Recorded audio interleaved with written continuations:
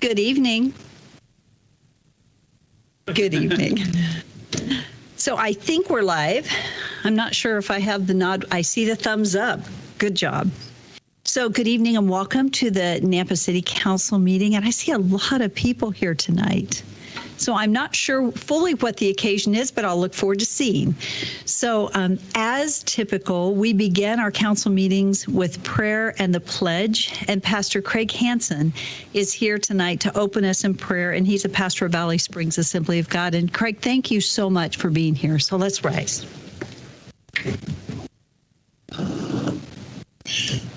Do a test into your mic. Let's make sure it's on.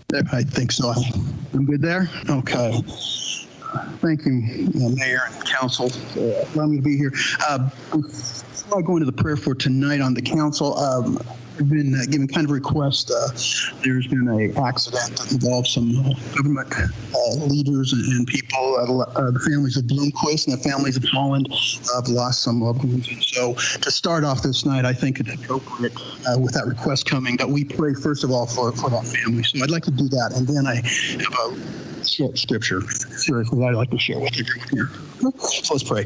Dear Lord God, we just come to you first of all, Lord, and we thank you for those that serve.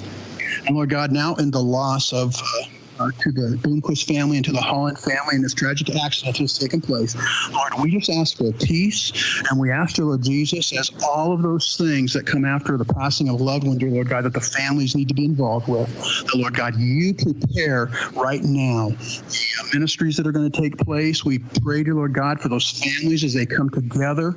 And Lord God, may they have a joyous celebration of life, even as they face the mourning and the tragic loss of loved ones through this accident. Lord, we just pray for that first of all right now, and we give you the glory in Jesus' name for that. I didn't pray for this meeting as we open. I have a short scripture that I'd like to share. It's found and it says, all the ends of the world shall remember and turn to the Lord, and all the families of the nations shall worship God. For the kingdom is the Lord's, and he rules over the nations. Dear Lord God, I pray that as this assembly, this council is gathered here to do business, dear Lord God, that they trust you. We thank you, Lord God, that a motto that's above the council is in God we trust. And Lord, that's where we are tonight. Lord, I pray for each person that's sitting before me in the council, Lord God, that you bless them not only here in their business of unfortunate politics sometimes, but God, in their blessing of leading this city and taking care of everything, that you will minister to them. And God, for all these members in the auditorium in this council meeting, that Lord, you will bless them. May they carry out the business, dear Lord God, that you have on their hearts tonight with an attitude of respect and peace. And may you, dear Lord God, dwell with us in your love in this time. In Jesus' holy and precious name we pray. Amen. Let's say the pledge together. I pledge allegiance to the flag of the United States of America and to the republic for which it stands, one nation under God, indivisible, with liberty and justice for all. Thank you. God bless you.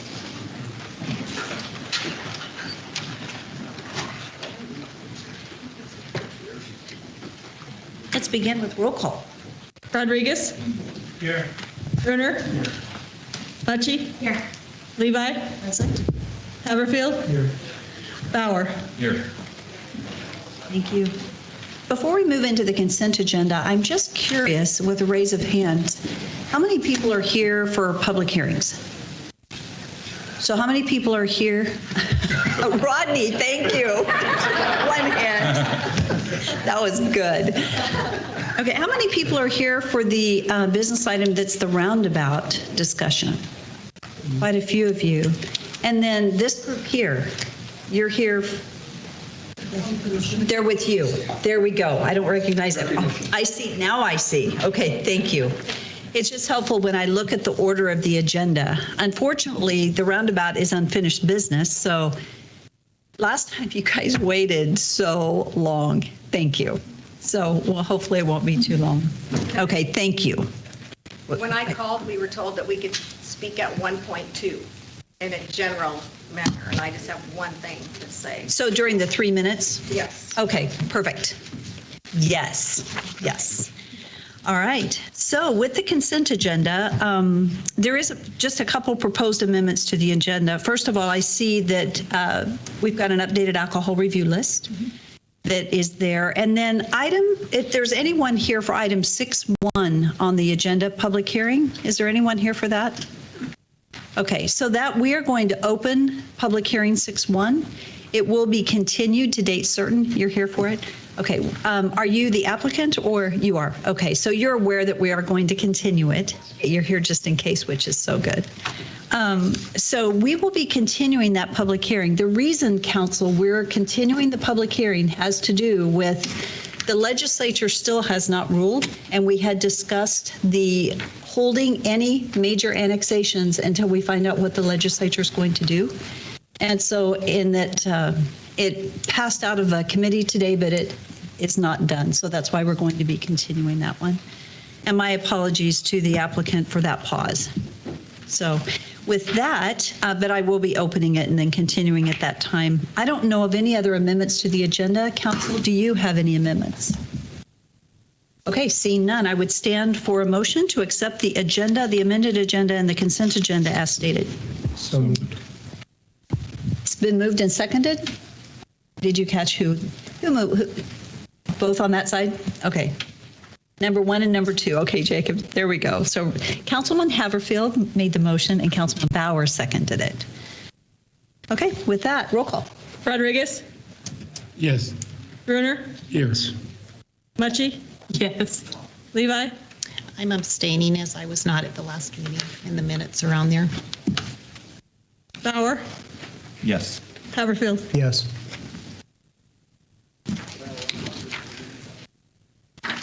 Okay. So the next item on the agenda is proclamations. And actually, we do have a proclamation this evening that is not noted on the agenda. And I would like to read it real quickly. So this is, I'll just start with the proclamation. Whereas the office of the professional municipal clerk is a time-honored and vital part of local government that exists throughout the world. And the office of the professional municipal clerk is the oldest among public servants. And whereas the office of the professional municipal clerk provides the professional link between the citizens and local governing bodies and agencies of government at other levels. And whereas this office, they've pledged to be ever mindful of their neutrality, impartiality, rendering equal service to all. And whereas the professional municipal clerk serves as the information center on functions of local government and community. Whereas professional municipal clerks continually strive to improve the administration of the affairs of the office through participation in education programs, seminars, workshops, and annual meetings of their state, county, and international professional organizations. And whereas it is most appropriate that we recognize the accomplishments of the office of the professional municipal clerk. Now, therefore, I, Debbie Kling, Mayor of the City of Nampa, do hereby proclaim the week of May 2nd through 8th as Professional Municipal Clerks Week, and further extend appreciation to our clerk, Deborah Raza, and to all the professional municipal clerks for their vital services that they perform and their exemplary dedication to the communities they represent. I'd like to thank Debbie for her service.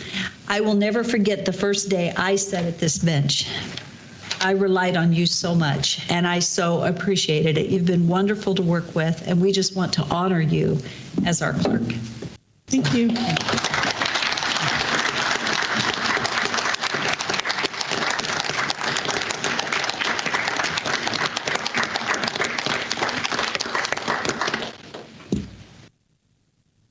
Thank you.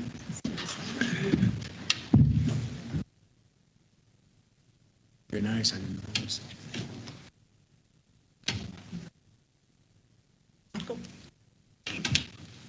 There's a lot of work that goes behind the scenes, goes on behind the scenes, and the preparation for these meetings and the packets and everything that's there is there because of a group of people in our clerk's office who are making sure it happens.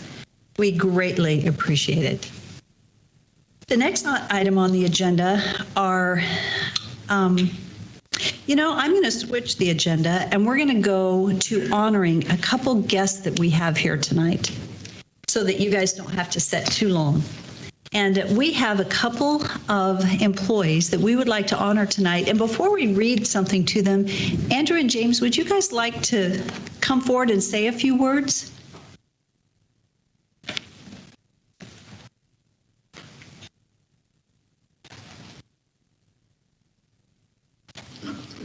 Good evening, everyone. Thanks for letting us be out here tonight, but I'll probably let James take the lion's share of the time here. He's been around longer than I have, but we have two exemplary employees that we wanted to thank, and thank you for honoring them here tonight.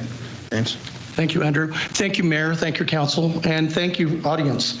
A couple of things. First thing is these guys, we could do the Nampa Civic Center, and that's where we're from, is the Nampa Civic Center.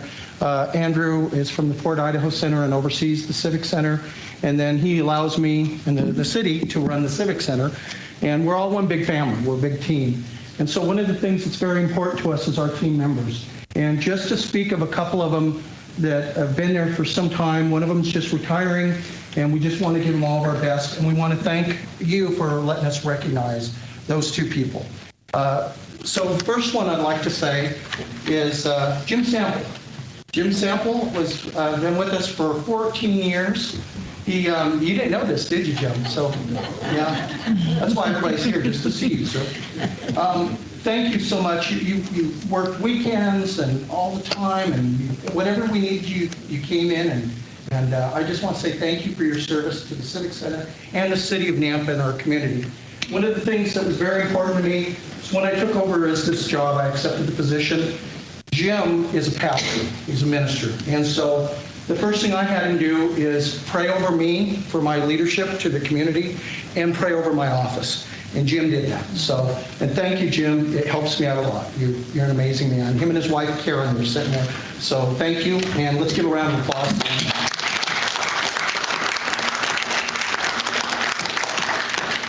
The second one I'd like to recognize is Bob Crispin. Bob Crispin has been with us for 26 years, actually over 26 years.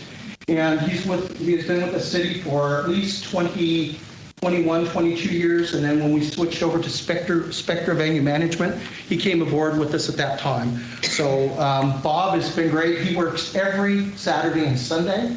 I don't think he even takes a day off. He has a full-time job and puts in a lot of hours for our churches and our dance groups and all the conferences.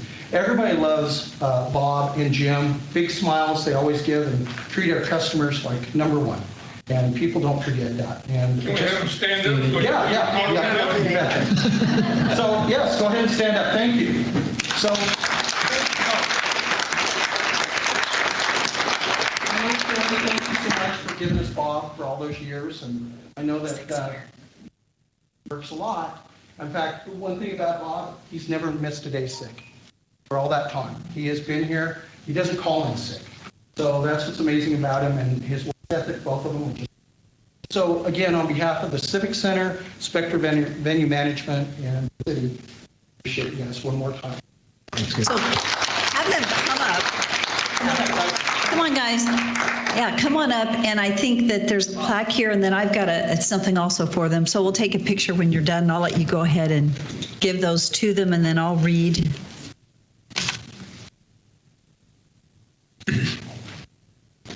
I need to know which one is Bob and, So this one here is Bob. okay, right here is Bob. So you can hold that up so Okay. they can see that. Okay, And this is Jim. Jim is retiring to spend time with his family and grandkids. Bob's still going to keep working until the Civic Center calls him. So, thank you guys, both of you.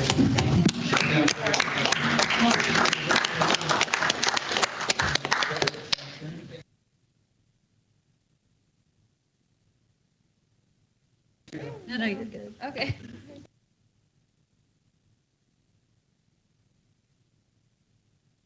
Okay, so before you sit down, I have something to read. So Bob, are you not retiring, or you are? I hear you, it says right here, you will never retire. haven't got there yet. Okay. So for Jim, so you are retiring. Yes. Okay, so I have a letter for you real quickly. And before I read this letter, I just want to say the one thing that I never would have guessed is the talent that is sitting right here with you guys in what you do, right? So between keyboards and vocals and drums, okay. These guys are really good. They played for our Nampa's Taste of Idaho for a few years, and they were just absolutely wonderful. There you go. Well, I tell you what, it's just, I was shocked. I had no idea that talent was embodied right here. So Jim, I just want to say to you on behalf of the city of Nampa, please accept our sincere gratitude for your dedication and service to the Nampa Civic Center for, I've got down 14 years. Is that right? Okay. We're thankful that you joined our city of the family here that we have with the city of Nampa. During your years of service, your colleagues and community have observed your excellent customer service, your positive attitude, your willingness to do whatever it took to get the job done. Your tireless commitment is truly appreciated. We wish you the best in your retirement and hope that you will reflect on your time with the Nampa Civic Center with fond memories and a job well done. I loved the years that you served us when I was there with the chamber, and I always knew we were in good hands because when I saw your face, I knew it would all get done. Likewise, Bob with you, Jim with you. So thank you so much for your service. And here I've got a city coin. And then I guess I'm going to save yours so you really do retire. Is that right? There we go. Okay.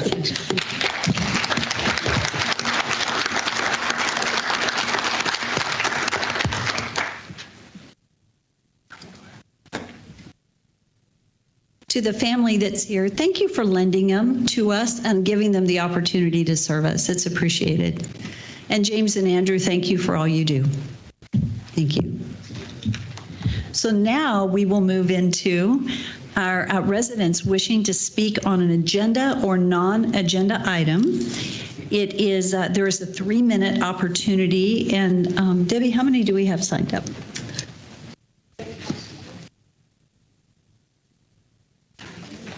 Oh, we have 12. Okay, so technically we have a limit of 5 persons on an agenda and 5 on a non-agenda. So I'm not sure. We will have to keep it right at 3 if we have 12. I want to give people the opportunity to speak.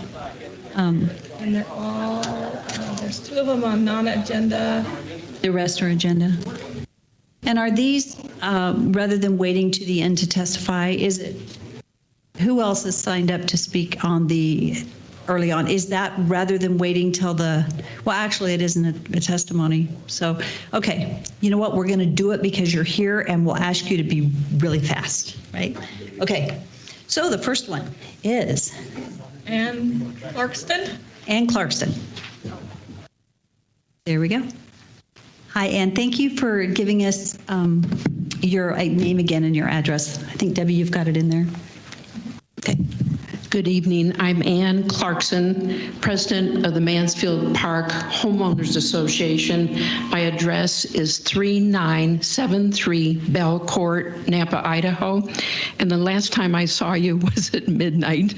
And God bless you, Mayor, and all of you for remembering us. And some of you could even recognize me with a mask on.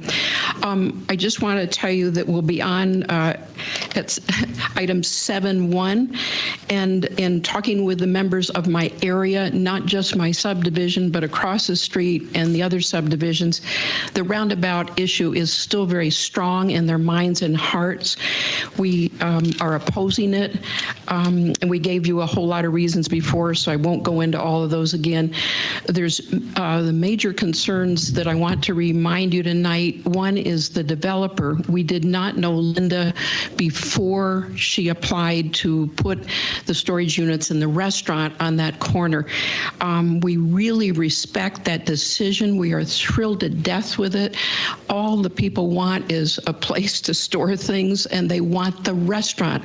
They also want you to be very careful that you don't scare her away, and that is a huge worry, and they're worried that the roundabout will create a whole lot of problems for the restaurant, the egress, and because of the size of the roundabout.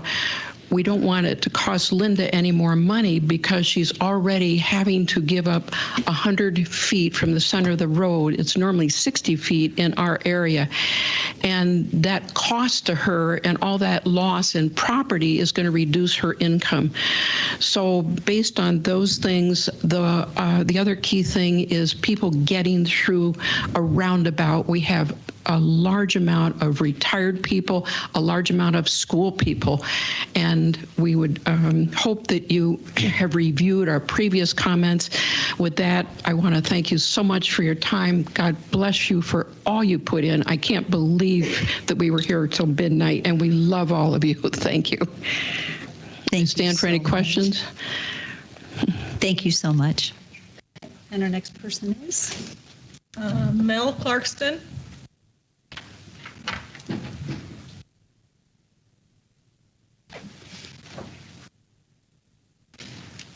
Obviously, I'm the other half. I just wanted to kind of continue on with what she was saying. Our main concern is the children going to these schools. You've got 3 schools there, and getting through a roundabout, you've got a 7, 8, or a 9-year-old with a bicycle getting across. Getting through there, it's kind of scary to me. It is. And then you go to the other end of the spectrum. You've got 60 years later, you have OFSA people. OFSA is OFSA, Old Fart Society of America. And I see several qualified people here that could be in that group. Now we go from a bicycle to a cane or a walker, and it takes us longer to get through intersections. Don't be wrong, or don't think I'm wrong, but I love roundabouts. I love them in the areas. I like the one at Greenhurst and Happy Valley and the one on up. They're great, but there's not a lot of pedestrian traffic at those areas. Where there's pedestrian traffic, and we're going to have more pedestrian traffic in this area as more places develop around there. You've got houses being developed in there. You got kids right across the street that are going to have to come through this intersection to get to the grade school. So, you know, that's our biggest concern. If you put in a roundabout, put in one with a stoplight at all 4 intersections so that everybody stops at the same time. Because that way they can get across and they don't have to worry about other cars coming around. And it's done all the time. You go to the big cities, you go to Pasadena, downtown Pasadena, all cars stop and everybody goes through the intersection diagonally and everything. Makes it easy to get from one side to the other. And you don't have to worry about cars going around corners. So that's my thing right here is the kids and the older folks trying to get through. You know, the joggers, they can sit there and jog while they're going through, but you know, give us old codgers some time to get through the intersections and the little toddlers. Thank you. Thank you. And our next person? David Burchard.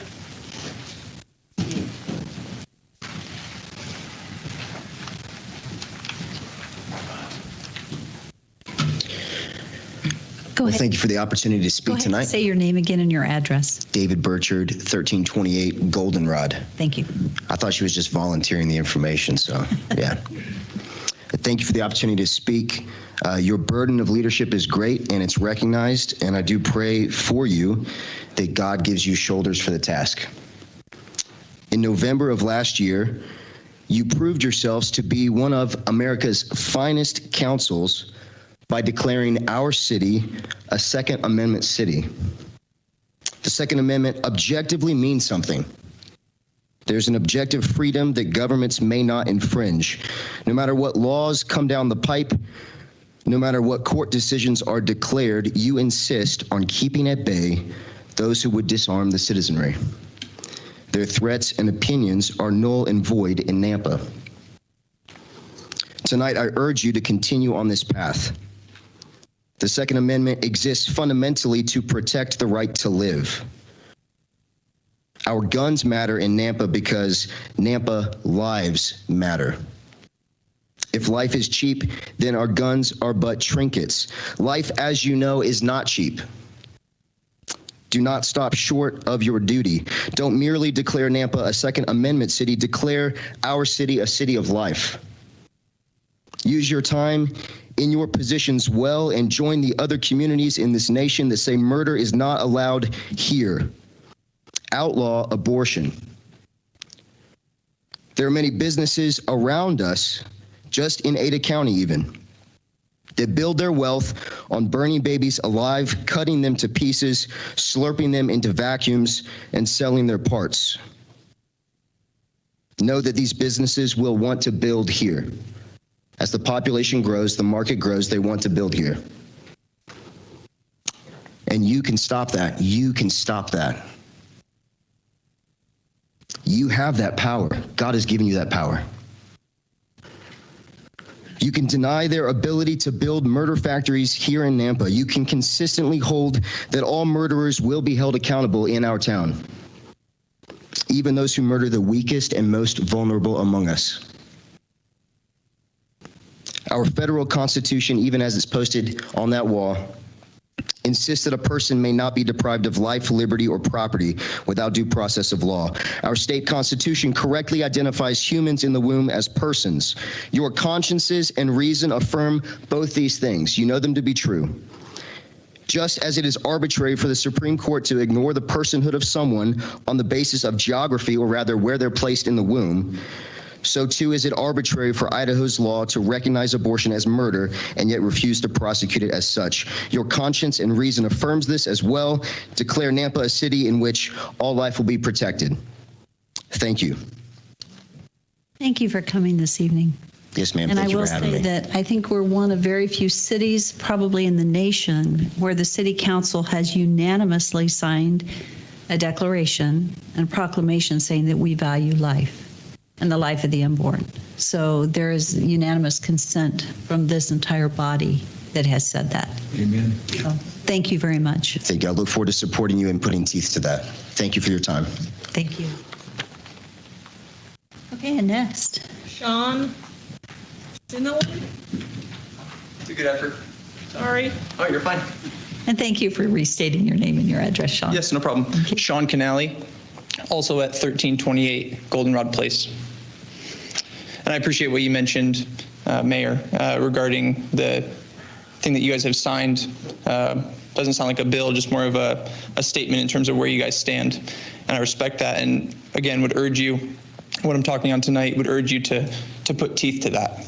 So again, my name is Sean Canale. I'm the pastor of Stone Mountain Baptist Church here in Nampa. I'm grateful for the opportunity to speak to each of you tonight. God has established you in your positions of authority in our community. And because God has established you in your various positions, you are accountable to Him for how you affect the way this city is governed. Government is established by the triune God to protect and celebrate goodness, righteousness, and truth, and to punish evildoers. This is what God demands from all magistrates, and the standard for determining such morality is the Word of God. Although this has broad application, I specifically wanted to highlight your need to make Nampa not just a place where the city council and the mayor hold consensus on the value of life, but where they make Nampa a sanctuary city for babies in the womb. Criminalize abortion in our city and do not allow the likes of Planned Parenthood to pollute our land with the blood of innocent children as they have done in neighboring cities like Meridian and Boise. God declares murder to be a sin and a crime. Unjustly killing another person, no matter their social status, their status in society, is dishonoring to God, who makes all men and women in His own image. This is not a gray area in the eyes of God, and it is to Him alone you will give an account. You have taken on a serious and weighty responsibility in seeking to govern this city. And I come to you as a messenger of God to implore you to take His word to heart and to be a governing body that upholds and preserves goodness and punishes wickedness. Abortion is murder, and this is no longer really the debate. Abortion is a great evil, a heinous crime. The question is, will you fear God more than men? What will you be remembered for? What will you answer for? Will you, against the tide of our day, stand for truth, for goodness, for righteousness? Will you stand for the defenseless, or will you bend the knee to the enemies of God, who love their child sacrifice and who care little for the unborn? Will your city, the city of Nampa, truly put their trust in God and uphold his law? Thank you for your time. Thank you. Okay, and who do we have? Linda Claiborne. It's going to be tough after that. Hi, Linda Claiborne, 1608 Sunrise Rim, or 0 Locust Lane, Nampa, Idaho. So I'm here opposing the roundabout of just the corner of Southside and Locust Lane. You all know who I am. Thank you for hearing all of us again, and thank you for staying so late all the time. In a volunteer position, you guys are wonderful. I sent you a letter. I'm not going to reiterate any of that. Just a couple things I wanted to say. I actually went to the roundabout that's on Hillside and Hill Road, where the Hillside Junior High School is. I talked to senior staff members in the office, and I found out that they're not that happy, and it's a double roundabout. They say it's better than what was there before, which was a 5-way stop and 1 light, and it was very confusing. But it's a double roundabout, and now they're even going to put in lights because they're having so many complaints from parents and the kids. And when I went there, they said that when I went there, I was watching. I sat at 3 in the afternoon, and cars were honking horns at kids. They were crossing wherever they could. They were on their bikes. None of them dismounted and went to the crosswalks, and they had to have staffers come from the school. The school said they have to have staffers 3 times a day. So if we put a roundabout out there, and we have 3 schools, not 1, kids, they're not going to dismount and go half a block down. And if the roundabout is literally skewed completely on my corner of the property, I don't know what's going to happen with the restaurant, how people are going to get in and out, but 4 lanes coming in from Locust Lane are going to literally have to go like this to go around. And if someone pulling a trailer or an RV or a motorhome wants to cross the lane to get into the storage unit or go to Mansfield Park, if they're headed east, they're going to stop traffic completely and back it up all the way through.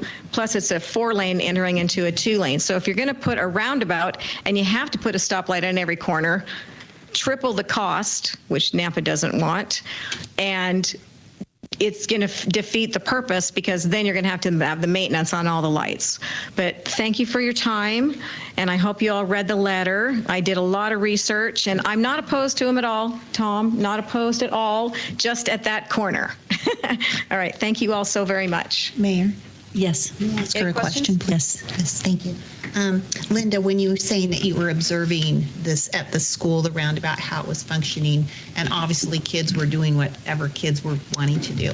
And so when the staff members came out, what did that look like? Did they start making the kids observe? And And that's another thing as well, Councilman Levi. Councilwoman, they said that they have to actually give assemblies 2 to 3 times a year in their school to remind kids to pay attention and go to the crosswalks because kids will be kids. And so the staffers came out, and they literally were they had whistles, and they would whistle at the kids on bikes that were going in the roundabout and say, "Get off your bike, come over here." And some kids would ignore them and just speed up, or other ones would get off their bikes and they would come over there. But they had to furnish staff from that school, and that's only 1 school, not 3, coming from the direction. But they have a double roundabout, and now they're even considering spending more money to put in lights. It's a very odd intersection, though. There's 5 Catalpa's at a 45-degree angle, and then you have Hill Road that goes this way, and then Castle, and then 36th. It would be odd no matter what, but they said they had lots of complaints from parents still all the time, and it's been there for like 4 years. Okay, thank you. Yeah, my pleasure. Linda, thank you for your research. I appreciate it. I smile as you're sitting here talking. We need more people like you in our community that are passionate, that are kind and respectful. as you dig in and you do your job and you represent it well. And thank you for what you do. Well, and thank all of you for listening. I mean, like I said before, my dad did this and I didn't even know what he did, and here I am. So thank you all very much for what you do. Thank you. Thank you. Bob Patrick.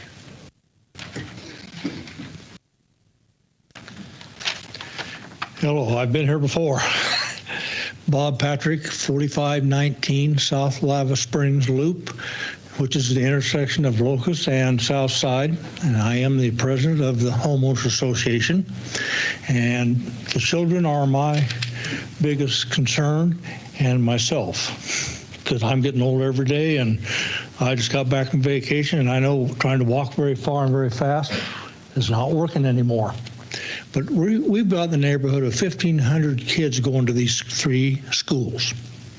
We've got in the neighborhood of, before it's done, over 1,000 homes going in our area. More homes, more children. We need more facilities for them to play at home. We're trying to do that at our association and keep up with that with our swimming pool and a small play yard. But kids are going to be kids, and they're going to take those bikes like we did when we were young, and they're going across that road. So, and I have been very happy with the 4-way stop signs. I don't think we've had any accidents there since you put them in. I also want to say thank you for the roundabouts in our subdivision that you put yield signs and some other signs up around there today. We appreciate it very much that you came out and took care of us. So that's pretty much, I want to keep this short because you got other people doing it, but I do appreciate your time and the efforts that you folks put in. Thank you. Thank you. Thank you. Next person is Doug, and I'm not sure of your last name. Rochi. Thank you. T is silent.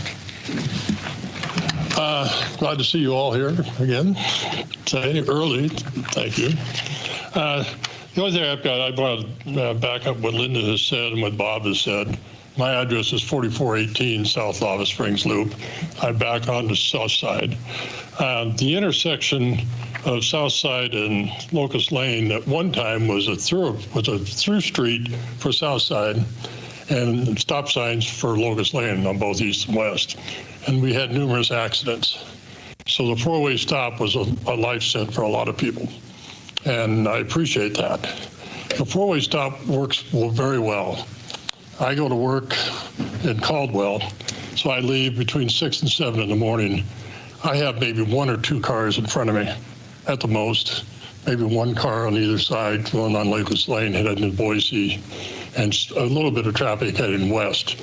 And I come home at night, 4:30, 5 o'clock, same thing. There's not a lot of traffic at that intersection. The traffic at that intersection is when the schools let out at 3 or 4 in the afternoon. All 3 schools let out at the same time. There is a traffic jam at that intersection during those hours. There's no way to alleviate that. That's just the way it's going to be. A traffic light's still going to back up traffic.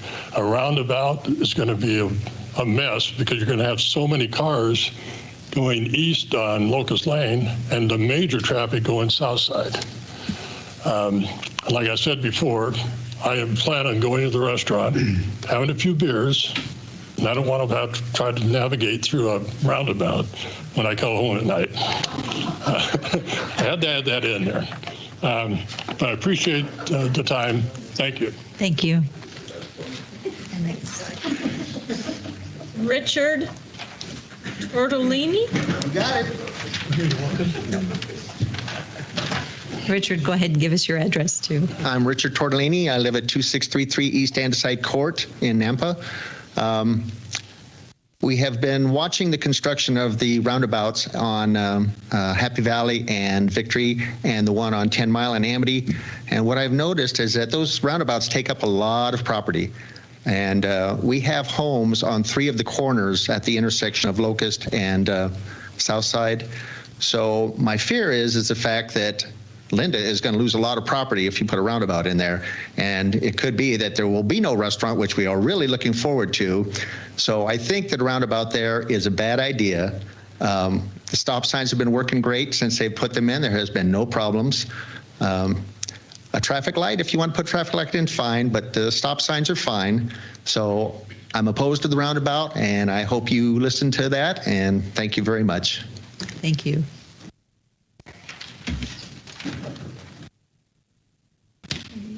Ashley Ferguson? She's on the griddle. Oh, so Ashley, are you here for the griddle? Yes. Hi, Ashley. Do you want me to wait? Do you mind? No, fine with that. I wasn't sure how it worked. Well, you're welcome to speak now, but it might be good. The only thing is because of public hearings, it may be after public hearings. I can wait. Can you wait? It might be good to have it attached to that. That's okay. That's You don't totally mind, as fine. long as you don't mind waiting. But it could be 2 hours. You sure? Okay. I don't want to deny you the opportunity right now, but thank you. Okay. Angie. Angie, okay. And we'll let you say your last name and give us your address. Again, thank you. Angie Cuellar with Mason Associates. I'm here to speak on the Windmill Ranch Is it a variance. Okay, that's a public hearing. I should get there. So actually, unfortunately, we had a couple people get signed up in our 3-minute side. Okay. So let's see. I can wait. Just looking. Wherever that is, I'm not finding it this It's fast. action item 5.8. 548. You know what? 5.8. Say that again. Oh, I see. To waiver. That is not a public hearing, so you should speak now. Okay. So thank you. I'm sorry I had to get to it. Okay. Angie Cuellar, Mason Associates, address 924 3rd Street South in Nampa.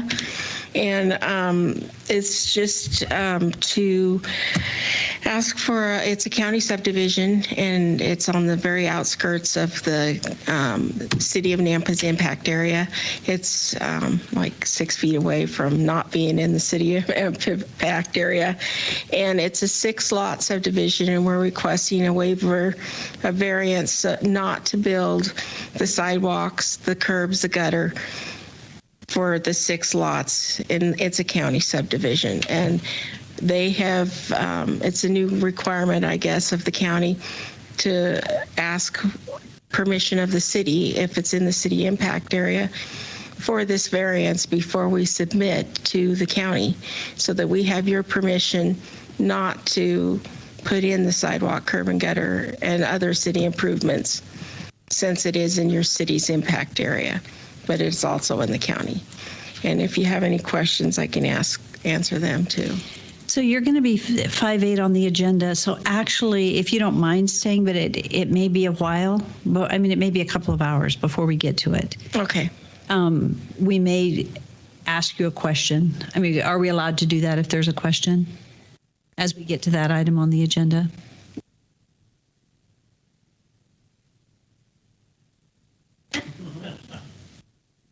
It's only not working because you're trying.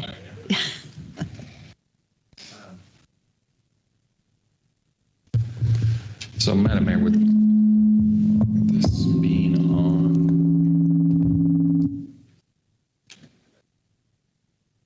it's better get away from that other microphone. With it being on the agenda as a regular action item, and it sounds like she may be the applicant, it's probably better if we just wait till. Okay, thank you. I'm so sorry, I wasn't prepared for this one. So we will come back and if there's further comment, we'll do it then. Okay. Matt Travis is also on 5.8. Okay, so Matt, we'll have you. I'm on 5.8. Okay, perfect. And Steve Cushings is on 5.7. I didn't see you there. Okay, so you're later too. Okay, perfect. We made it through. Okay, so the rest of them will wait. Good job, guys.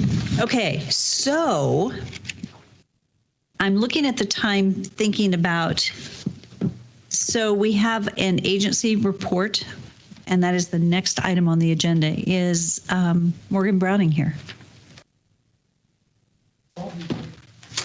I think they should be on Teams. Okay. Yeah, can you hear me okay? Yes, we can. Hi, my name is Brad Burrows. I'm actually filling in for Morgan. I'm the partner in the engagement. So I'm the partner with Ide Bailey. I guess, are you okay if I just dig into my presentation? Yes, that would be Perfect. great. Okay. Do you have a slides? Do you have I do slide- not. No. Okay. Yeah, my plan is really just to go through the CAFR, and then we also have a separate letter to governance that just has some required communications. So those are the two documents I plan to go through. But this is really around the audit of the city. We issue one report, that being the CAFR. I wanted to thank, obviously, the finance team and appreciate their work. We come in and we take a lot of their time and effort, and we ask a lot of questions, and they're patient in getting us that information. So I wanted to thank them for their time and effort. Overall, I'll start out with good news. Not that I think I have any bad news, but the good news is we had no findings and no journal entries. So that's always good to hear as a council member. I assume that knowing that the information you're getting throughout the years is accurate. So you're making good decisions on accurate information. Jumping into the CAFR, on page 9 is our opinion. I guess I'll also clarify, there's two sections of the CAFR that we don't give an opinion on, and that's your introductory section as well as the statistical section. So our section is really that financial piece that's right in the middle there that we're giving our opinion on. So our opinion is on page 9. It's a clean opinion, so it's the best opinion that you can receive. It also goes through and talks about our letter on the single audit, which we will go through as well. There's also kind of laying the groundwork a little further. There's no new standards this year. So really what you're seeing in the report is similar to what we saw last year. So there's no new accounting standards that would require additional disclosure. On page 12 is MD&A, and that's prepared by management. So I suggest that, if you've only got 10 minutes, you want to read one section, that's the one that you read. That's got a lot more context as far as why things changed, what happened to the city, so it provides more background there. Moving on throughout the statements, page 21 is what we have as the government-wide statements. These are prepared at a full accrual, so it includes all your long-term assets, all your long-term liabilities, so you can see what I'd say normal businesses would be looking at as presented in that format. Moving on to page 25, these are your governmental statements, and these are prepared on a modified accrual basis. So you'll notice on those, you're missing a lot of those long-term items. So it's just a different format, but it's probably closer to what you guys are using in operations. Really, kind of moving on through, we've got the footnotes on page 39. As I mentioned before, there's really no new standards. So what you're seeing there is very consistent with what we've presented in the past. I will point out on page 59, that is where you have your pension disclosure related to Percy. So on page 64, it actually shows the sensitivity analysis. And so that analysis really allows you to see what a 1% change does to that net pension liability or asset if you're looking at the firefighter fund. And really, I guess there's one other point to note on page 67. We've got a subsequent event, and that's not usual, but it's not bad by any means. But it's related to the Nampa Fire Protection District and the annexation of the fire department. The rest of the statements, we've got the required supplemental information. On page 136 is lost my train of thought there, is the CFA. And that's really shows all the grant awards that are coming from the federal government. And for the most part, it's somewhat similar, but it's got about $7 million related to the CARES Fund. So we spent quite a bit of time getting our hands around that and testing the compliance piece. So that was probably one of the larger things that impacted the audit this year. And then moving on to page 140, and again, I'm going fairly quick, so if you guys have questions, please feel free to interrupt me. Page 140 is our Yellow Book report, essentially, and it basically states that we evaluate internal controls as a part of our audit, but we're not doing an audit of internal controls. But if anything does come to our attention, it would be in this letter. As I mentioned before, we didn't have any findings, and so this letter's short and concise and what we like to report on. The next letter is on page 142, and this is specific to the single audit.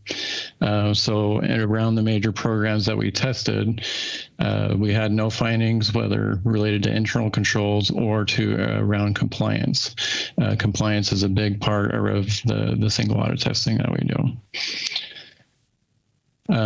So that's the CAFR in a very quick synopsis for you. We did have really hopping over to that 5-page report to governance.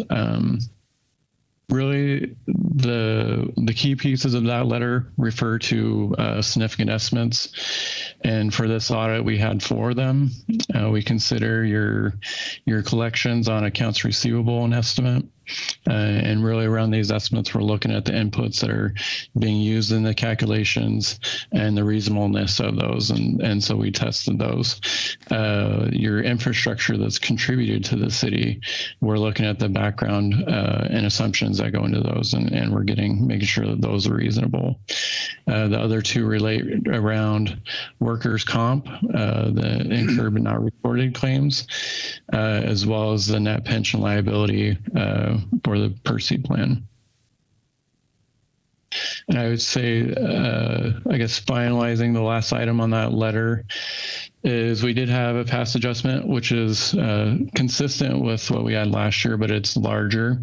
The city does not true up the fair value around its investments. The way the markets were this year, that caused that adjustment to be larger than what we traditionally see.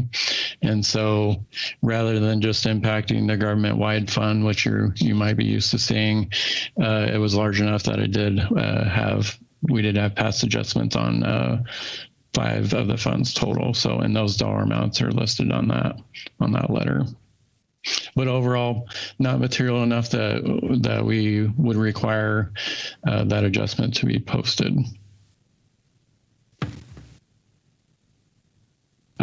So overall, very clean audit. We performed the audit remotely this year completely. Last year we went remote as we were wrapping this up, and this year it was a full remote audit. Again, went very well, and I appreciate Finance's efforts in making that successful. With that, I'll open it up to any questions or comments. Brad, this is Doug. Thanks very much for the professional manner in which you guys did the audit. I was concerned about the remote aspect, but you worked it very well, so thank you. Perfect, thanks. Thank you for the presentation. It's greatly appreciated. And Doug, thank you for your work and your support. Doug, do you have any closing comments before we ask council for questions? Yeah, just a couple. Brad went over a large number of topics, including the single audit, the monies from the state and the federal government for the CFAC monies, the MD&A. There's a lot of meat in there that I'd be more than willing to meet with any of the councilors to talk about. What's a single audit? Why is it important? Where do the funds come from? The adjustment on the valuation of the assets that we weren't required to do. If anybody has any desire to learn more about that, reach out to me. I'd be glad to share exactly what some of those specifics are. Like Brad said, they weren't required an audit adjustment. We had no findings. It was a very successful audit for us, but still, I think there's a benefit of me occasionally meeting with you and sharing some of the elements that go into that CAFR. So I'm more than willing at any time. Thank you so much. Council, do you have any questions? As Doug stated, he has an open door and is available to answer any questions, and that's for the public too. If someone has questions regarding how we're doing business and the CAFR, please feel free to reach out to Doug. Mayor? Yes. I don't have a question, but I would just like to echo your congratulations to Doug and team. It was clearly a year with a lot of complexity, a few moving parts, and I think it should hopefully make the citizens of Nampa feel really proud and confident we're in good hands. So thank you to you and your team very much. Most of the CAFR is due to Michelle really paying attention to detail, so I give the credit to her on this. Thank you. And thank you to Idmeda. Thank you for being here this evening. Thank you. Thank you very much. Okay, it is 6:30. Evan, do you know, just a couple things. Man, it's so hard because we have people that are going to be waiting, and it's going back to items 5.1 to 5.2, 5.3. I know 5.11 is sitting online waiting to talk, but we also have a commitment at 6:30 to public hearings. So I get to this point that, good grief, how do you deal with it? But it is time for public hearings. It is posted, so we'll go there. Before we go there, a couple things I forgot to mention during Mayor's comments. One is the Mayor's Prayer Breakfast is at the Nampa Civic Center this coming Wednesday morning. Doors open. It's at 7 a.m. Doors open at 6:30. And typically they have a few tickets at the door. It is hosted by Kiwanis, and so I just wanted to mention that.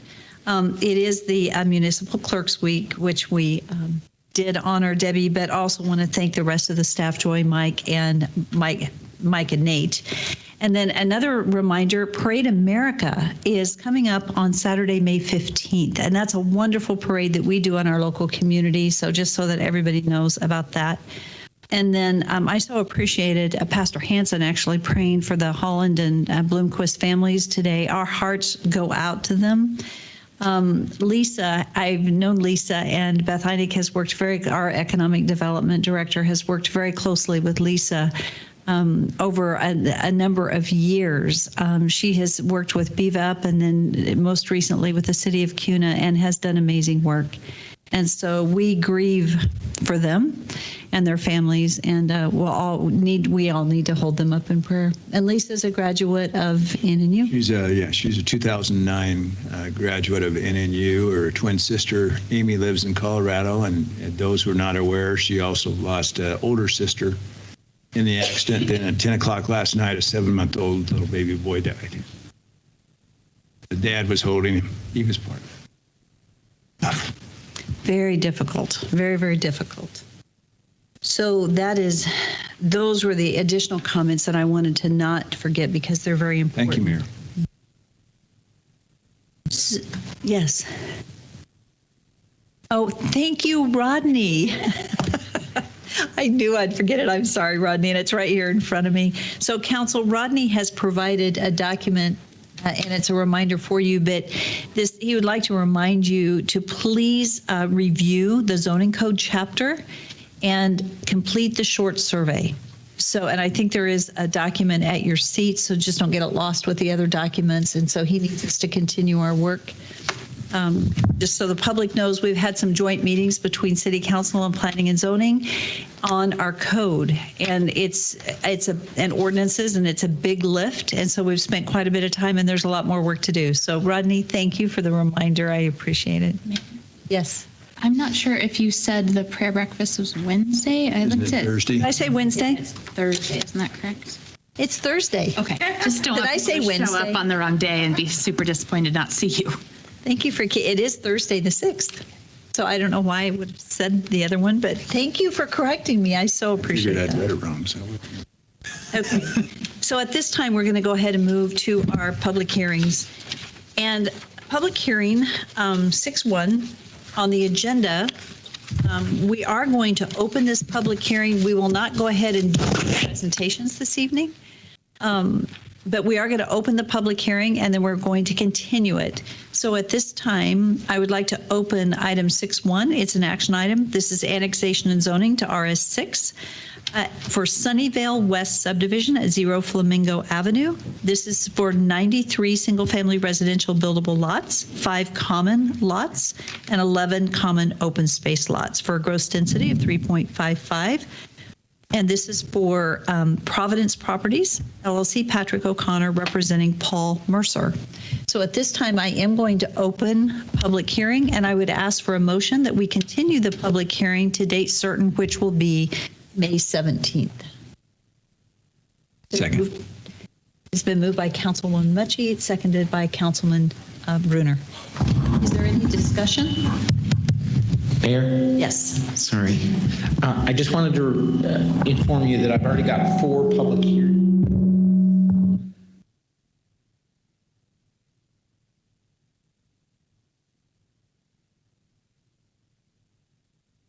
Thank you.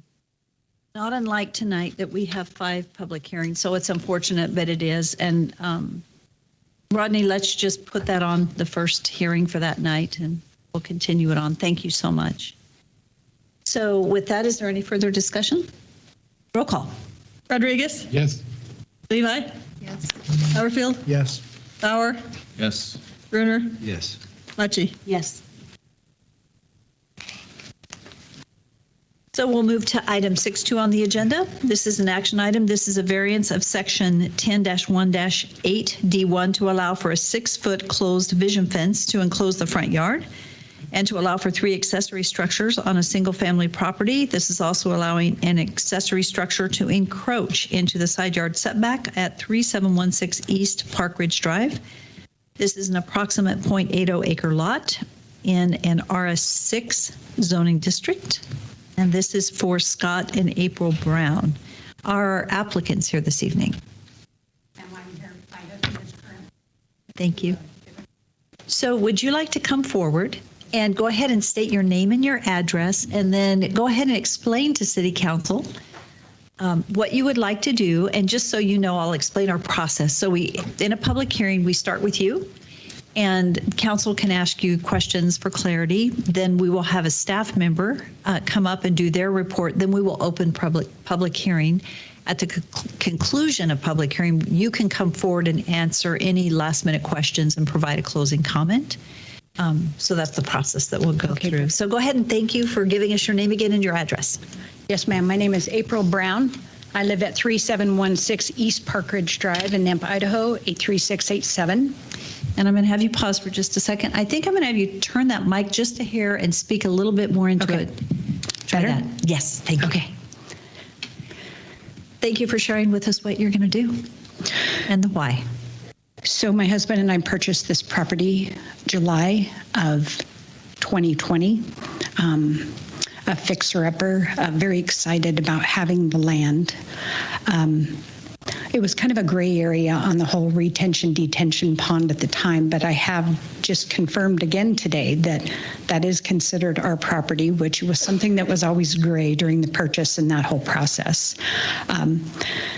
Our plan is to make the property beautiful. It has been neglected for well over 20 years. We've gone in and had literally tons of debris, different metals, branches, tons and tons of weeds that we've tried to burn and then, put in dumpsters. So we've been working very hard on that. And that area that the fence that we put out to the sidewalk by accident is actually not at the front of our home. It's at the front of the retention-detention pond. That particular area was just solid goat heads and insects. And it was a misunderstanding with my husband and I. He asked me if I got the fence permit, and I said yes. Well, I got the papers, but I hadn't filled it out and turned it in. What he did is he took the cylinder that you pour the cement in and took a PVC pipe, sealed the bottom, set that into the cement, and then took galvanized poles and then seated those down in. So to move this fence, we simply have to remove about 6 screws and each panel comes off. So it's a very movable fence. Our reason was mainly just to be able to take care of that space, get rid of all the debris, and try to take care of the goat heads and all of we've been trying to get rid of gophers and get rid of all the insects. Our chickens have taken care of that pretty well. So that's the why for that fence there. It's created a very aesthetically pleasing look. It hasn't really blocked off any vision as far as cars because there is a bit of a curve there, and I do have several pictures. The accessory, so that is the fence along the sidewalk that is in front of the detention pond. And that fence in its previous place was still forward the front of the house, because if you actually put that fence behind the house or along the front of the house, it would be halfway in the pond. So the second item is, at our previous home, my husband built me this beautiful shed that matched our house. And when the gentleman came out to do the appraisal, he said it's personal property. So we went back and forth, and the people said they wanted to buy it, who were going to buy our house. And last minute, they said, no, we don't want it. And I had some friends that move houses for Kit Custom Home Builders, which is where I was employed for several years. They didn't have any time for 2 months to move it, and they came on a Saturday and did it. So it was all of a sudden thing that happened, and we had just taken possession of the house the day before. And they came out, and there was no road. There's no way to get into the back area of our property unless you go right through the front yard. So, and between the truck hauling the shed and the crane, there was no way there. And we had this one little square, and keep in mind that this is an area between the side of my home and then the fence line for my neighbor's home. And then right behind is a pony wall that goes down 5 feet. So it's just like one little square. And I went back and just raked it as quick as I could, and that's where they set it. It is just on pressure treated lumber, so it's not on a permanent foundation. It is very aesthetically pleasing. It's beautiful. It doesn't match the house yet, but I'll have to wait until I repaint or a decision is made and we decide to do something else. We didn't mean to go against the rules. We kind of had a little flurry there with the shed and a misunderstanding on the fence. And then the third item is the main reason we purchased this particular property. The house really wasn't what we wanted, but to get that piece of property and be on this side of Nampa. We used to live over by Costco, and that was 20 extra minutes. My husband commutes to Mountain Home every day. And so just to be on this side of Nampa saves him 20 minutes, a day. So we bought that property to build his dream shop. It's always been his dream. He's a very kind, wonderful, helpful man, stops on the road to help people. He already got some of his equipment to put in this shop, the tire changer and the balancer, and he's bringing people home that have flats, and he's just a great guy, but it is his dream to have a shop. And I would love not to have to either give my shed away, which he built for me, or tear down a little single car garage that's in the back. Those are the two other buildings that are on the property. It is a pretty big piece of property. It's a lot of responsibility, and it's been a lot of responsibility to take care of that common area. I know in these papers it implies that, city access and city taking care of it, but that is not the case, which we don't have a problem with. I'm happy to take care of it and make it beautiful. I know we can do that. We just are on a budget and only have so much time, but that's what we'd like to do. We just want it to be beautiful and to just be able to help our neighbors and have it be aesthetically pleasing. And from the front, it just looks very plain, like a little single level, nothing real fancy, nice little shed, big fence. But the back, it has that full basement, full daylight basement, and it's pretty big in the back. So the chickens and the dogs like it. But that's what I'm coming to ask you. And my husband would certainly be here. He did get deployed a week and a half ago, so I don't get him for a while. So that's why I'm here solo. It's not out of any disrespect. So thank you so much. Council, do you have any questions at this time? I don't see any questions at this time, but we'll have you back. Okay, thanks. Okay. So staff. Parker, thank you.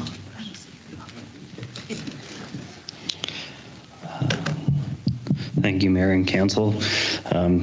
I will try and make this brief, as I trust that you've read the staff report for this.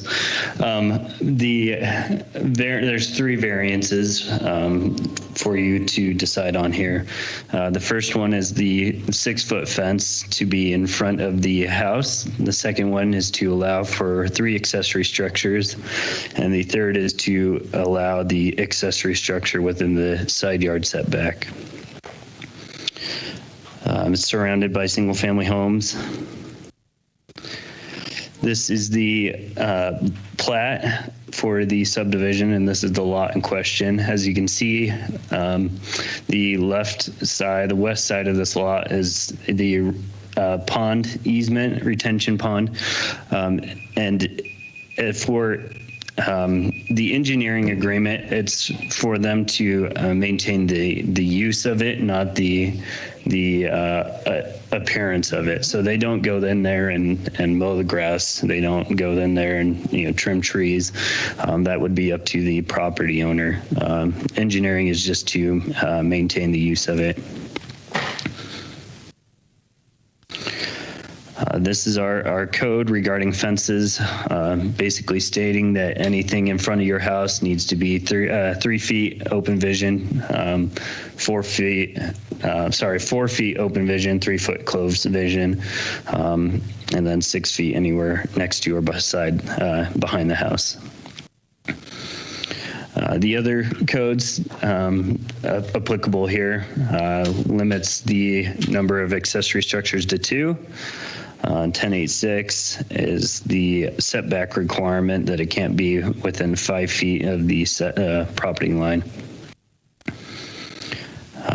Once again, I'll remind you, variances are only upon showing of undue hardship, not to provide fair, it is to provide fair treatment, not special permission.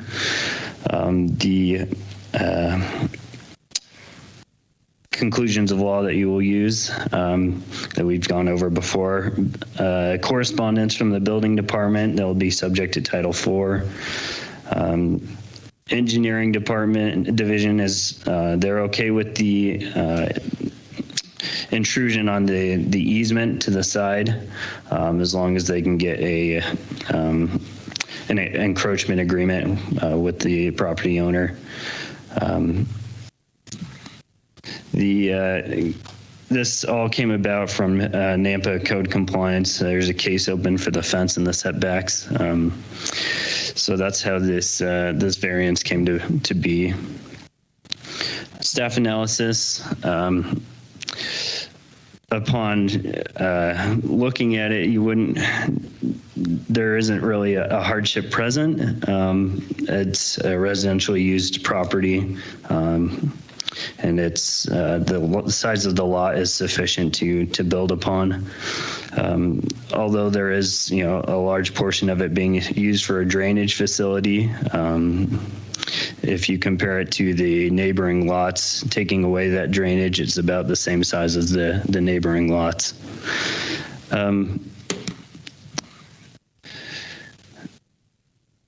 Let's see. So the public health and safety building code requires that they be at least 3 feet from the property line, which the existing structure is at least 3 feet from that property line. So there isn't concern there.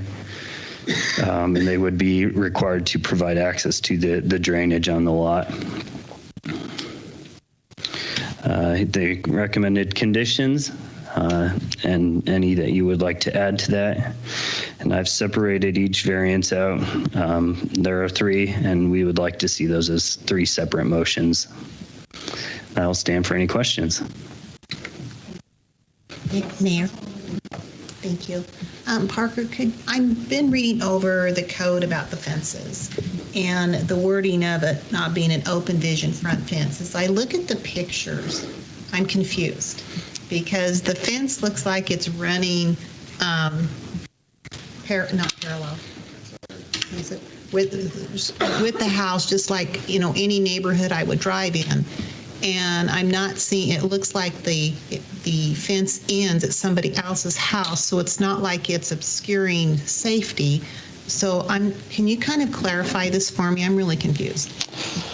Councilwoman, the fence code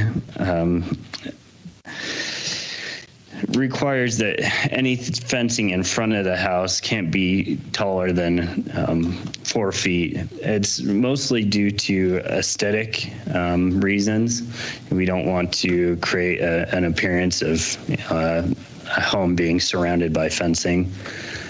So could you show me a picture of where it's in front of the house? Because the pictures I'm looking at in the packet is it's running even with the house. Councilwoman, I don't have a picture of the existing fence that they've put up to the property line. I mean, up to the sidewalk. If you can see here on the picture to the left, that's the fence that was there previously.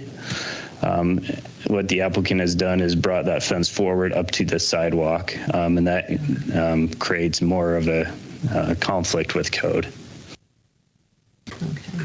Thank you. Mayor Clayton. Yes.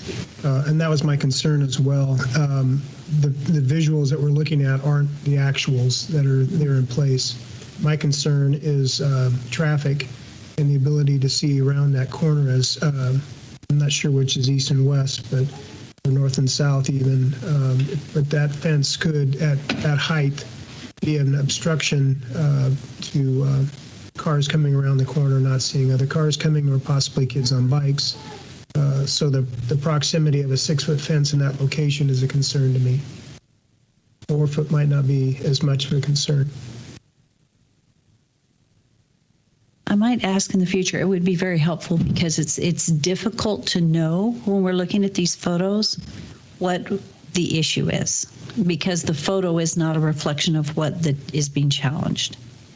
So, so what I'm thinking I'm hearing is that, is it a vinyl fence? Is it, what kind of fence is it that has been put in? And I'm sorry, because I was just looking at the photo, but what kind of fence again is, and the height of the fence compared to what was moved?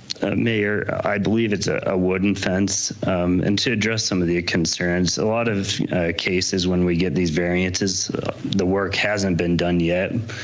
So it's hard to get pictures of things that haven't been done. This one is a code compliance issue, so that work has been done ahead. So we could have provided those pictures. And so not every case is like this one. Okay.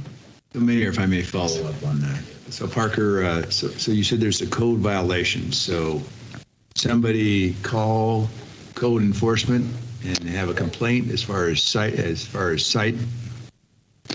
Councilman, when code and compliance gets involved, it's due to a neighborhood complaint, correct? And the complaint was regarding the fence? There were the two issues being the accessory structure and then the fence. So the complaint was regarding all those two areas? Except for the third accessory structure. The applicant has come in requesting that one for a future build.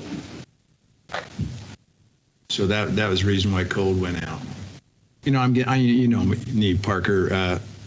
I mean, I can see somewhat, but we have so many places in Nampa that have code violations and sightliness and so on. So I guess I'm just trying to compare this with some other things I've seen. And somebody, makes a complaint. Is that fence then all the way up to the sidewalk? Is it totally up against the sidewalk? Is that what I'm hearing? That would be correct. Okay, so 6 feet, and that curve. I mean, it doesn't look like a huge curve to me, but there again, I have not driven by there. So has anybody, as far as your office or code, driven and said that you cannot? It is an obstruction to sight. Councilman, that's one of the reasons for that code is to prevent that. I'm sorry, Parker. I'm getting a little bit. That's not my question. Right. Code enforcement, when they went out there, did they say that it was a site interference as far as from a safety standpoint? They don't say that, but it's part of the reason for that code. So that wasn't their concern, no. Okay, if I get a complaint, somebody complains, and we all get complaints. Normally, if we want to follow up and get back to them, we'll go find out what the difficulty is. And personally, I see the main man coming up here right now. Okay. I understand the code. I just want to know what the code enforcement officer had to say. Mayor, Councilman Bruner, from a site standpoint, at this point, just to the left off of this picture is a driveway for the adjacent home with the fence all the way out to the street. That would cause a vision issue for someone backing out of the street, their driveway there, to be able to see oncoming traffic in that north lane. And so there would be a vision concern there. That's what I wanted to hear. Yes. Okay, thank you. Or would that, like a bicyclist riding on the, yeah. Okay. I have another question. Could you show us where the third item on this is the additional accessory structure? Could you point out where that is to be located? The accessory structure, Mayor, will be right here in the middle. Okay, and what's the access point for that? It is strictly a shop, as they've indicated, so there won't be any access.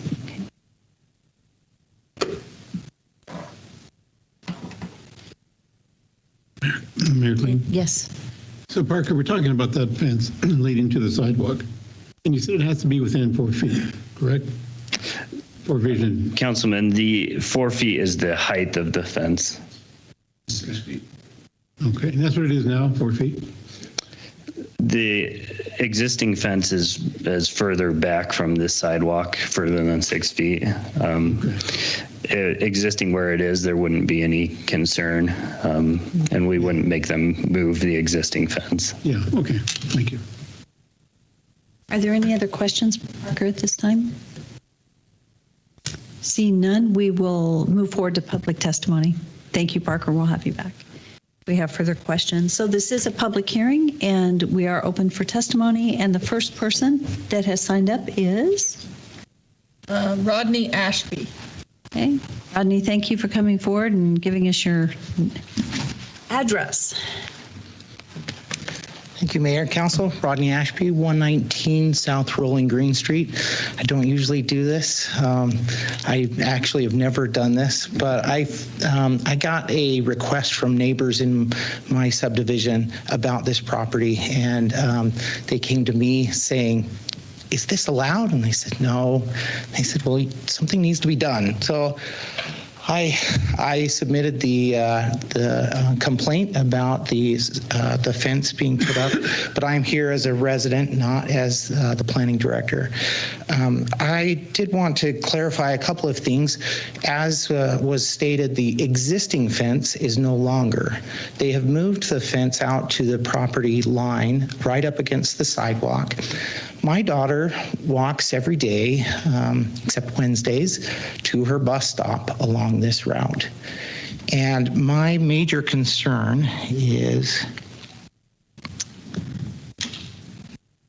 let's see if I can show you.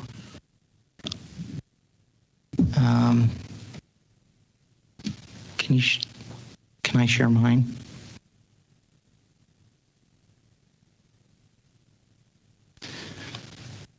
So this is the fence as I'm coming from west to east. Hard to see, but it's right up against the sidewalk. And right at the end of that fence is a driveway. If my daughter, who is in 4th grade, if she's walking down that road and somebody decides to pull out of that driveway, there is no way she's going to see that car coming. There is no way that that car is going to see my daughter walking past there. Again, she walks this every day. I don't have any concerns about the sheds. I have concerns about the fence. And I just don't see a hardship. I have one other slide right here. So this line right here is no longer. That fence is no longer. So the fence comes all the way out to the sidewalk, all the way down. And here's my concern right there in that spot. If my daughter is walking and she gets to the end of this fence and somebody pulls back, she's toast. So That's my concern. Another concern that I have is that after they were notified they weren't supposed to construct this fence, they continued on the fence. There was some of the fence that wasn't complete, and they continued to construct it. As soon as it was constructed, a backhoe ended up in the backyard, right in that location where the drainage is for our subdivision. I don't know what happened there. Maybe it's completely okay, but our engineering division has said that there's no permit given to that location. So those are my concerns. Thank you. Mayor Kling, I have a question for Rodney. Yes. So the fence then parallels the sidewalk, or is out at the inside edge of the sidewalk, correct? It's just right up against the sidewalk. So how far down to the driveway of the home does the fence go? Does it go in front of the house? It does. Mm-hmm. So the same condition occurs at that location with potential for cars backing out of that driveway. You mean here? No, their home. The other side. Their home, yes. No. So, well, potential, but there's a big gap here, and this is set back. Yeah, you're right. With the new placement of the fence, it actually only extends, they don't go into their front yard. They just extend it straight out here. Okay. All right. Mayor, Rodney, do a lot of children walk? Yeah, this is the route to Columbia High School. It's a route to multiple bus stops, and elementary school is just to the west here, the Parkridge Elementary School. Lots and lots of kids walk this. I run this. This is where my route for running is. I don't think it's safe. So. Thank you. Yep. Okay. And thank you very much. The next person signed up is Matthew Cole. Hi, Matthew. Thank you for giving us your full name and your address. Yes, my name is Matthew Cole, Council. I'm Mayor Kling. I live at 3724 East Parkridge Drive, just to the, if you're looking at our neighbor Scott and our neighbor's house, looking at our neighbor's house, we live to the right of the house. So they have made this house very aesthetically pleasing. It's absolutely just beautiful. They are wonderful neighbors, April and Scott both. We're very thankful to have them. I drive down that street every day, back and forth to the gym and stuff like that. And I've had no issues seeing around that fence line that they have extended to the driveway or to the sidewalk. It's not much of a curve. It's pretty much a straight shot going back and forth. So I haven't seen much issue. You know, there's kids, see a couple kids passing by here and there, but other than that, there's not really many. And as far as if there are kids, I don't see it being a huge issue as far as sightseeing. I think next to that picture was an RV. It wasn't a driveway, and now it's grass.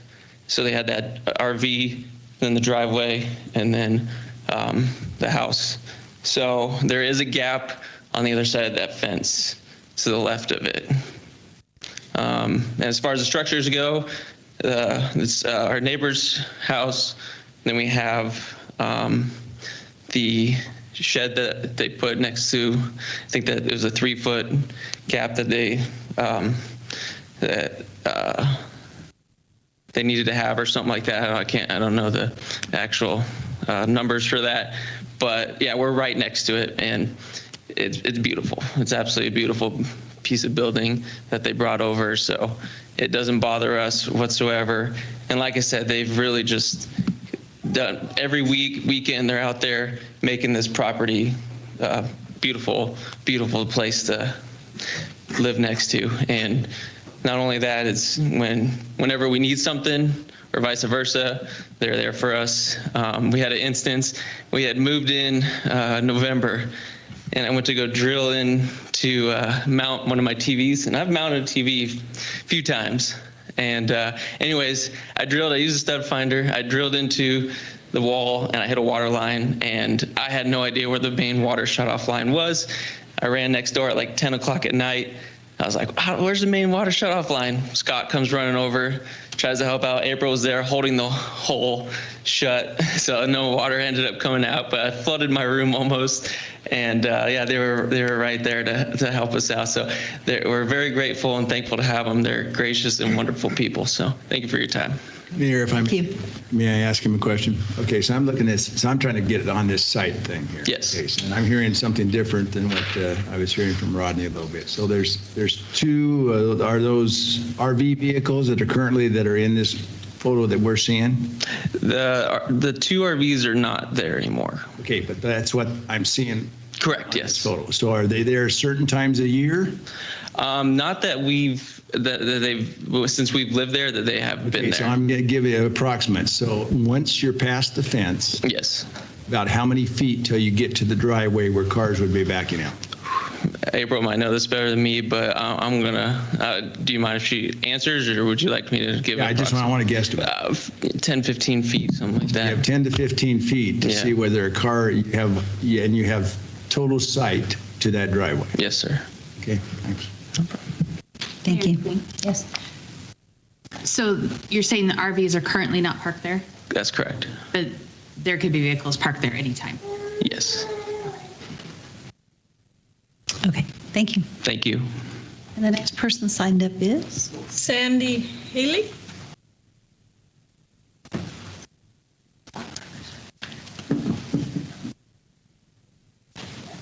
Hi, Sandy, and thank you for going ahead and stating your address again. Thank you. I live with Matt, he's my son, and we moved in November, like he said, and their yard, they take great care of their yard. They're great neighbors, and as he said, there is nothing parked there. I have grandkids, so I also would be concerned if I felt there was something to be really concerned about, I would definitely say so, but it seems to be pretty safe. I don't see tons of kids walking. I'm not sure, when I'm up morning and afternoon. I do see more, actually they seem to be going the other side of the street, but other than that, everything's great.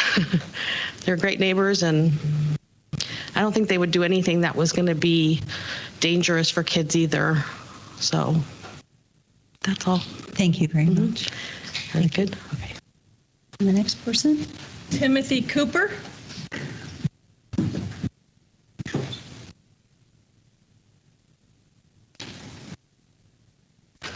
Timothy, go ahead and give us your address if you would, please. 3719 East Park Ridge Drive. Good afternoon, ladies and gentlemen. I live directly across the street from Scott and April. I've lived in that property since 2009. I just want to say that with today's, the way properties change hands and the hustle and bustle and the quick deals that are going on, with the time that these guys have had this property and what they've been able to do with it, I think it's brought the value of the neighborhood up, just for that end of the property. Because where the fence was, it makes it hard to maintain that part of the lot.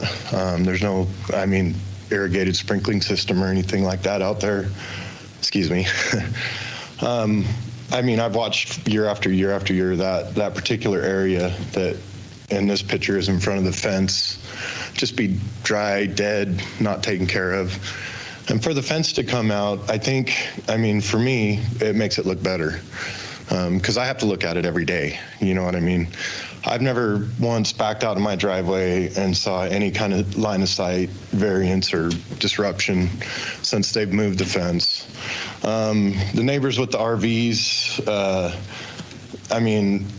you want to talk about code and vision blocking. How are you allowed to park RVs right there next to your driveway if you can't put a fence up, those RVs were there for 10 years. They just barely got moved out last year, I think.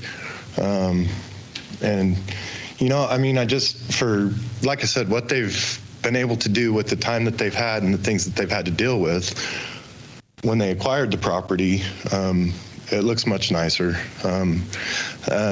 And for character reference, I don't know what that has to do with city code or anything like that, but I've gotten to know these guys better than any of my other neighbors in 12 years already, so I come and show support for the variances that they applied for, and that's basically it. So. Thank you. Council. One more question on where those RVs are currently. What are they parked on? Grass, gravel, concrete? We're talking about the RVs to the left, right? Yes. I believe it's pea gravel. So it's just gravel? Yep. So what Councilman Mutchie said is that they could return or have other vehicles parked in the gravel. It's not, I thought maybe they were just on grass and. Yeah, I suppose they could. I mean, it's. Okay. But they are a site, if those RVs come back, and this is a whole nother ballgame here, but those RVs come back, that you're correct. That's as much as a site as a fence, because people are going to be next to them on the other side of those RVs. You can't get a view around that anyways. Any other questions? Thank you so much. Thanks. Thank you. So Debbie, does that conclude? Okay, just to clarify, is there anyone else that had intended to testify that did not get signed up? Okay, seeing no one. This is an opportunity for April. Would you like to make any closing comments? Yes, ma'am. Go ahead and come forward, and this will be your opportunity. Okay. First off, I'd like to say that children are a priority for me, not having any human children of my own. We are on track to become licensed foster parents in the state of Idaho because there is such need to take care of the little ones that just their parents need to kind of get things together. I do want to show you a picture of the fence that I just currently took. When we had Qualitree come out and trim this tree that is in that area, that was kind of how we learned about the vision and the fact that it really didn't make a difference on the vision. Now, if you refer to the picture, to the left of the tree, there is a little green patch where it looks like there's maybe some curbing, and there used to be a bush or a tree there. We actually cut that corner off. So from the corner of the fence, there is a diagonal line that cuts across that area where there's some curbing to allow more vision. So my husband did that also because the neighbors, they don't spend as much time outside kind of doing things. And so what we told them is that we would kill all the goat heads there and put down some plastic and put some gravel down there so that it would be nice for them, because previously it was just goat heads and cheatgrass and so forth. So believe me, I don't want any children to be endangered ever. As far as the finishing the fence, so we basically took the fence where it was, installed those posts like I explained, and then took those same fence panels and just reinstalled them. That's what we did with the fence. The reason why we had to complete it is because of my chickens and my dogs. They can't get out, or they'll be, ran over or run away. So that was that reason. My husband had to take a week of leave to finish it before he was deployed, because the deployment wasn't planned as much as they sometimes are. So if I could, I'm just going to show you this picture because I think at least this will answer your question as far as the way the fence is. Thank you. I just took this picture. Okay, and your house is here on the right? Yes, sir. This is your house here? Yes, so this fence then does go, okay. Yes. There's a little curve there. Looks like.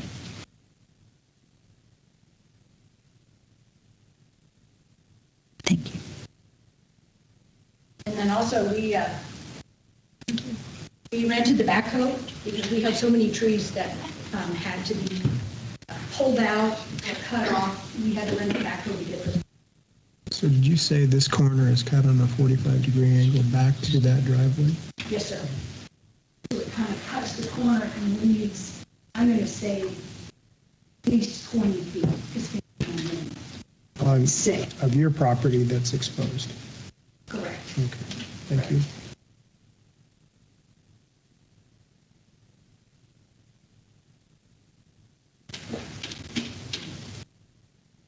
So that was why we had to complete the project.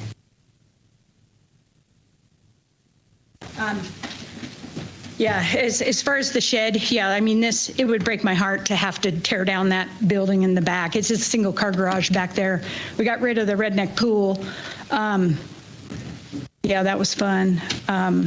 But, you know, having Qualitree come out, and we hauled off like 3,000 pounds worth of trash so far, but I can still go out with a garbage bag and take 15 minutes and it'll be full again.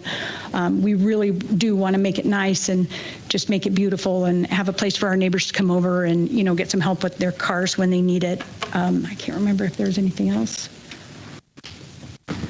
And like I said, that area, we're trying to use our land as efficiently as possible. And that area on the right of my home where there used to be a travel trailer, that's where that shed is. I mean, it's just amazing how that shed fit in that space. I know there needed to be another foot on that other side on the right, but I mean, because that pony wall, and it goes down. I mean, there's like a 6-foot drop right behind that shed. So right behind that travel trailer, that tree is gone because the house next door burned. But yeah, that's just like the perfect square there. But yeah, and as far as my husband's shop, I'm going to have to, basically, if we can't have more than 2 buildings, I'll either have to give away my shed or tear down that structure in the back because he's more important to me than the shed. So does anybody have any other questions for me? Mayor Quinn. Yes. First of all, thank you for your family's service to our country. Appreciate that so much. When you talk about the relocation of the fence, the relocation of a 6-foot-high fence, is there the possibility that it can be trimmed down in height? Yes, if that's what we have to do, yes, sir. Okay. I mean, the poles will still be tall, but yeah, I mean, he can just cut it off. And then we have to build another fence behind in order to keep our animals contained properly, so it's safe. Okay. Again, my concern again is for the kids, for traffic moving up and down that, not only car traffic, but pedestrian traffic. And when our own planning director is brought forward his concerns, we have to listen to that. Sure. Again, thank you for what you're doing. And sounds like you're a great neighbor. And I don't have a problem with the accessory structures, but I do have a problem with the fence height. So. Okay. Mayor Kling? Yes. Thank you. I echo Councilman Haverfield's gratefulness for your service to our country. Thank you. I'm also equally grateful to your service as a pending foster parent. I do wonder, though, I would bet not having that meet code, you may have a problem getting a foster license for that. Because I think any child, doesn't matter, any child to me is one child too many that could be at risk. So I believe you said at the beginning of your comments it was not hard for you to move that fence. Yeah, no, I mean, so it wouldn't be hard to move it back to where it would meet code? Well, we would likely, just to protect that area and to be able to maintain it, I would keep a fence there. I would have to put something there because unfortunately it gets used as a dog toilet and a trash dump and a roadway sometimes just because I think it's not had care. So people just think it's okay. Thank you. But it is, the only thing that I guess about this whole thing that's really frustrating is, you know, I know everybody's got their box they got to stand on, but, you know, there's so many places in that neighborhood that can use a good swift kick in the jeans, you know, and we're really just trying to do the right thing. And we didn't mean to go against and put up the fence. And it's just frustrating. But thank you very much. Appreciate your time. Thank you. Oh, yes. So let me see if I understand you. You said you'd give up your she sheds for your husband. Yes, sir. That's great. He's a good one. I want to keep him. Yes, sir. I had to say that because it made me think about that. But what a deal. Thank you for that. But he gave up the redneck pool. Yeah. That too. He did scrub it out first, and I got to float around in it. It was so redneck. Are there any other questions from council for the applicant? Okay, thank you so much. You're welcome. I do have a quick question for Parker. Parker, what is code for that fence? If that fence were to be moved back by code, how close can the fence be to the sidewalk?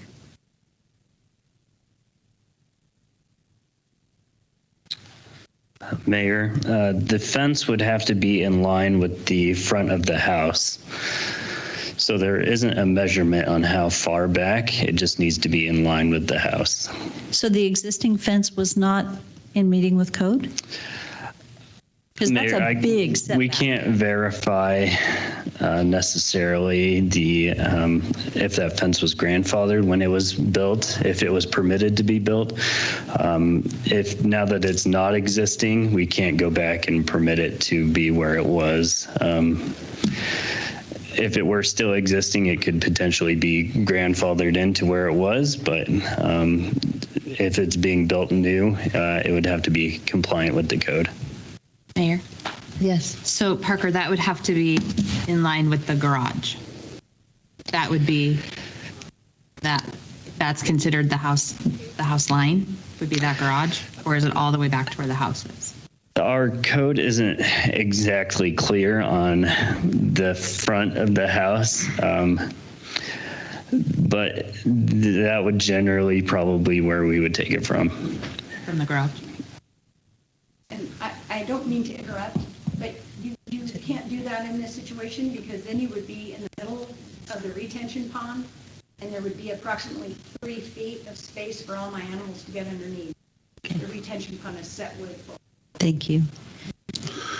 Okay, so, yes. Parker, so just an idea here. Is there any code challenges if as far as putting in, what I was hearing from the applicant is it has been unsightly, so there's been trash, there's been goat heads, et cetera. Is there any code as far as putting in a hedge or something of that sort as far as along that sidewalk? Is that also a code violation or is there a certain height?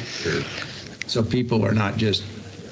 Councilman, our code states that plantings are equivalent to fences. So plantings to take place as a fence can't be taller than a fence would be at that place. So 4 feet is what we're looking at for. So you could do it like a 4-foot hedge, though, high hedge. Correct. Okay, are there any further questions for Parker or the applicant at this time? Okay, thank you, Parker. Seeing none, I would stand for a motion to close public hearing. Second. All in favor? Aye. Okay, council discussion. Mayor. Councilwoman Levi and then Councilman Rodriguez. Ladies first. Thank you. When I'm looking at granting a variance, we have to focus in on the word of hardship. And one, I want to state this so that people understand you're obviously great neighbors. You're serving our country. Your husband could not do what he does if you're not supporting him. And I really do appreciate that and value what you're doing.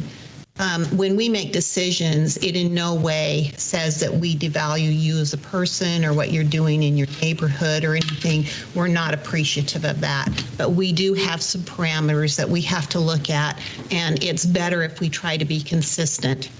So when I look at the two structures, I don't really have a problem with those, but when I do look at the fence, it comes down to a safety issue, and that's where my concern is. I would be open to entertaining a variance on that fence if it could be just 4 feet where it is on the sidewalk, but apparently from what I've heard, that would not be a possibility. So again, I have a real problem finding that there's a hardship. I understand you have animals. I understand the retention pond now, that was kind of a blessing in disguise to you when you found out that you got that. And then another point that I was going to make, and I want to kind of follow what Councilwoman Mucci said, is with the foster program, they do focus in on making sure compliance and safety. And so I don't know what that would look like to them as far as kids walking on that sidewalk, et cetera. And I do know as a runner and an avid walker that I run into those difficulties and those challenges when you don't know that there was a driveway there or somebody's backing up and all of a sudden you're kind of surprised and you're both surprised. So I do see that as a safety issue. So that one, the fence is something that I'm really a stickler on, and I'm not going to be able to overcome that one. Councilman Rodriguez. Thank you, Mayor. In this decision, I looked at the whole picture, not just the fence. The whole picture of this property is beautiful. It wasn't before until now. So I will now vote against anything regarding this because of what you've done to this property and to this neighborhood. And I think you and your husband have done a wonderful job with this. I am concerned with the the height of the fence, but I don't think that's going to be the deciding factor for me. We have these similar situations all over the city. And I don't know if we should allow this one or not, but I'll tell you that I'm going to go with you on this one. I think there's some good that will come from it. And I know that children's is an issue with their safety. Boy, I know as a foster parent as you are, you have to have 6 foot plus for your animals. I'm concerned. I am really concerned, but the whole picture, I'm going to go with you. Is there any further discussion during this season? Or if someone would like to make a motion? Councilman Bauer and then Councilwoman Munchie. I would just request that if a motion's made, that maybe the motion can be made till the husband gets back from overseas. If someone on the council makes a motion, please do it. So there's some time for the husband to get back to provide the work. Yeah, okay. In other words, if there were a request to remove the fence. Yes. Okay. Thank you for the explanation. Councilwoman Munchie. So I do think there's a little bit of a hardship here with the retention pond. So I don't know if this is for legal. Is there a way to provide a variance that doesn't push the fence all the way back to the house, keeps it in front of the retention pond, but gives a security of safety for pedestrians? Is there that possibility? Oh, thank you. Mayor and Councilmember Mudgett, yes, a variance it can be whatever it is you approve that's inconsistent with the current standard. So you could say it's okay here, or something less of a variance than what they request. So for example, and I don't know what a safety, if it were to be set back 4 feet, I'm not sure, is the blue spruce still sitting there? This would be for staff because the public hearing's closed. Just so you know, once the public hearing's closed, I cannot ask you questions. Mayor, the tree is still there. Mayor, what is typical code considered for a typical setback that provides the safety for a fence? Councilwoman, we would suggest that it be out of the vision triangle, which would be assessed by the engineering division. Thank you, Daniel. Getting your steps in, Daniel, that's good. Mayor, Councilman Mucci, as I look at our storm drain maps and that the previous fence location was at the edge of the storm drain pond, and it would certainly have provided adequate sight distance with that driveway that was there. Mayor, Daniel, what was that? Sorry, it's hard to know though how far that is if we're going to try to potentially look at something different. Get back there. I mean, if I'm guessing, is that 15 feet from the sidewalk? 20 feet? Mayor Quinn, normally 40 feet is your setback to the front of a home.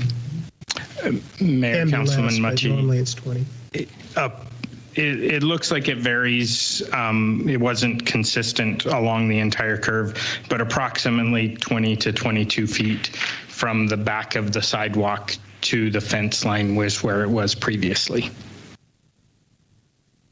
So, Mayor Daniel, would 10 feet seem adequate to provide sight line for children or pedestrians for the neighbors to see in time for somebody to be walking or running by?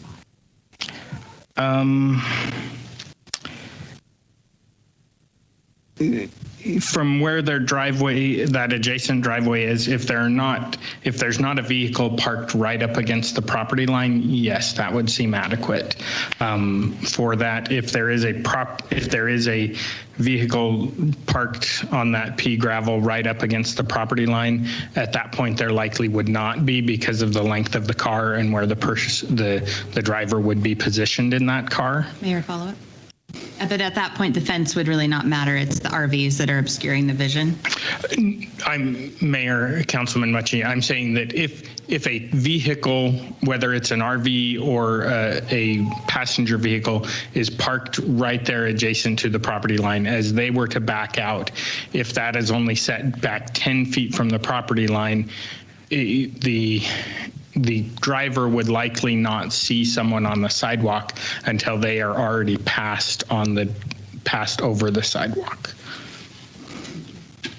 So Mayor, it didn't make a bit of sense to me. So those RVs, whether they're parked or not, they're going to be, you're talking about, RVs can be 16 feet long.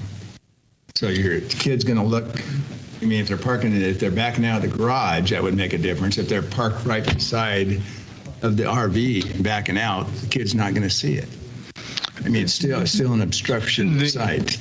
Mayor, Councilman Brunner, ideally the child would see that backing out. The driver would likely not see the child backing out there. Yes.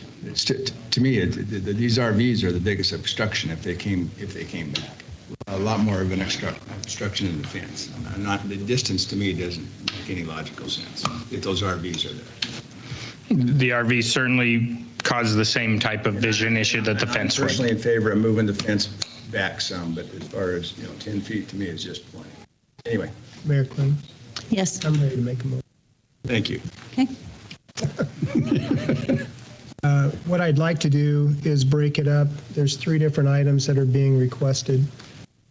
That we approve the variance request for the 3 accessory structures, that we approve or allow the accessory structure to encroach in the side yard setback. My motion would be to allow both of those variances to move forward.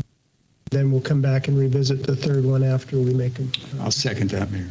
Okay, it's been moved and seconded that we approve the variances as requested, with the exception of the fence encroachment. Is there any further discussion? Okay, so what about the fence? It will come in a separate motion. It is a separate motion, yes. So. Did Parker, didn't you want 3 motions though? Councilman, this is fine. Okay. Legal, is that work legal? Yes, Mayor. Okay. Mayor? Yes. Clarification. So if we approve the 3 structures, wasn't the 3rd thing the fence? The 3 variances? Where did I miss it? Yeah, the 3rd one's the fence. But we're not discussing that. So we're only approving. Councilwoman, the 3rd will be a new structure. Right. We'll come back and revisit the 3rd. Okay. It has to do with the 3 accessory structures is why the 3 is in there, because they're accessory structures. Right. Right. Okay. I wanted to make sure I understood them. Okay. Is there any further discussion? Roll call. Rodriguez? Yes. Mucci? Yes. Levi? Yes. Bauer? Yes. Brunner? Yes. Haverfield? Yes. Okay. Back to the fence. Now the fence. Again, my concern is the visual nature of being able to see over the top of the fence as you're traveling. 4 feet is a minimum. If we leave it and allow it to be left in the location that it is, it needs to be 4 foot tall. I can't support anything other than that. And that would be taking away the landscape buffer that normal fences are set back so that there can be a landscape buffer. So I think that my motion for the 3rd variance would be to allow the nonconformance of the relocation of the fence back to its original location, knowing that it doesn't match with our current ordinance, but it does.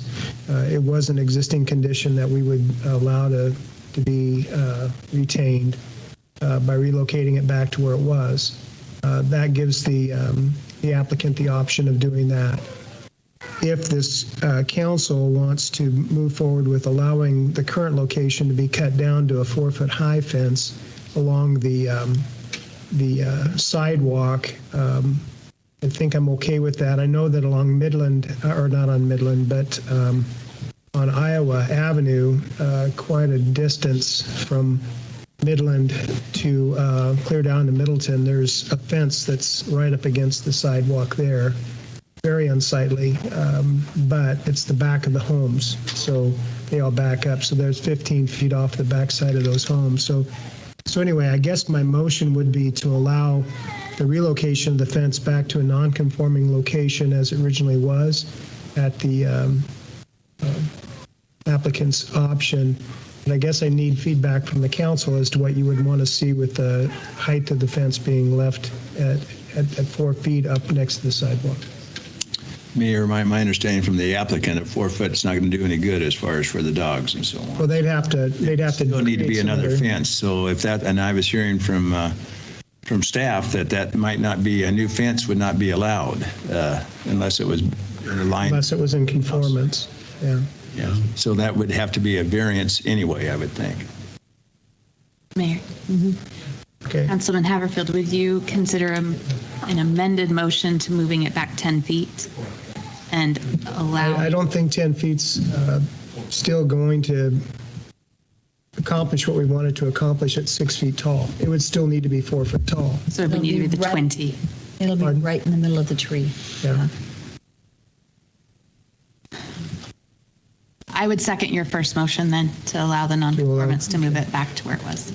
So my motion was to allow the relocation of the fence back to its original location, even though it's in non-conformance with our current code.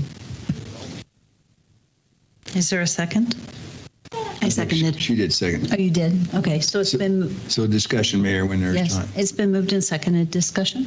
So Parker, so they moved the fence back. Can they go ahead, the current fence that is there, would they be allowed, would have to be a variance, I realize that, as far as to put that down to a 4 foot level with a variance? Councilman, they're going to have to put up another fence to keep the dogs, but I'm talking about the fence by the side. The variance to put it back to where it is existing, it's really up to the council to decide, but it can be 6 feet would be a. But I'm talking about a 6 foot fence, which I think if we pass this, they're going to need to do this. I'm talking about the current fence. If they cut that down another 2 feet just from a standpoint. Councilman, if it is to be up to the sidewalk by code, we permit 3 foot closed vision, which would be a solid fence, or a 4 foot open vision, meaning something you can see through chain link. Something of that matter. So, I mean, as far as I probably won't pass the motion. From a safety standpoint, I want something to happen, but I also would like for them to allow to have something there by the sidewalk as far as to prevent debris and et cetera coming in that way. Well, just to follow up on that conversation, we talked about landscaping. There's rocks, there's things that you can put in that area instead of a fence to keep people from. And that's why I mentioned a hedge, and you said rocks. Yeah, if there's landscaping in there, I'm fine. So if the 6 foot high fence is moved back to its original location, then it serves what it was originally doing, which was protecting the backyard. Okay, and I'm curious, but I can't ask the applicant. So Parker, is it your knowledge or someone have the knowledge then by going back to the original site, there's not going to be the 3 foot where the dogs and so on can get underneath that area? Daniel's shaking his head, no, there would not be. Okay.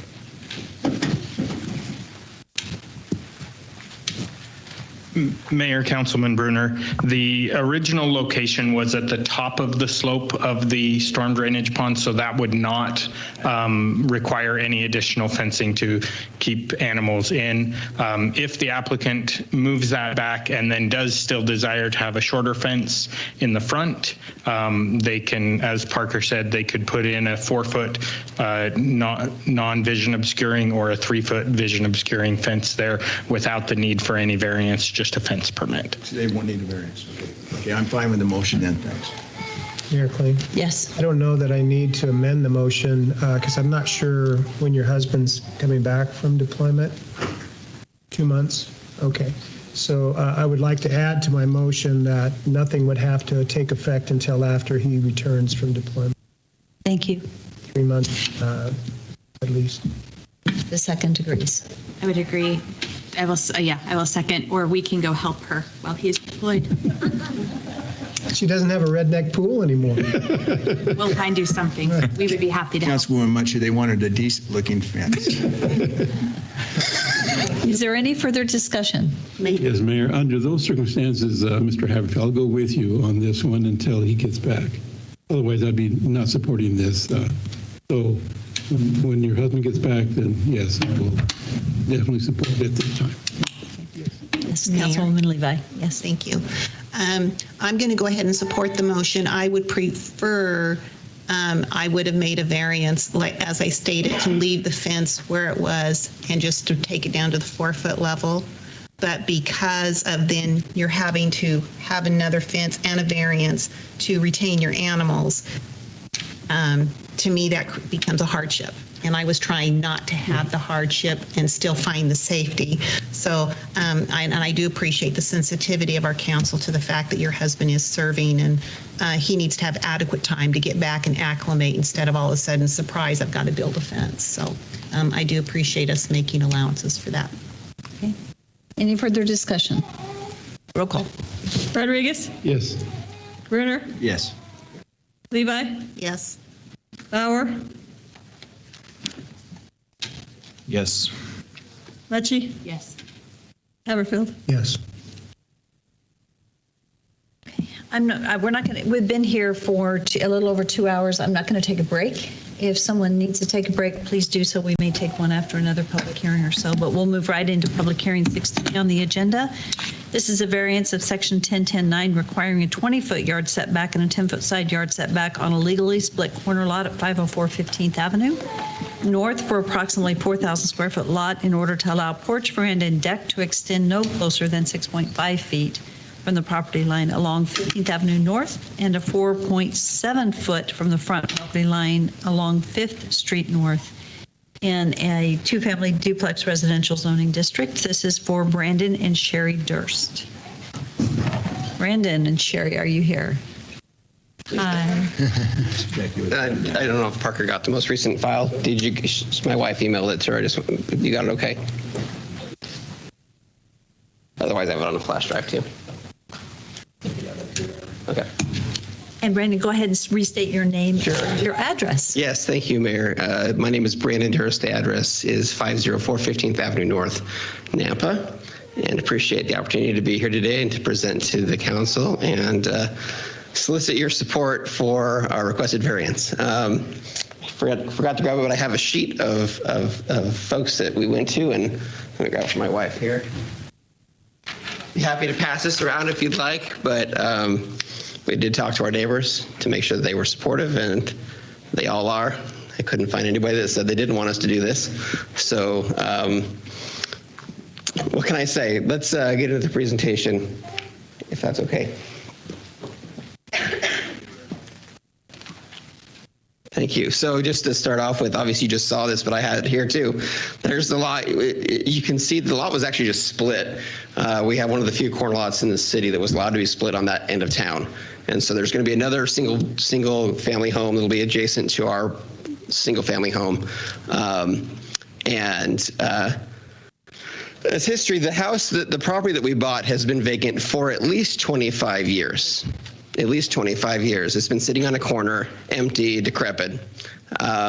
We talked to the matriarch of the community of that neighborhood, Georgia, and she said that the house has been at least 25 years. Nobody's lived in it. She's lived there for 50 years. Nobody's ever lived there, well, except for the interesting family that was there before. So when we took this on, we knew it was going to be a huge project. We knew there was going to be lots of renovation that needed to take place. We committed to keeping the house the way that we could. And I'll move on here. So this is what it looked like when this is the Google Street View from before. This is from 5th Street North. So this is adjacent to 5th Street North and 15th Avenue North. And then this is the other side. So you see a lot of overgrown trees. It's just it was a disaster. The sidewalks were in really bad repair. In fact, they didn't even exist on one of the sides. It was in really, really bad shape. Obviously, there'd been a lot of, when we started getting into the house, we found a lot of unsightly things inside, as you can imagine from a house that's been, including 3 mummified cats. It was very creepy. Oh, that's the old one.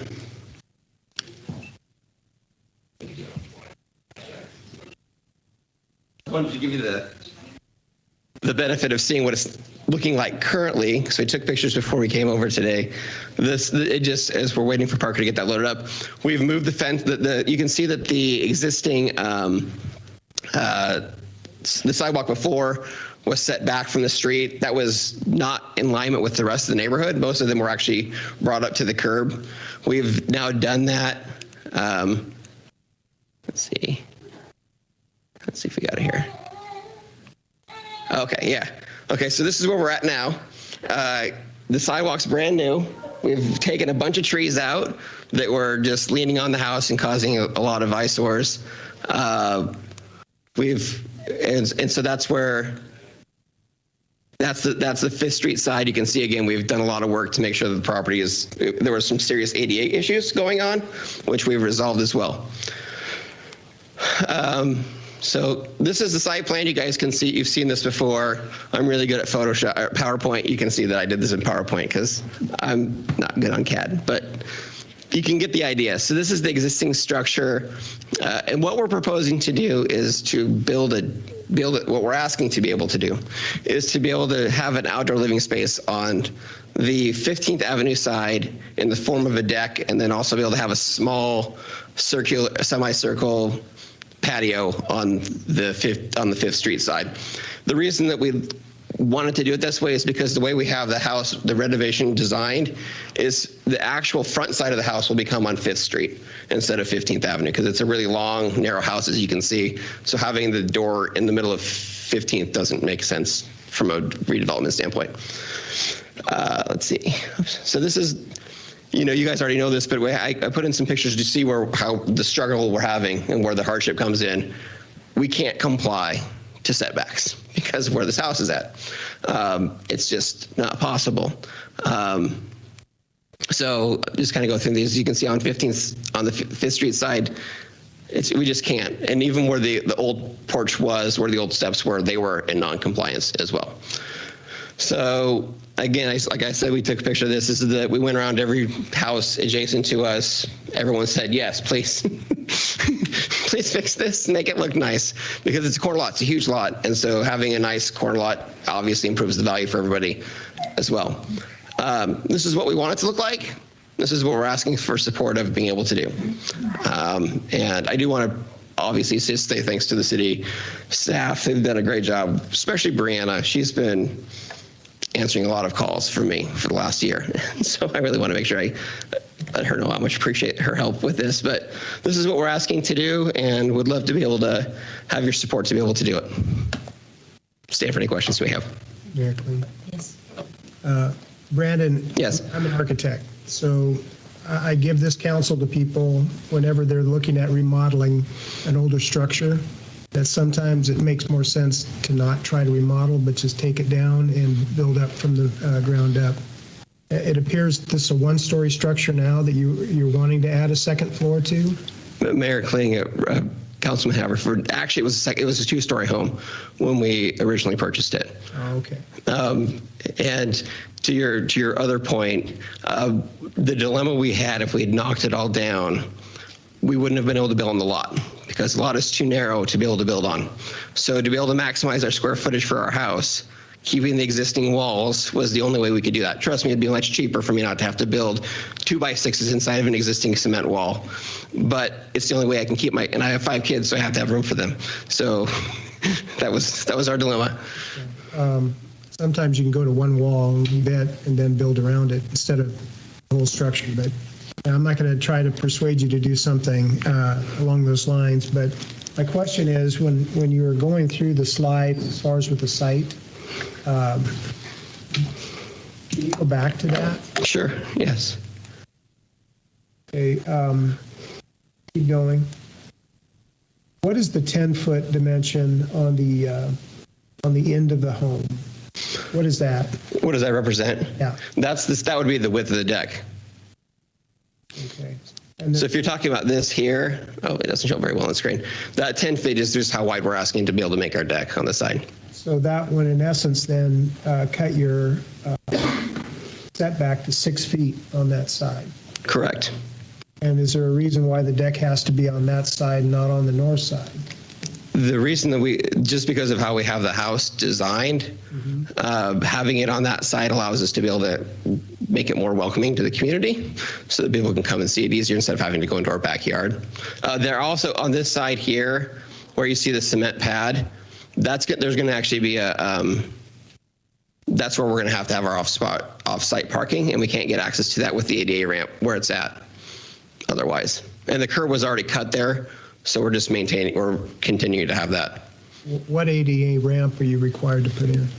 So if you look on the bottom left corner of the picture here, prior to us purchasing the home, the city went through and retrofitted the sidewalks. Talking about the street curbs. Okay. Yes, sir. So your parking, is it on the right side of the blue area? Is that what you're talking about? Yes, sir.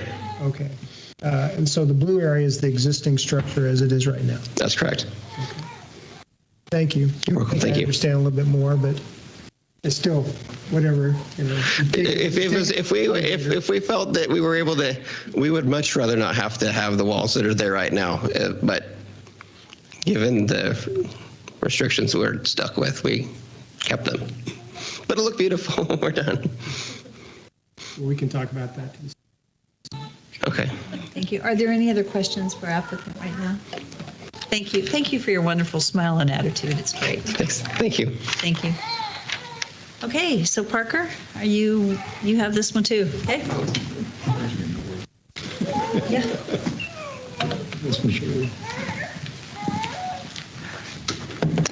Thank you, Mayor and Council. We'll probably be discussing a lot of the same things on this one as the last one. The variance is requiring of section 1010.9 requiring the 20-foot front yard setback and 10 side yard setback. As we discussed with the applicant, RD zone surrounded by RD single family homes. In the RD zone, it doesn't require covered parking. So the parking as shown by the applicant would be approved pending the how wide it's going to be.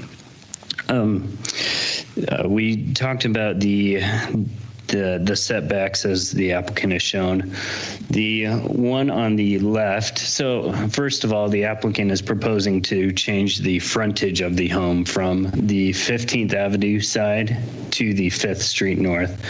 So the home currently, the frontage is from 15th Avenue.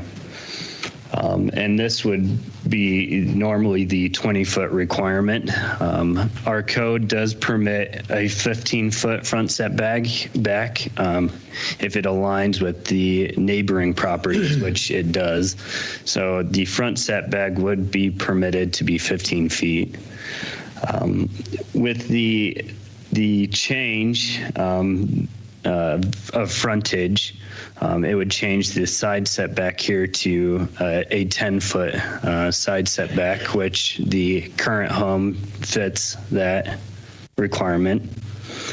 The frontage on this side, it doesn't meet the the 5th Street side, if this was the side of the house still, it would require 10 feet. But since it's changing to the frontage, the 5th Street side would require 15 feet, meaning that they couldn't add anything onto it. And it's really complicated because they are changing the frontage of the home. So it's hard to go into details and describe it clearly, but I can answer questions on that as it comes up. With corner lots, in regard to corner lot splits, this diagram describes the code. So the corner, as I described, the 20-foot setback from the front, and the side would be 10 feet. And the next code describes that the 15-foot reduction, as I described to you, where houses on the same street, same block, sit closer to the property line than 20 feet, a reduction of that 20 feet can be permitted up to 15 feet on the frontage. I won't go into the conclusions of law as we just went through that. Correspondence, subject to Title IV. The building department said that they didn't have any issues with the distance to the property lines. The engineering division had no concerns. Public utilities would need to extend through the property. There was no mention of the vision triangle, and maybe Daniel could answer your question if you have issue with that. Code compliance, there was no violations on the property, just the building. And since that's been plans on rebuilding, then the code compliance is okay with that. Police department has stated that there would be issue. If there is issue with the vision triangle, the visibility of motorists, then it should be left to city engineering to determine the vision triangle, and it should be built to that standard. Regarding the hardship, as the home currently sits, it is actually within compliance with the front of the home sitting over 15 feet from the property line, and the side of the home being at least 10 feet from the property line. The issue arises when they change the frontage of the home from one side to the other. Being a corner lot, the size is compliant. It is buildable. As far as comparing it to other homes in the area, they all are within the front setback. And this is an issue that many builders face in this area, having these homes sit so close to the front property line. So this isn't a unique situation. The property is in significant disrepair. However, allowing such variance could be viewed as a special privilege, as I stated, a lot of the properties do have that issue. And we would really require that they be outside of the vision triangle to avoid any public health and safety concerns. Conditions of approval, and here's the motion for you, and I will stand for any questions. Mayor Quinn. Councilman Haverfield. Parker, can you speak to the applicant's position that he has to retain the current location of the building? So as I stated, the building as it currently sits is okay with the frontage on 15th Avenue North. It is not non-conforming, so it is conforming. The additions would make it non-conforming. So I guess from your position as directing us from the staff position, why would we allow this to change around and be non-conforming when it's currently conforming? Councilman, it's hard to show a hardship when this lot is buildable. The benefit would be that they are proposing to fix the property up, but I would have nothing else to say about that. Okay. Well, that's where the dilemma I'm having is I'm just trying to figure out why we would move down that path. It can be updated, upgraded, decks could be added, but not put in the vision triangle, the setbacks be conforming as they are currently, and it'd still be a fine location as far as for remodeling. So I'm not asking any more questions. I'm just making a statement. Thank I have a question, though, about the vision triangle. So I don't understand why the vision triangle is changing when the house is still sitting there, the same size of the house is there. The only thing that is different is the deck. Right. And the deck is not, I'm going to guess, is not closed. If the deck were required to have open, right, to where you could see that deck, I don't understand the vision triangle piece. Help me understand why that's an issue. Mayor, Councilman Haverfield, looking at it, I've just penciled in the vision triangle. That is an uncontrolled intersection. Looking at what the vision triangle is there with the width of the right-of-ways, the detached sidewalk and that, there is not a vision triangle concern with what they are proposing. There is no concern with what they're proposing. The only thing, Thank you. if they were to add railings around the deck, I guess. Even with that, the deck location itself is not within the vision triangle. Okay. Mayor, if I can follow up then with Daniel standing there.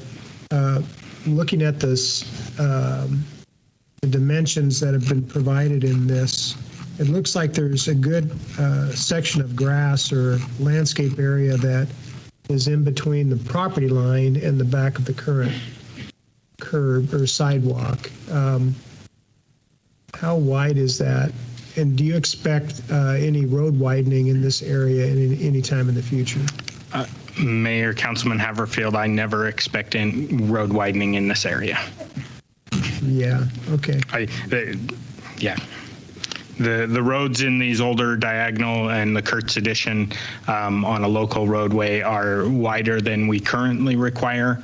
And so I would not anticipate that we would ever see road widening at this location for either 5th Street or 15th. So the added benefit of that landscape area almost acts as an additional setback. Mayor, Councilman Haverfield, there is certainly landscape area between the sidewalk and the curb and gutter that you may view that way. Or even between the property line and the back of the sidewalk, before you ever get to the landscape area on the lot itself. So it's not for me to say anything, but I'm going to just say, you know what? I think it's awesome that we have young people that are coming in and investing, trying to find a place to live, that are upgrading an area. And there's a lot that we could comment on, but I fully support it, and I think we should move forward. Mayor, I was gonna say that, but now I'll second it because I think it's a part. I can't make a motion. It's a part of. It's part of our older town, and if we do really want to see that come back and be revived, I can see little Edison lights already hanging off your deck, right? Non-site of curing for safety, but that really friendly, welcoming neighborhood feel. And you've got 5 kids. I think it just speaks to family. And so because there's not a safety issue, I think this is really cool. Are you going to make a motion? I'm making a motion to prove it. We haven't closed. Oh, I'm sorry. We haven't had public hearing. We're excited. I would, I'd be totally in favor of that if legal would allow. I totally missed it. Okay. I think I'm looking at the clock going, oh, good grief. Mayor? This is a public hearing, so we're going there, but yes. I would agree with the comments made, and if there's any way we can make allow that they can build this thing without the walls, save them money, going to be building the same structure anyway. Why have a weird little rule where they got to keep the walls and cost them more money when it'd be essentially the same structure anyway? So that'd be my 2 cents. Thank you, Councilman Bauer. I appreciate that. And So- I think Councilman Haverfield probably for free will probably give them some advice on that. So. Be happy to. Yes. Thanks. But again, that was the point I was trying to drive at, was is there any reason from our staff's perspective that they have to retain those walls, the foundations? So can I get an answer for that? The variance is approved? Councilman, the structure as it currently sits is code compliant. The additions would make it non-code compliant and thus require the variance. So from a building permit standpoint, do they have to retain any of those walls is it considered a remodel as opposed to new construction? Councilman, that might be a question for our building officials and one of. Are there any here? I don't see Patrick at the moment. I believe that He's it's in our office. Okay, here he comes. He's listening. So after Patrick's comments, we will go to public hearing. Thank you. And close it, and then we'll move on. So Patrick, Randy, I'll let you answer your question. Councilman Haverfield asked the question of Patrick in case he didn't hear it fully. You didn't hear my question, I assume? No, I didn't. Okay, the applicant's looking to remodel and add to a current structure that's on this site. My concern is sometimes when you get into trying to add a remodel, something like that, it costs you more because you're having to support walls that are basically in non-compliance with current codes anyway. So it makes more sense sometimes just to go ahead and take them down and then start up off new foundations. In this case, is there any reason why the applicant would not be allowed to do that based upon what's being requested here?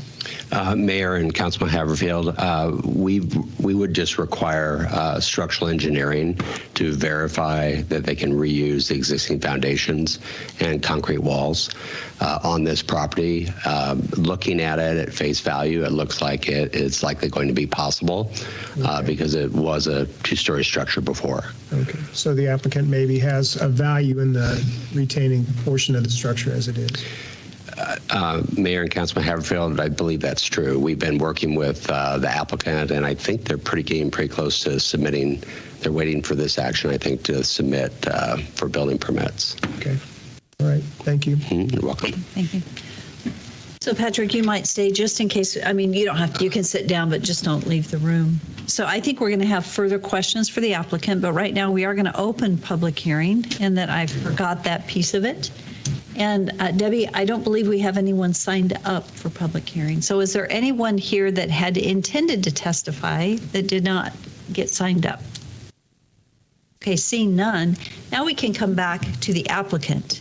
And for the applicant, Braden, this is your opportunity to come back and we will make comment, respond to the questions. And so I guess I have a question for you based on this most recent discussion.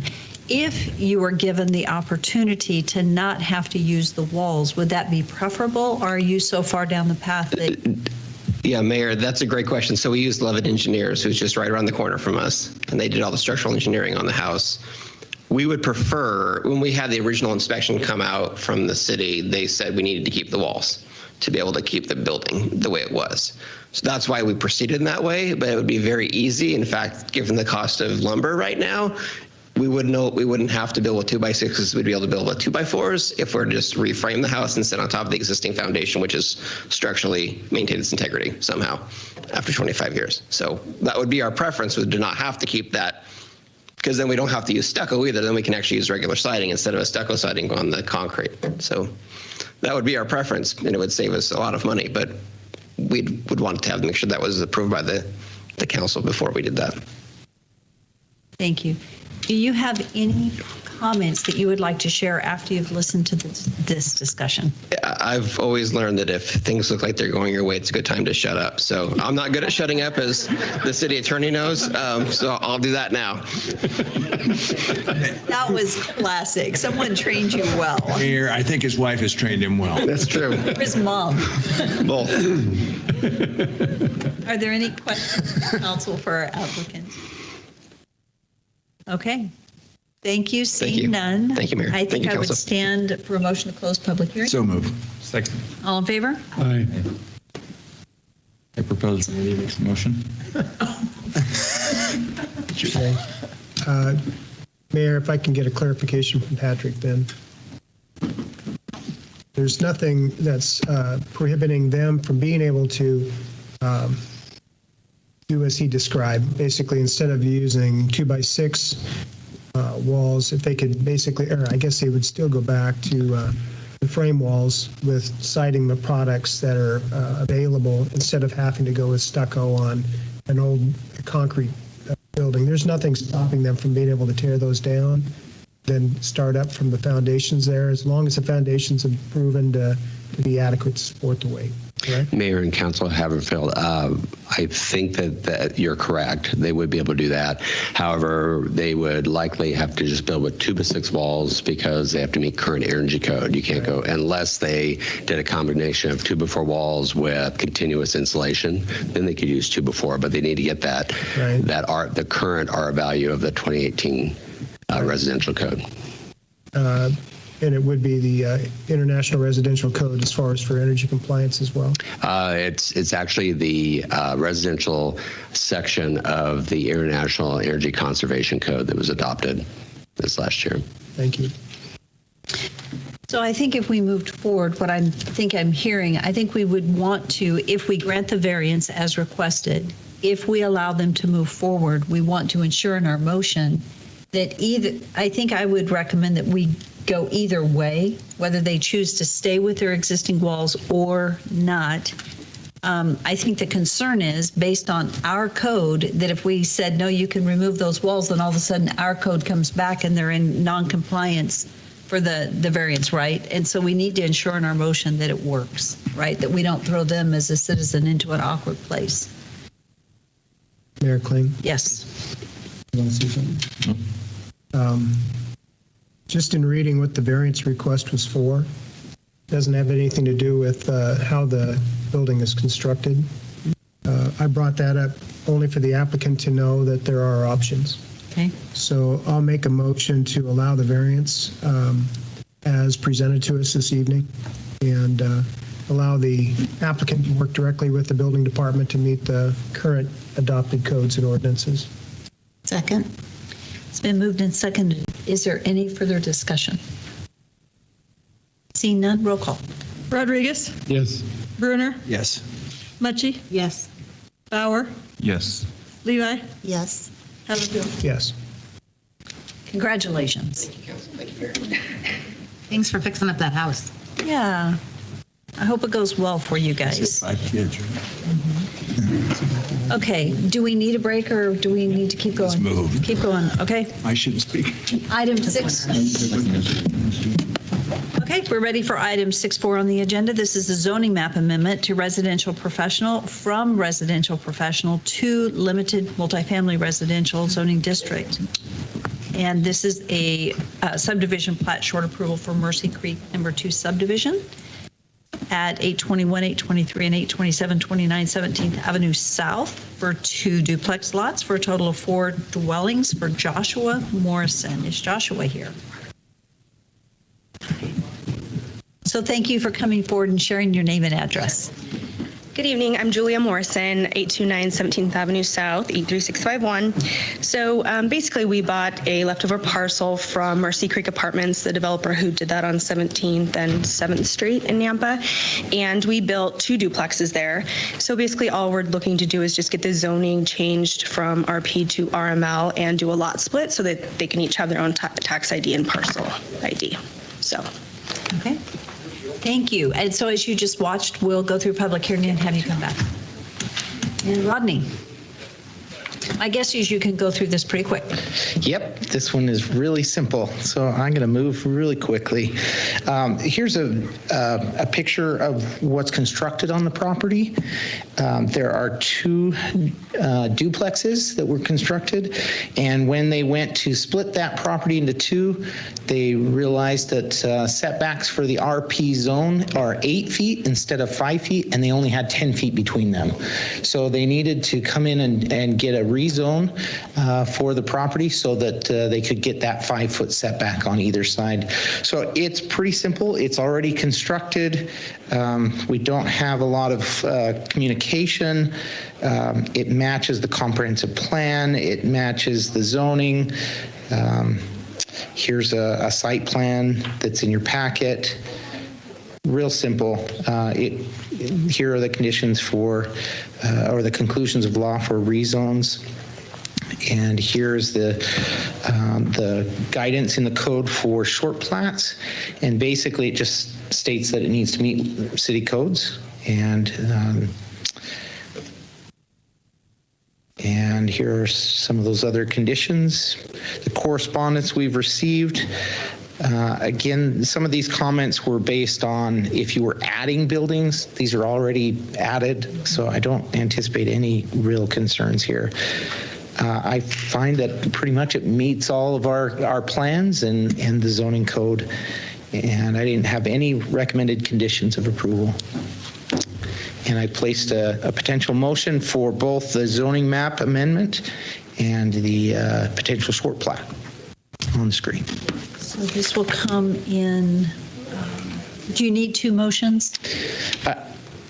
I mean, we've run into problems if you don't do that in the past. Okay. So we'll just do I it would as two. prefer that. Okay, perfect. I'm sorry. Questions? Are there any questions for our staff? I have one. Councilman Haverfield. Where's the trash pickup for these units? I'd suggest you ask the applicant here. I know it's, let's see, we might be able to see it on the aerial. I was just wondering if they're using the trash enclosure for the apartment or the senior housing. Yeah, I'd recommend you talk to the applicant about that one. Yeah, of course. Yeah, so each unit is hooked up to all of its own city utilities, water, sewer, trash, own trash bins as well. So they have them just all out back. They have a garage and then their trash bin. So that we don't use anything for the So Mercy. you'll have single trash pickup for each one of the 4 units? Yes, correct. And will those be placed out on the roadway, or where would they be placed? They just place them just kind of out on just right outside the exit. No, actually, the garbage guy just comes in and backs in and picks them all up with his hook and pulls out. Like, it's So they have really the BFI. Is BFI okay? I guess the question then needs to be answered by staff if that's okay, or if they need to provide their own trash enclosure. It's been there a year, so they've been picking up trash for over a year. So. Yeah, as mayor and council, as a single family or a duplex in this case, they are allowed to have their own trash enclosures or It's like a single trash family bin. residence. Yeah. Mhm. But these are 4 units on one lot? Is that what we're saying? Currently, that's correct. In the RP zone, they're allowed to do that. Okay. So that doesn't trigger its own trash enclosure then? Correct. Okay. I asked the question, I got an answer. Thank you. Okay. Are there any other questions for staff at this time? Okay, this is a public hearing, and it's my understanding that we have no one signed up other than the applicant in favor of or in opposition. Is there anyone here that had intended to testify that did not get signed up? Okay, seeing none, I would ask council, do you have anything else you would like to share? No? Okay. Council, do you have any additional questions for our applicant before we close public hearing? Seeing none, I would stand for a motion to close public testimony. So Second. All in favor? Aye. What's the will of the council? Councilman Haverfield, you're on a roll. Let's go. I thought someone else would take this one. It's pretty straightforward. Well, We get 2 Councilman motions. Rodriguez, do you want to? Thank you. Let's go to Councilman Rodriguez. Randy, you can help me on this one if I miss something. Just read what's up there and you're good to go. Easy. Can't read There's that. 2 motions, and there's a motion to approve and deny. Okay, I move to approve the zoning map amendment, period, As stated. as stated. Is there a second? Of approval? There are no. There are none? Oh, that's right, you said none. Second. Okay, it's been moved and seconded that we approve the zoning map amendment as stated. Is there any further discussion?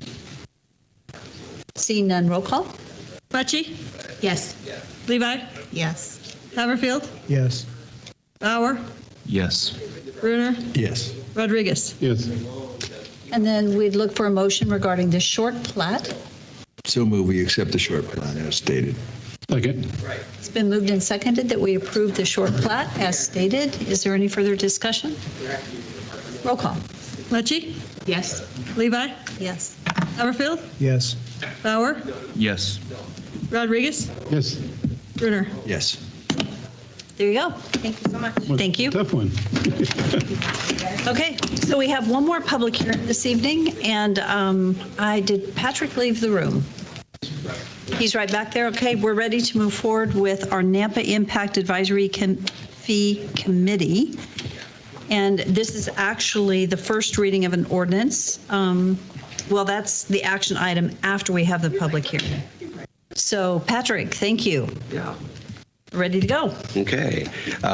Mayor and Council, thanks for hearing this ordinance change. This last legislative session, there was a change to the Impact Fee Advisory Committee ordinance, and we would like to align our ordinance to match state law. So what we've done is we have 3 members who are going to be in the business of real estate or development or construction, and 3 members selected at large who will be not active in the business of development, building, or real estate. And then we will grandfather in the existing members who are outside the city limits, but all members going forward who are appointed need to be within the city limits of the city of Nampa. And that's it in a nutshell. Thank you. Staff, do you have any, council, do you have any questions for Patrick? Mayor, if I may. So we're following the state guidelines. I understand that. This is an advisory committee. This is so Mayor. See a necessity for an odd number as far as you get a 3-3 count, or is there advice? We discussed it internally, and we arrived at a 3-3 count to make it even between stakeholders that are in real estate and construction development versus citizens of the city. My preference, Mayor, would be is and as individuals out here, even on the state legislative session, my preference would be to have at least one more citizen than developer. I mean, we're growing like crazy. Developers, understandably, have a bias, which I would if I was a developer. And I think it's important at this point in time that we get citizens involved that have a hearing, and that they do outnumber the developers at this point in time. So I will be voting if it's a 4-3 or which it would need to be, I guess. You need at least 3-2. 3-2. I forget what the state. Yeah, I believe the state statute is a minimum of 5 total. Correct. It is a minimum of 5. It is a 3-2. And 3-2. Just a reminder, though, that this is an advisory council. Right. They do not make decisions. They will bring forth a recommendation. If it is a tie vote in what they bring forward, then it would be indicated to us. I think one of the things that I found in the last time that it went through, when we did have adequate representation from developers, was that we had buy-in from the developers. Right. And that worked in our favor because the realtors or realtor builders, developers, whatever they were in, they understood the process. And it was so much better last time because they were there than the time before when they weren't present. Because if you work without them, then that's where you get pushback. If you bring them in and you work together and it's a collaborative recommendation, then they're bought into the process. So that's where I feel fine with the equal number because I think it can be positive instead of negative. Mayor, my understanding was that we were having challenges finding individuals from a development real estate standpoint to fill these positions. Has it changed?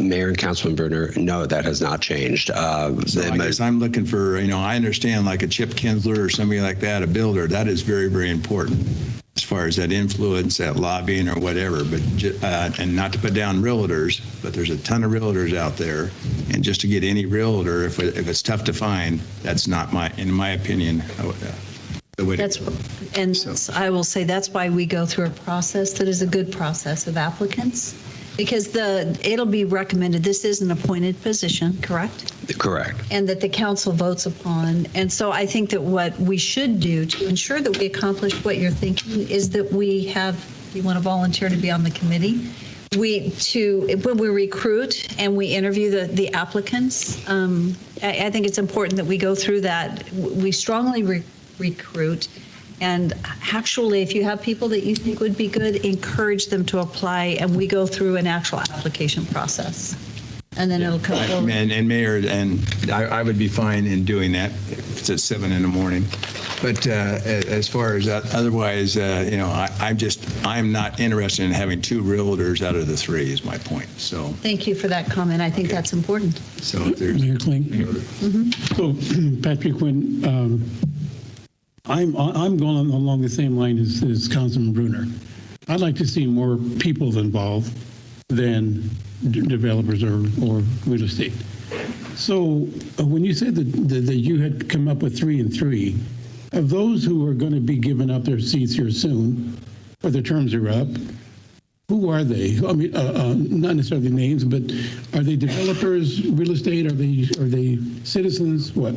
I know I would have to look at the entire list, but I know that 2 people that expire in January are Chip Kinsler with the local home builders association, and then also Ron Van Anker Jr., who is the commercial developer or commercial contractor. One thing I'd just like to add, just for context, is that I think it will be more successful if we have an adequate number of stakeholders in home building and commercial construction and development. It doesn't necessarily need to be in real estate, although that opens it up for real estate developers who are the people developing the properties. And I think without sufficient buy-in from those groups, and if they don't feel like they're being heard, what may happen is you could get more if there's a recommendation to, say, change fees or change capital improvement plans, or to even raise fees, you may get more pushback from those groups if you don't have adequate representation. And that's the reason why we thought that we would have 3 and 3. We would have 3 members in the construction industry, real estate development industry, and 3 members from the citizens. And Mayor, and I'm sorry. Yeah, if you don't mind. So what I want to see is more input from the community. So I would, along Darrell's idea, 3-2, I would prefer a 4-2, 4 citizens and 2 developers or real estate or whoever. And I think that serves our community a little bit better, but I'm not stuck on that for sure. But that's the kind of direction I'm going to go. And when I noticed you said you had come up with this 3 and 3, well, you never did say who breaks the tie. No, it doesn't have to be. Mayor, but I think, well, just in answer to that, and I said that just a few minutes ago, if there is a tie, it actually ends up being not passed. Oh, is that right? A tie ends up not as a yes, it ends up as a no in a tie, if I'm correct. It's my understanding. But again, it's an advisory council. This council, it's an advisory committee. This council is going to know, because we have the minutes, and it'll get presented to us, that if it is a tie, then you know there isn't full consensus. This group's going to know it. Yeah. You're also going to know it if there's great consensus and it's 4-2. However, if it's 4-2 and you don't have the development community at the table, we may get what I saw before I was sitting in this seat. We had a lot of opposition. When we came in, we had a very collaborative discussion, and we had buy-in from the builders. And that's what we need as we move forward, because they're the ones that end up paying it. Yeah. So we really need it to be collaborative. So Mayor Patrick, what's the disadvantage with having a 4-3? What's the disadvantage of having one way? If you're covering all the development area and you're getting their buy-in and their lobbying efforts, what's the disadvantage with having one more citizen if we have citizens that want to serve? Mayor and Councilman, I don't see a downside to that. That's how I will be voting. It's just more work. I mean, it is more work, and we've got to recruit somebody if we don't find somebody. But yeah. I mean, I'm fine if we don't find anybody. Fine, I'm fine with a 3-3. But my ideal would be, as we work, to have a Mayor? 4th person. Mayor. Yes. Okay. I believe the state statute's 4. So my suggestion, I'm going to agree with Darrell, but I'm going to go back to, I would prefer 3-2. State statute is what? It's 5. It's at least 3-2. It's at least 5. I thought it was a minimum of 5, but there wasn't a cap. No, there isn't. But my preference is 3-2-3, 3 residents and then two developers, and more so just for even the appearances of we represent the citizens, especially in this. It's a little bit different than 2 years ago now. And so just in this current environment right now, I think we need 3 residents, 2 developers, and that's how I'll be. Councilwoman Levi and then Councilman Haverfield. Thank you, Mayor. I have a procedural question for legal. If I understood the flow of where we are in the meeting, we're actually in public hearing, and the public hearing has not happened, and so we're having our discussion, which could kind of sway testimony of people that might want to testify. So I'm wanting to just check this. So if I reserve my discussion for the discussion period after public hearing is closed, I still have access to asking staff a question, correct? Madam Mayor and Councilmember Levi, yes. Thank you. It's usually wise to kind of keep your cards a little closer to your vest until you've heard from the public before you play them all. Thank you. If I can use an analogy. Mayor. I think that's a very good comment, Councilwoman Levi, and thank you, because actually we started with questions, then went into discussion. So, Councilman Haverfield, is it a question for Patrick or is it discussion? It is a question. Thank you. Besides myself and you, who else are liaisons to the Impact Fee Advisory Committee that sit in on those meetings? Mayor and Councilman Haverfield, those would be the 4 directors of the 4 departments that have impact fees. So police, fire, parks, and streets. Okay. Thank you. So it's not just these people meeting alone. They're meeting with guidance and counsel from people that are concerned about impact fees as well. Mm-hmm. Okay. Good. I think it is wise to move on into public testimony, and I believe we have one person signed up to testify, and that's Hubert Osborne. So Hubert, will give you opportunity to share your opinion tonight. Thank you for joining us. No. I think you guys already know. He's done a lot of work on this, I know that. Thank you, Mayor. My name is Hubert Osborne. My wife and I reside at 4199 East Switzer Way here in the great state of Nampa. I'd like to thank our city attorney with his other hat. He's actually carried this bill in the legislature to the Senate. He got to vote on it twice, and I'm happy to report every time it was voted on, it was unanimous. Pretty unusual, and the governor signed it. Thank you. There's a history, and I've got a long history with impact fees and advocated for them for at least 10 years. So I've gone back through, if I could indulge here just a moment. On November 16th, 2017, it's in the minutes, a member asked, so we won't be updating this plan for the next 4 years? Ann said, 3, I think. And that is the plan that is bound in this 3-ring binder. Well, that's 4 years ago. How's the plan coming along?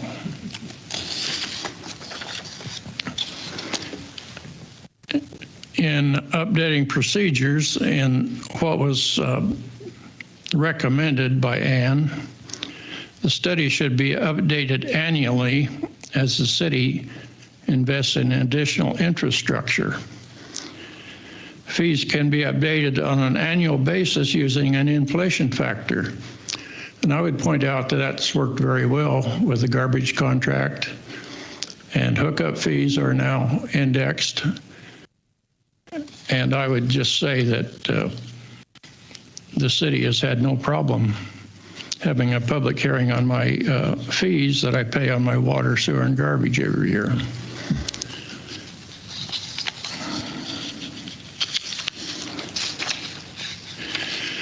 It's interesting that Tom Points, who was at the last meeting, which was about 8 months ago, he provided an update on Nampa utility impact fees to the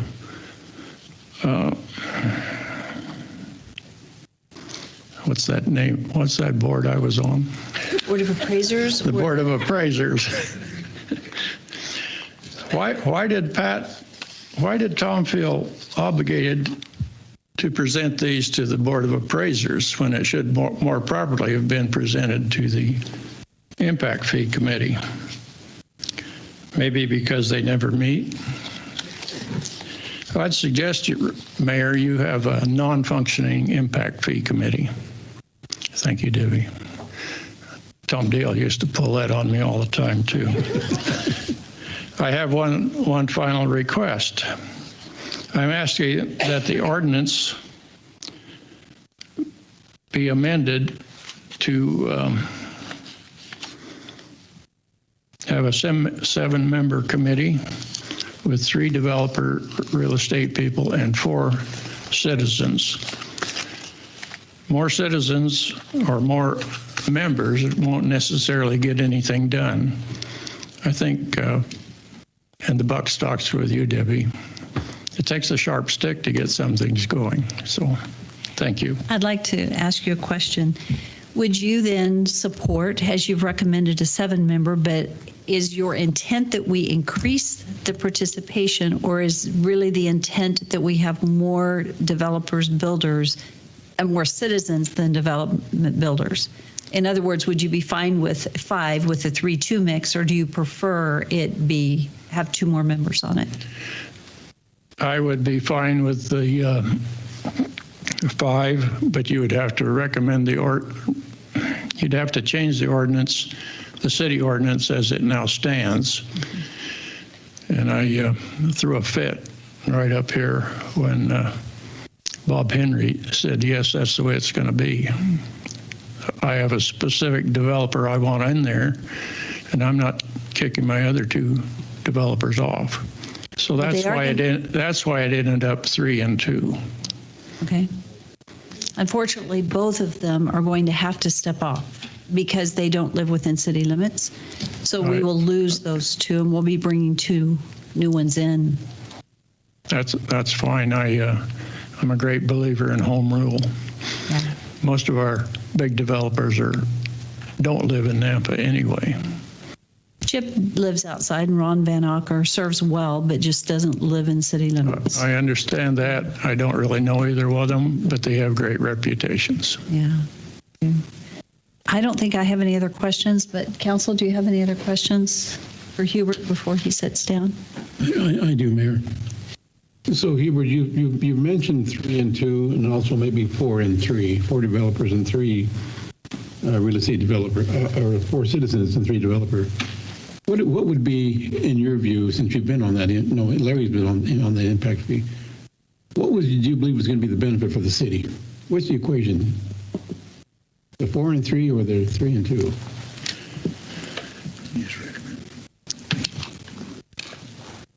I don't know that there's a great deal of difference in either one of them.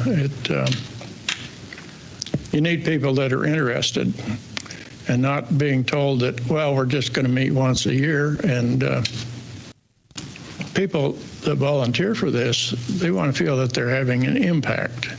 They don't want to feel that, well, we're just going to have a meeting just to satisfy the law every year. And I think that's what's happened.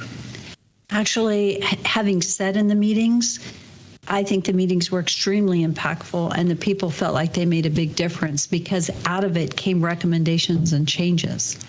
And we actually have right now are maximizing the full impact of impact fees isn't the best way to say it, but previously council only approved 50%. Today, we have approved and we're operating under 100% of the impact fees that are currently agreed upon.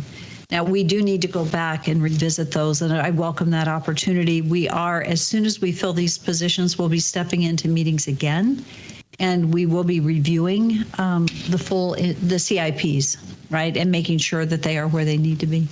So I feel like people have felt very good, like they have made a difference. But, and they're beneficial, good discussion meetings. So, Well, you'll have to convince the rest of the council here, so. yeah, I think Randy sits in on those meetings. Yes, he does. Yeah. And he qualifies as a developer with his occupation too, so. Right, you're non-voting. Mayor. But you're very vocal. Mr. Osborne. Councilwoman. Okay, Mr. Osborne. Councilwoman Mutchie, go ahead. Mr. Osborne. Mr. Osborne. Thank you. I appreciate your emails and your insight, and you really do your homework as well. Thoroughly read. I think what I've been hearing, though, is that if we were to move to 4-3, there's already a challenge with finding enough people that are interested. So I think that what I'm hearing from Patrick and from the mayor is that there would be concern about finding those qualified people, noting too that both of the developers have to step off this year. So your research, just to affirm, you would be okay with 3-2. I would. It'd probably be easier to find two developers than 3, since you're going to have to find 3 otherwise. Thank you. So Mayor Heber, I thought you mentioned, though, that we mentioned there had needed to be an ordinance change if it went down to 5. Is this true or not true? I think we could amend our ordinance. That would be up to council. Can we amend our ordinance tonight verbally to say, rather than approving the ordinance as written, that we would change it, those numbers from the 3-3, it would be a 3-2? Or do we need to rewrite? We can make a motion and then come back with the ordinance and summary of ordinance. Madam Mayor, I just had my battery die on me, but yeah, I'd want to make sure that the rest of the ordinance is consistent. You've got the right thing there in front of you as far as the numbers. Currently, it's 3-3. Okay. Thank you. Would you like my laptop? Oh, okay. Pardon? She asked what kind of power cord you have. Oh, it's a ThinkPad. Does it have this thing? All the same.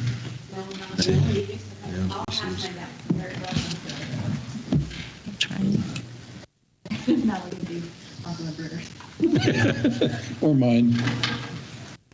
Don't give it to him, sell it to him.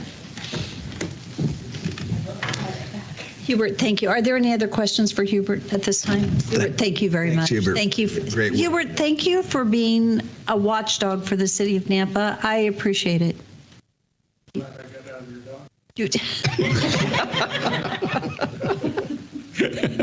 You're not in my doghouse.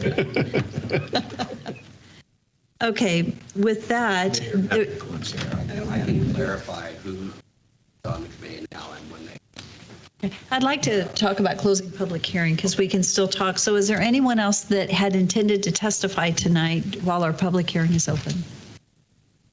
Okay, seeing no one, if there are no other questions for the public, we can close public hearing and visit with staff. So I would stand for a motion to close public hearing. It's been moved and seconded. All in favor? Aye. So we can go back to Patrick and ask questions. So Councilwoman Levi. Thank you, Mayor. Patrick, that is one of my questions, not the liaisons, but who are the people that are on there and when are they going off? Mayor and Councilman Levi, we currently have 4 members. Of the 5 members, currently our membership is 3 in the development community and 2 citizens. And we have 2 members that are developers or contractors. We have Ron Van Acker. His term expires on the 6th of January of, 22. Chip Kinsler also expires in 22. This coming up January. We were wanting to fill a vacancy left by David Bills. He retired or resigned and left a vacant seat. Dennis Davis is a citizen at large. His term expires in 22, and Sharon Harris expires in 22. So we have essentially 4 members, 2 that are in the construction or development, and 2 that are citizens. Okay, I have quite a few questions then on that. So that it was stated earlier that we have liaisons, 4, 5, 6, I think, liaisons. What capacity or what role do the liaisons fill in the meetings? Mayor and Councilman Levi, I'm the impact fee administrator per our ordinance. I basically just coordinate the effort. I don't have real input. I manage the meetings, I manage the minutes, and manage the consultant that helps us with our updates. The mayor's chief of staff is another non-voting member. We have the finance director. We have the Nampa City Council liaison, which is Randy Haverfield. And then we go down to the representatives of the department. So we have Joe Huff and Brad Daniels for the police. We have Kirk Carpenter for fire. We have Darren Johnson for parks. We have Tom Points and Jeff Barnes for the streets. And we had added Frank Wolfkiel with Nampa Fire District the last go around. Again, the non-voting members are just basically city staff that help inform the CIPs that then go into the updated study that is then the advisory committee will deliberate on that. They'll recommend it to Planning and Zoning Commission to make sure that the impact fee decisions are consistent with the comprehensive plan. And then the Planning and Zoning Commission will then refer or recommend any changes to the study or CIPs to council, and the council is the final vote on that. So the non-voting members and the liaison, my understanding, a liaison is a representative that typically, like for instance, if we are a liaison to a committee, we come back and we report, or we might be an advocate for them. So my question would be, those non-voting members and the liaisons, as I heard an exchange between one of our public testimonies and a council member, they're vocal. Are they vocal that they sway opinion, or are they vocal that they're listening and letting the decision be made by those members of the committee? Mayor and Councilman Levi, quite frankly, I think that even the vocal non-voting members, they're looking at the entire impact development fees as a ongoing, evolving mission to be able to have growth pay its way. And so I think that they're catalysts for bringing up or being devil's advocate on certain points of view. I don't think they actually sway, but they bring up food for thought. And I think the developers bring up food for thought, and the citizens, and it helps inform the citizens on how the CIPs work. There's the first meeting we have of the year, like this year, we're planning on meeting late June. Once we get everybody on board, and then we'll have several meetings throughout the summer and hopefully wrap up and be able to then have a recommendation to Planning Commission and City Council. But the first meeting is really a refresher course on what are impact fees, why do we do this, and then the departments present the need, and then we go through the analysis to see if it requires a fee change or not. Okay, thank you. So some further if I could follow up with what you just said, just real quickly. So Rick was just double checking, and he thinks Van Auker actually expires in 23. Oh, and, okay. I have a typo on that one then. Okay, just for clarity. And then I would like to just follow up and say that without staff, there would be no a CIP for those sitting here is a capital improvement plan. Without staff bringing forth the recommendations, there would be no reason to have a meeting. You have to have staff that does the work, and then they bring forth the recommendations, and then the committee sorts out those recommendations. and discusses them, but that's why staff has to be there, because they're the ones that bring forward the recommendations for what to do. And I have no problem with them being there. I just wanted to find out what that role was. So, and Mayor, you just touched on one of my points, was I was concerned if we've got developers going off at the same time in 2022, maybe we need to be looking at staggering some terms so that we don't have that clearing house all at one time. Yeah, I think they are staggered because They are staggered. I misspoke. Chip Kingsler goes off this January, This is my January, understanding. Ron Van Anker is 23 and Sharon Harris is 23. So basically Dennis Davis is this January coming up and Chip Kinsler is this January coming up. And then we just have our vacancy. So then I will kind of continue along my questions. So when someone goes off, if they wanted to serve again, do they have like a year that they can't serve, or can they be reappointed consecutively? We've, Mayor and Councilman Levi, we have for several years, like Ron Van Anker is on his second tour, Chip Kinsler's on his second, David Bills was on for 3 terms. And then Sharon Harris, this is her second term, ending in 23.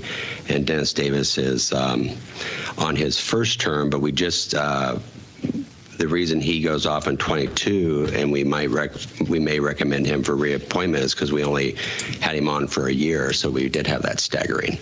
And how many terms can they serve, or does it matter? There's no limitation in our ordinance at this time. So then I believe that was in my questions for you, and just kind of making some statements now that we're in discussion period with the council, is I would be more entertaining to an idea of having 7 members instead of the 5, the 2-3 split. To me, the 2-3 split sounds very threatening to the development community, like we're trying to kind of kick them out of the picture totally. But at the same time, I would like to see us have a better representation from the community, having that 4-3 split where it's 4 members of the community. This way, it gives the community an opportunity to participate. And if they don't like what's coming out of there, they've had the opportunity to be the majority. And the development community still has a representation of 3, not squeezing them down to 2. So to me, that is a more of a workable, hey, we want to work and collaborate on this together. And then I also just want to add this. For the past 5 years, I have been a broken record when it comes to our committees and our commissions, that they are too heavy on the development community and supporting professions. I'm not saying that they're corrupt, but I'm saying for the public, it does not look good, and it does not look that we are trying to represent and give our community a fair representation. And so I'm going to have a happy dance, not here because you don't want to see me dance. You'd have no idea what I was trying to do. But I'm very, very supportive, and I thank Senator Lakey and is it Skog? Is he a senator or representative? Representative. Representative Skog for pushing this through. Great, thank you. Are there any other questions or comments? Okay, so what I think I'm hearing is that, and I'd like to at this point turn to legal, because what I think I'm hearing is that they would like an ordinance that reflects 7, not 6, and that it's 4 from community members and 3 from the development community. And so for legal counsel, how would you suggest we move forward? Madam Chair, in looking at it, I don't see that we would need to correct the title. And it would be, in looking at the language, it's a full replacement of the existing code with this. So I think you could approve it, modifying it from 6 to 7 and then 4 to 3 in, it would be, if you're going to 7, you would leave subsection I the same, and then little Romanet II would be 4. Well, I think you can make that motion. Okay. We'll have you help us with the motion. Mayor, may I ask legal a question also? So is there any reason why we could not have a window? My concern is, which Patrick has stressed and the mayor has to a certain extent, is finding the proper people. So is there any reason why we couldn't have changed the ordinance to where there'd be a minimum of 3-2 and with a preference of up to 4-3? You have that type of a window? Say if we are not able to find qualified individuals to serve, that we would maintain the citizen majority, but that you could also maintain a 3-2 and still function, that we would be working towards. Our objective would be a 4-3. The preferred. Yes. Madam Mayor and Councilmember Bruner, that would take some more adjustment to the language. Well, I always make trouble, so Can I ask it in a different way? yeah. If we cannot fully fill all the positions, if we change it for the 7 with the II adding an additional community member, and we can't fill it immediately, can it still function? Because right now, if we had a position that wasn't filled, could we still function? Or by ordinance, would we not be allowed to meet if we weren't? Madam Mayor, I'm not looking at the existing code. The current proposed ordinance says 3 members shall be active in the business development community, and 3 members shall be selected from residents of the city of Nampa.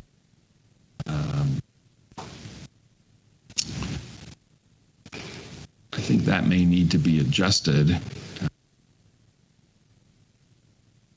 You need to deal with a contingency of not being able to find somebody.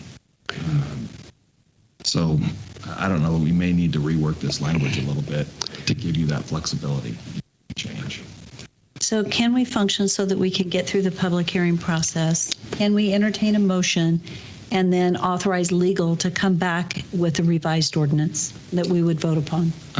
Madam Mayor, yes, the ordinance isn't effective until you finalize it. So this is your first reading. You can direct legal to bring back some proposed modifications for your second reading. And the existing ordinance remains in place.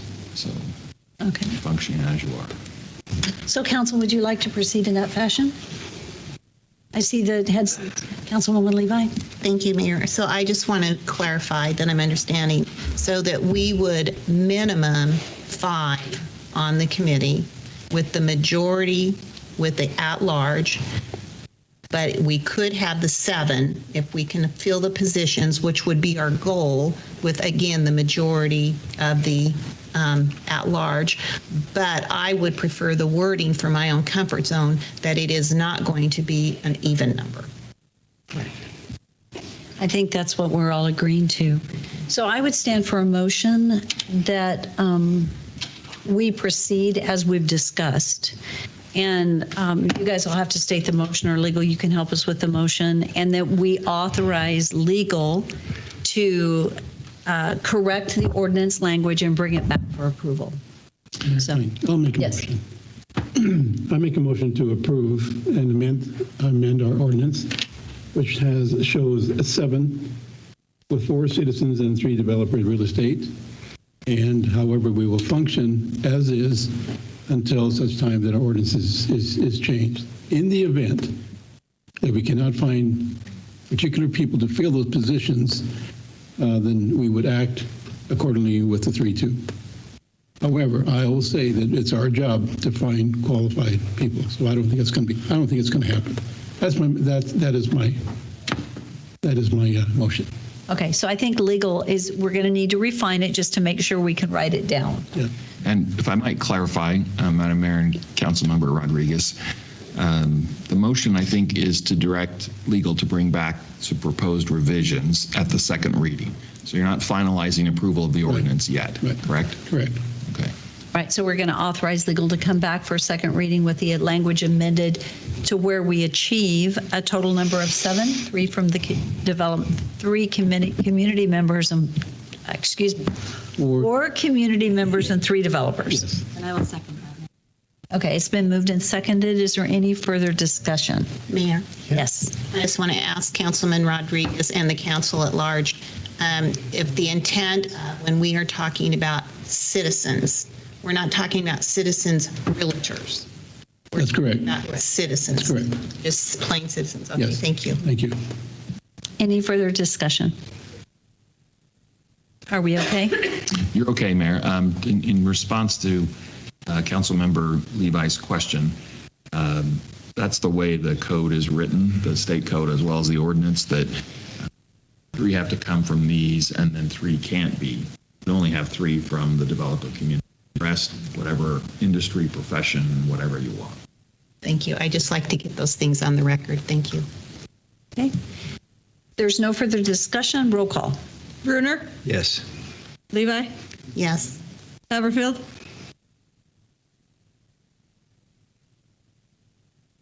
Is Hubert still here? Kind of felt a little browbeaten. I will support the motion. Bauer, Yes. Machi, Yes. Rodriguez. Yes. Thanks, Pat. Patrick, thank you. Okay, so we are going to take a break. We're going to take it, and I apologize for everyone waiting, but we're going to take a 10-minute break, and then we're going to come back, and we're going to step into new business. We do have a staff report.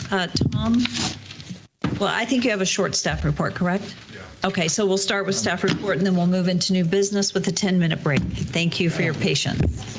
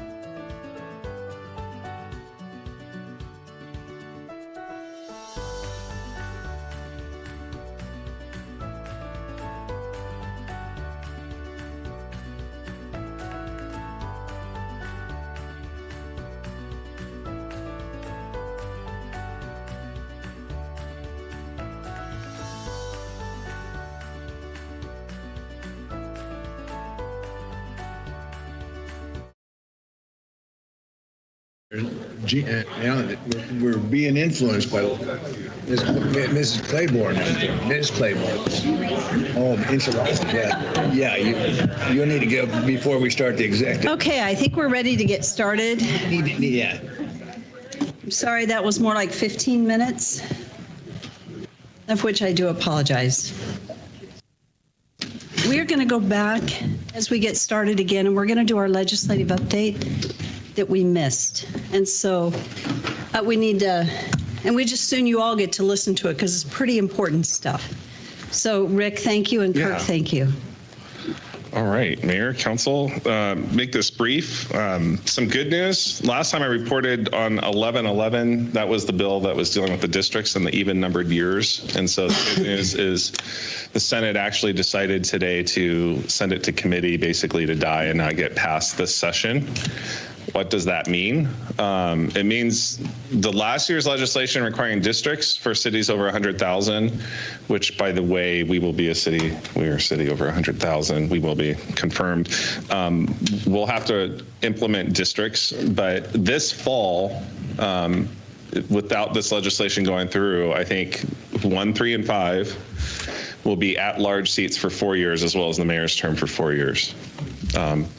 Now, next year, I anticipate they'll probably have some legislation, and I don't know if they can shorten a term after it's already been voted in at 4 years. So I'd have to look to legal counsel on whether that's a possibility. But going into this fall, it's 4-year terms. And then in 2023, however, seats 2, 4, and 6 would hypothetically be the first 3 seats with zones or districts after they've been identified going into 2023. So it would clear that up. It doesn't look like it will be the 2-year this fall, then everyone at the same time in 2023, and some with a 1-year term and some with a 3-year term. So that's the good news.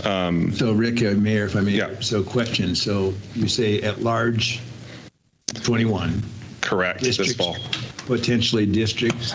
So there'd be 6 districts, but would only half the Nampa vote then? 3 districts would be, 3 districts would be running in 23. So would you have the full population voting, or just for those 3 districts? My understanding is the first 3 districts, if they were to continue like that, seats, you would establish the 6 districts first. And then the people running in 2023 for seats 2, 4, and 6 would have to reside within districts 2, 4, 6. So you'd have a sixth of the Nampa population voting for each seat. That's potentially. It's understanding of the bill, unless there's other clarification that allows it to be different. But that's kind of what we're rolling with. So, and then in 2025. Seats 1, 3, and 5 would be up. It would be the last term of at-large seats, and then they would be elected based on districts 1, 3, and 5. So now that's pending something that comes on next year. If the legislators try to move you to even numbered years, I guess just stay tuned for what might come next year. So the other thing, the mayor, just so you know, the mayor and I both testified this afternoon, the House Rev and Tax Committee. This bill dropped today. It's the first time we got a chance. We heard some framework about it, but it's 26 pages, and there's a lot of stuff in here. And this was basically the compromise bill from a lot of stakeholders. That includes a lot of different components. The homeowner's exemption going up to $125,000 is in this bill. Eliminating or increasing the exemption for personal property tax to $250,000. It caps total budget growth to 8%. It adds, it does some, I'd say some sleight of hand with the circuit breaker. The circuit breaker eligibility would go up with this bill. So income eligibility would on paper looks more generous. More people would qualify to apply for the circuit breaker, and then the credit itself would also increase. But they also wanted to introduce an asset test. And I know Moyle's thrown out the idea of a $2 million home. Someone with a $2 million home shouldn't get the circuit breaker, and I don't think anyone's disputing that. But where they've put the sideboard in is 100. If your home is worth 125%, 25% more than the median home value, you would not qualify for the circuit breaker regardless of your income level. So hypothetically, there are some people who do qualify the circuit breaker right now that would not qualify if their home is at 125%. And then there might be more people, but basically they say it's a wash. It just neutralizes it. By putting that sideboard in, it will eliminate some people from qualifying to then fund the more generous credit, and it'll basically be an offsetting wash. So Can I ask a question on that? Yeah. Sorry. So, Rick, but that could assume that somebody bought their house 30 years ago. Correct. It and doesn't is really. now living on Social Security, really fixed income, and that. Yeah. Good point. It doesn't deal with equity. I testified to that point that we are pushing elderly people out of their homes. And if they only increase the homeowner's exemption to $125,000, once you add the $250,000 property tax piece in, actually people with a home under $200,000 may pay more. So those that really need it may actually pay more, and then for everyone else, it could be more of a wash. We're not really accomplishing what we need to accomplish. Yep. So those are some of the pieces in the bill, and we'll see where it goes. The piece that's really significant is it reintroduces a new construction formula that would be at 90%. So for purposes of our current budgeting year right now, you take the new construction, if someone build a house or build a factory, they pay taxes at the current levy rate. Those monies come in and then they're appropriated in the budget. So the 90% would limit how much you can add to the budget capacity with, and so it would reduce the amount of money that you would collect from new construction. So there's some other pieces, but I think of note, and I'd like to, Mayor, with your permission, council's permission, allow Chief Carpenter some time, because it was rather unfortunate. I understand Representative Moyle is a colorful person who likes to share a lot of things, but I think he just blatantly stated some truths about you as a council in this body, irrespective of how you voted on the fire annexation matter, because I know it wasn't a 6-0 vote. He did state that it was a forced annexation that the city did with the intention of raising taxes. And so said the city of Nampa, he also said that citizens are better off living in Ada County, not in Canyon County, because we're reckless with our spending. So that's just objectively not true when you look at Canyon County and Nampa, the amount of foregone, the amount of money that hasn't been spent. So, and that is after I stated that we have $6 million that we have not used, and our citizens are saving between $100 to $400 a month because of, we have 4.5 in foregone, the largest in the state of Idaho, plus we have another $1.5 million or about $1.7 million that we've disclaimed. Yeah. The reality is, if you testify, which I did, then the attack is on, and it is personally discrediting, and it is the most, and I'm going to say publicly, it is the most inappropriate behavior of a legislator. That is very sad, because to speak something that is an outright lie and know it, and to state it publicly, is absolutely inappropriate. And my question is, for the House, where are the ethics people? And so I know I just am appalled by it. And we let it continue to happen. And everybody's afraid to stand up to a bully, and the very thing we're teaching our kids is not to bully. No, those are good points, and I know that our great fire chief, he made it there just in time to hear some of Representative Moyle's words. So I do feel it's important that fire has a chance to inform the public about what's really taking place. So, all right. Thank you, Mayor and Council. I just wanted to share, you guys all know me. I'm not in the political arena. I'm learning a lot this year, and I've been called a lot of things. Mostly it's brown noser, yes boy, way too optimistic, pesky and persistent. But the one thing I don't like to be called or be questioned on is my integrity, nor do I like the people that are on my team to be called anything other than who you are, which is the people for this city. So to be suggested that we've done something criminal, I am definitely here. My face is red because of the sunburn, so I'll say that. But it was very disappointing to see a well-respected public figure use emotion and scare tactics and lies to get an agenda through.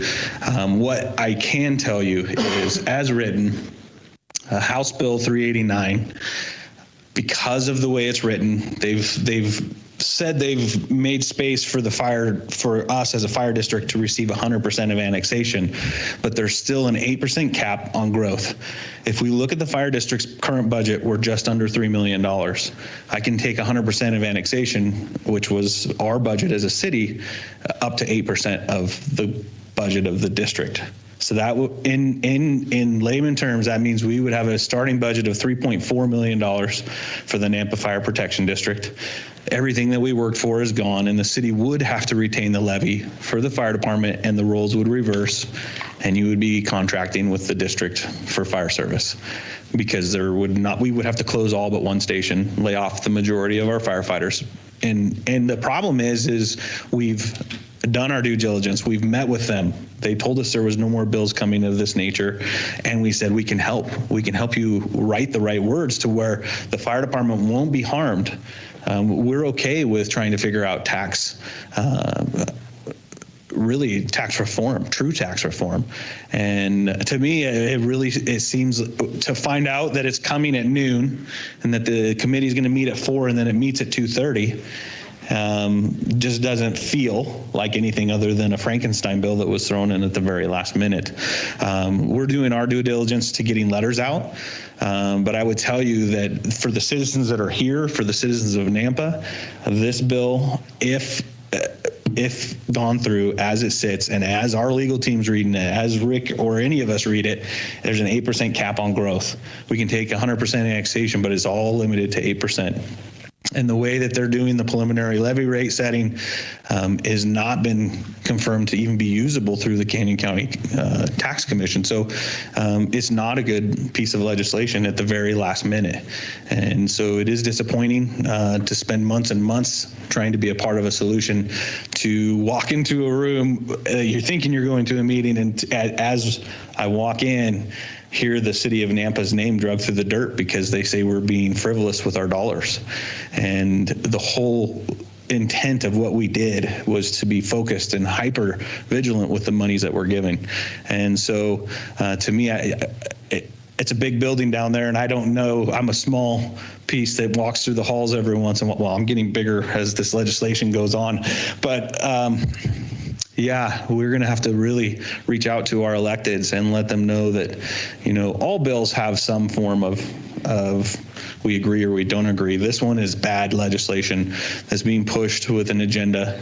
And I don't know how just a fire chief can stop it, but we'll be down there tomorrow and the next day and the next day, and we'll be talking to them. But if you know any representatives, we're assuming it's gonna fly through the House. I will tell you, Representative Skog was in the same room I was and left disappointed. I'll tell you, our other Representative Adams stood up for himself and for the community and the people he serves, and did not let a bully make him smaller. And I was very, very pleased with his presence in the room. So we do have good representation for our community down at the House, and they have saved not just the community of Nampa, but communities across Idaho numerous times this year as we watch. So we thank them for their service, and we'll continue to work. But please reach out to your electeds. We have, hopefully this week, it ends, maybe. We need to reach out, because I need to sleep and start getting back to what you guys have me in place for, which is to run and plan, run the fire department, provide the resources it needs, and then plan for its future. So appreciate it. And if I know those are recorded, if you want to go back and see, if you know the good representative who's running the bill, it might be a good time to call and have a personal conversation with them. So I would encourage you. My guess is this will be on the House floor tomorrow. They're pushing things very quickly. And So it'll be reach out brought at 11, and then my assumption is it'll probably make the second or third reading by tomorrow. They're going to try and get it over to the Senate side as quickly as possible. Right. So if you could reach out to our House members. So it wasn't a bill as of 11:30 today, so it moves fast. And those were my comments, that the city council, we are bound by open meeting laws and by notification. We're not allowed to go in the back room and have discussions about anything. We adhere to that. We do not, I may talk to one council member, but we're not supposed to talk to more than two people have a discussion so that we don't compromise the trust of our people. We also have to post our agendas 48 hours in advance, unless it's a special meeting that we call, then it's posted 24 hours.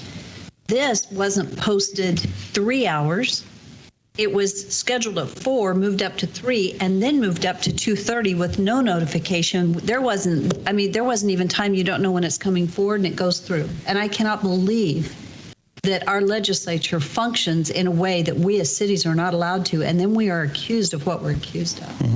And I tell you what, the heart of us here is that we make wise decisions. We protect our city. We do a good job. And as I mentioned at the last meeting, there are mayors across the state that are about ready to quit because of our legislature. We are so incredibly, it's so sad. And the question I have is, who's going to stand up? And when you do stand up, like I've stood up, and I tell you what, it is nasty if you stand up, and that is bullying. And but we need our legislators to stand up. And so in the House side, if you guys, it's Brent Crane, Rick Youngblood, Bruce Skog, Ben Adams. I'm trying to think, who am I forgetting? Jeff Egenbrod. Yep. Egenbrod. On the Senate side, House side, Tammy Nichols, she's in District 11. For us here, it's 12 and 13. So I just covered 12 and 13, but we need to call them and encourage them to support their city. Yep. Right, support their city. So just let them know that encourage you guys to do that the too. facts aren't all. The statements that are being made aren't factual, and that not enough research was done on the full impact of the bill. It's not. There is reform in there, but it's not organized, and it will cause harm. And they needed to support the $150,000 homeowners exemption, because that's going to make a difference for our citizens. So Mayor, I have a question. So Chief, sounds like, I mean, you made a statement you thought it was going to pass in the House. So to me, that if that's a done deal, the Senate is where we need to spend some time. It's got to go through the Senate before we can get to. It will have to go through the Senate. We're gonna do our part in letting know the House side of our disagreement with the. We hopefully have tomorrow and the next day. So we'll do our part in contacting who we can. But yeah, we'll start our Senate side preempt tomorrow as well. I mean, if it doesn't pass the majority of the Senate, it doesn't go to the governor, right? Correct. It has to be rewritten. If Correct. You hang on for another week, Senator Lakey, I think, wants to. There's not much left on the Senate's agenda, so.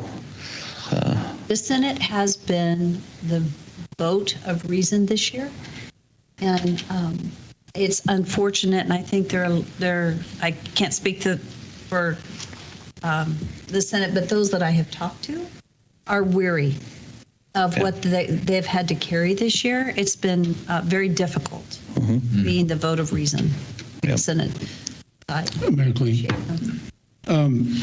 Just so the community knows that our Canyon County and some of our members here and with this council, the concerned citizens of Canyon County, put together a bill that was actually tax relief and would have benefited our community and the hard work that we have done, diligent work for our taxpayers. And Representative Skog took that bill as nobody else would. He took that bill and presented it. As far as I know, once he tried to get co-sponsors and co-signers with it, it still did not get put through. It got shuffled under someone's desk. Yeah. And that really makes me mad, because our citizens are the one that's hurting, not them.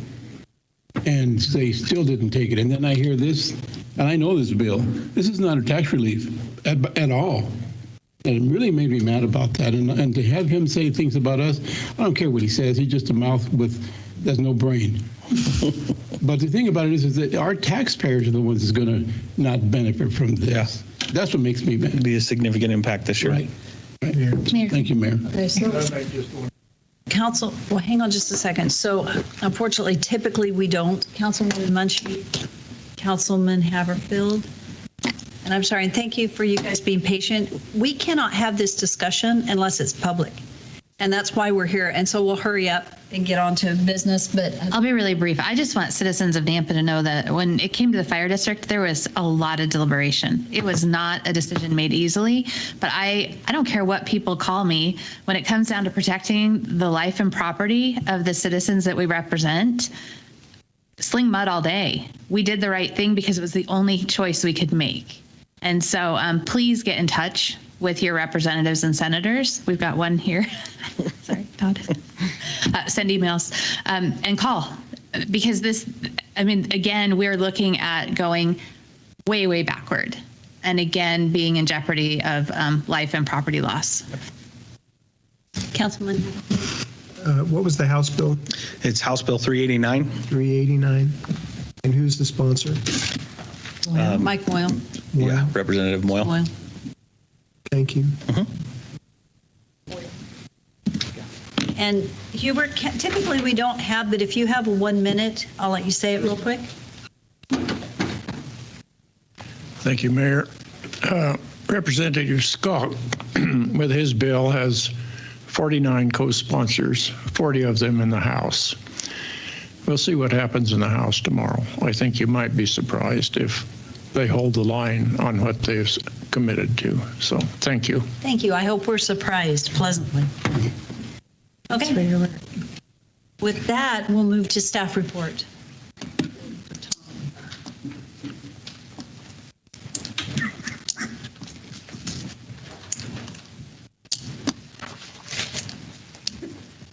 How do you follow that one, huh, Tom? I can't, Mayor. Evening, Mayor and Council. I'm going to deviate just a little bit from the staff report, and I get some news hot off the press about a reuse permit in Riverside. And so we did get a ruling from Director Spackman at Department of Water Resources, and it was in Nampa's favor. So and that was great. Yeah. So, that is a big deal. That is a big deal. I don't know if anybody knows, but that's a big deal. That's exciting. Understand what that means. Do you want to explain what that means? Yeah, so Riverside was petitioning to the water resources that needed a water right in order to discharge our reuse water into the Phillips Canal. And so that change, that was an extra step that we weren't planning on. There's $20 million at stake for filtration and temperature, so cost avoidance if we're able to continue with our reuse program and put the water into Phillips Canal and use it for irrigation. So it was a big deal for us financially, and also it sets the stage for Idaho. So we have lots of other cities looking at this. So basically the order says, it's hereby ordered that Pioneer may accept effluent from Nampa and apply it within Pioneer's boundaries under the reuse permit without obtaining a water right. So there it is. Simple statement, but yep. You've worked hard on that. Thank you. Yeah, you're welcome. So we're very pleased with the result. I mean, so that's, there could be, it could always go to the next level. They could, but we don't know that. At this point, we'll just be happy that we got a favorable order. So.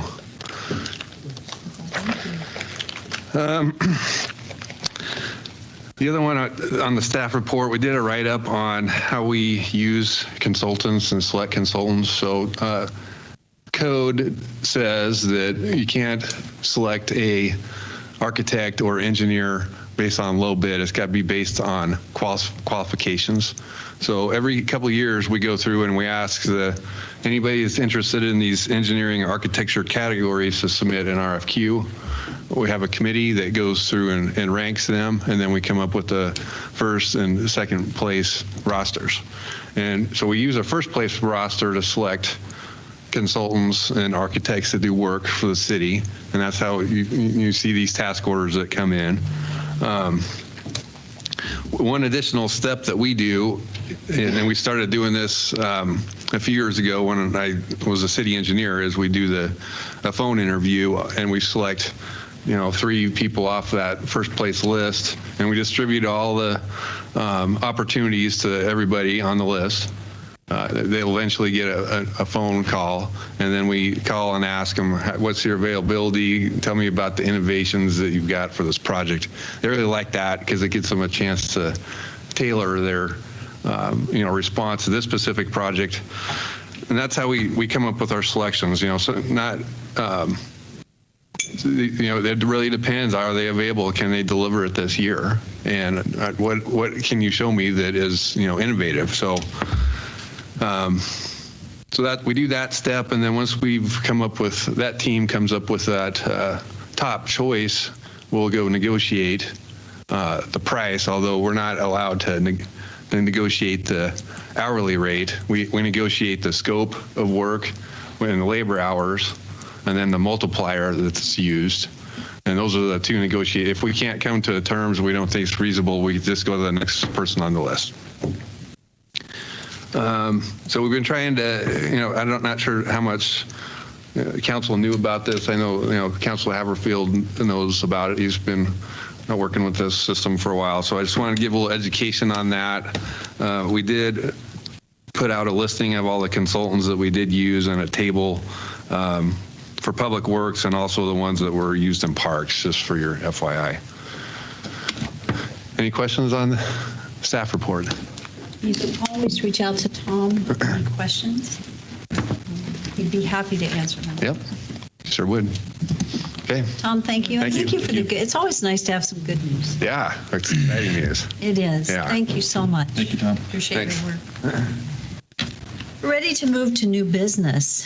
And the first business, 5.1, is an action item, and this is to approve a waiver for ICANN Foods, DBA The Griddle, which is located at 1124 Caldwell Boulevard, to allow a liquor license to be added to an existing beer and wine license. The reason that's coming forward is because it's within 300 feet of a school and 2 churches. And so I believe our representative from The Griddle is here, and we'll have you come forward and go ahead and state your name and address. And thank you for joining us. And I just have to say, I love The Griddle. Thank you. You have great food. My name is Ashley Ferguson, and my address is 2244 East Strauss Street, Meridian, Idaho. I am the corporate secretary for ICANN Foods Incorporated. We do business as The Griddle. My husband and I own them. And I just want to say that I'm a breakfast person, and this is a little late for me. And I should have taken the chance you gave me quite a few hours ago. It's not your fault. One of these nice gentlemen in the back told me I made a rookie mistake by not saying I'm going to go first. I know for next time, but here I am. It's okay. So we've operated The Griddle at the location in Nampa since 2017. January of 2017 is when we opened up there. We did get a beer and wine license right away. At that time, there wasn't any churches around us. Recently, two have signed leases near us. When I applied, we recently applied for a liquor license at our Meridian location. Then we decided to try for Nampa. I talked to the gal from the state, ABC. She told me that there was several available here, told me what I needed to do. When the inspector came out is when I didn't even realize that 2 churches had leased space around us. So he came out, and then she told me I had to come to the city and apply for a waiver. So that brought me to you. The clerk's office was really kind and helped me tell me what I needed to do. And they sent out a letter, and then Joy from the mayor's office called and asked me about coming in and speaking with you. So I came back to the clerk's office earlier this week and asked them about providing you what we want to do. So first and foremost, I wanted to say that, well, you aren't in the breakfast business, but let me just make a comment about the breakfast business. The breakfast business trend of the past year to 3 years is to have drinks at breakfast, which if you've been in the breakfast business for any length of time, which I have, is kind of strange, and you have to get used to that. But so we're just kind of trying to follow trends. But if you know about the griddle, everything we do is from scratch, and we don't just say that, we are truly from scratch. So when we decided we wanted to attempt having a program other than just doing mimosas with our fresh squeezed orange juice, we decided the only way we would do it is if we were using scratch ingredient. We don't want to be a bar. This isn't going to be shots dancing on the tables. It's not going to be like that at all. So we developed a program that's 7 drinks. It uses the products that we already have that are, our fresh squeezed orange juice, our fresh squeezed lemonade, or products that we will make from scratch, like a pomegranate syrup. So I gave this to the clerk's office. He said he would put it in your packet. Does everybody have this? Okay. So I'm just here today to answer any questions that you might have so that I can get to the next step. Because this is the first time it doesn't start at the state police and go down, down, down, down, down. Can I ask you a question? Of course. Will you be using the liquor license with catering, or is it strictly on premise? We don't cater out of this location, and the times that we have had catering that requested us to use even our beer and wine license, it's happened once in the Boise city limits and once in the Meridian city limits, and we got a special use permit for that specific day. So that isn't something we've ever intended to do with it. Mm-hmm. And could you remind the council of your hours? Our hours are 7 to 2, but by state law for 6 months, I will have to operate from 6 to 2. By state law, you have to be poor for 8 hours for a 6-month and 1-day period. And Nicole at the ABC, she had told me with Meridian at 6 months and 2 days, you can go back to your traditional hours. So sorry. So Mayor, I'm not real hot on liquor license at all. And so you're not willing to use a wine substitute? With tequila, vodka, rum, and whiskey, that you can do a wine substitute? We already have beer and wine. We do already have our beer and wine license, and you can use wine-based substitute. Yeah, you can. You can. Yes. So what's the reason you want to go to a full liquor license? Because you can charge more. Well, yeah, I know it's profit, and I understand that. So you're a family, you're the best breakfast place in Nampa, let me just tell you that. Thank you. But I am it's my own personal philosophy, I'm totally against a family restaurant with a liquor license when you can serve beer and wine-based substitutes up to a 16% ABV volume. I don't see any reason why you need a liquor license. There's profit in selling a liquor license maybe 10 years down the line. There's big profit in that. Well, there's also profit for the open license I could have bought in Meridian on the open market that was $60,000. It would have been profit to somebody. I took the time to get into the lottery system with the state and got my license for $800. To me, I'm not saying it's bad business. I'm just saying it's good business. Yeah, I mean, it's a future. Yeah, investment. But for us, you're in a business of pennies, and profit is it's a business of pennies, and I understand your personal feeling on it. It's just a way for us it's another avenue for us to make money. You guys are doing a great job there, and you're making money because you're turning people over like crazy as far as. I was in the restaurant business for 14 years. I know it's volume. But I was in the restaurant business that did not serve any alcohol, and we made lots of money. So I know the way you guys run things, which is so great, can be. So you can probably tell how my vote's going, but with a beer and wine, you should be able to accomplish what you want to accomplish. Okay, does council have any other questions?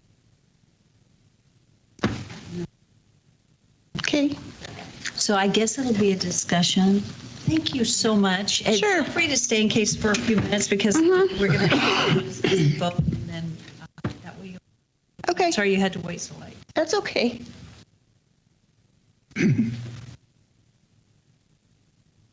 Mayor Kling, Yes. I'll make a motion to approve the alcohol license. Is there a second? I will second. Okay. It's been moved and seconded. Is there discussion? Yes. Can we get clarity as far as on the motion? The motion is to allow a liquor license, even though it's in proximity to two churches and a school. That's a School is a college, I believe, isn't it? Pardon?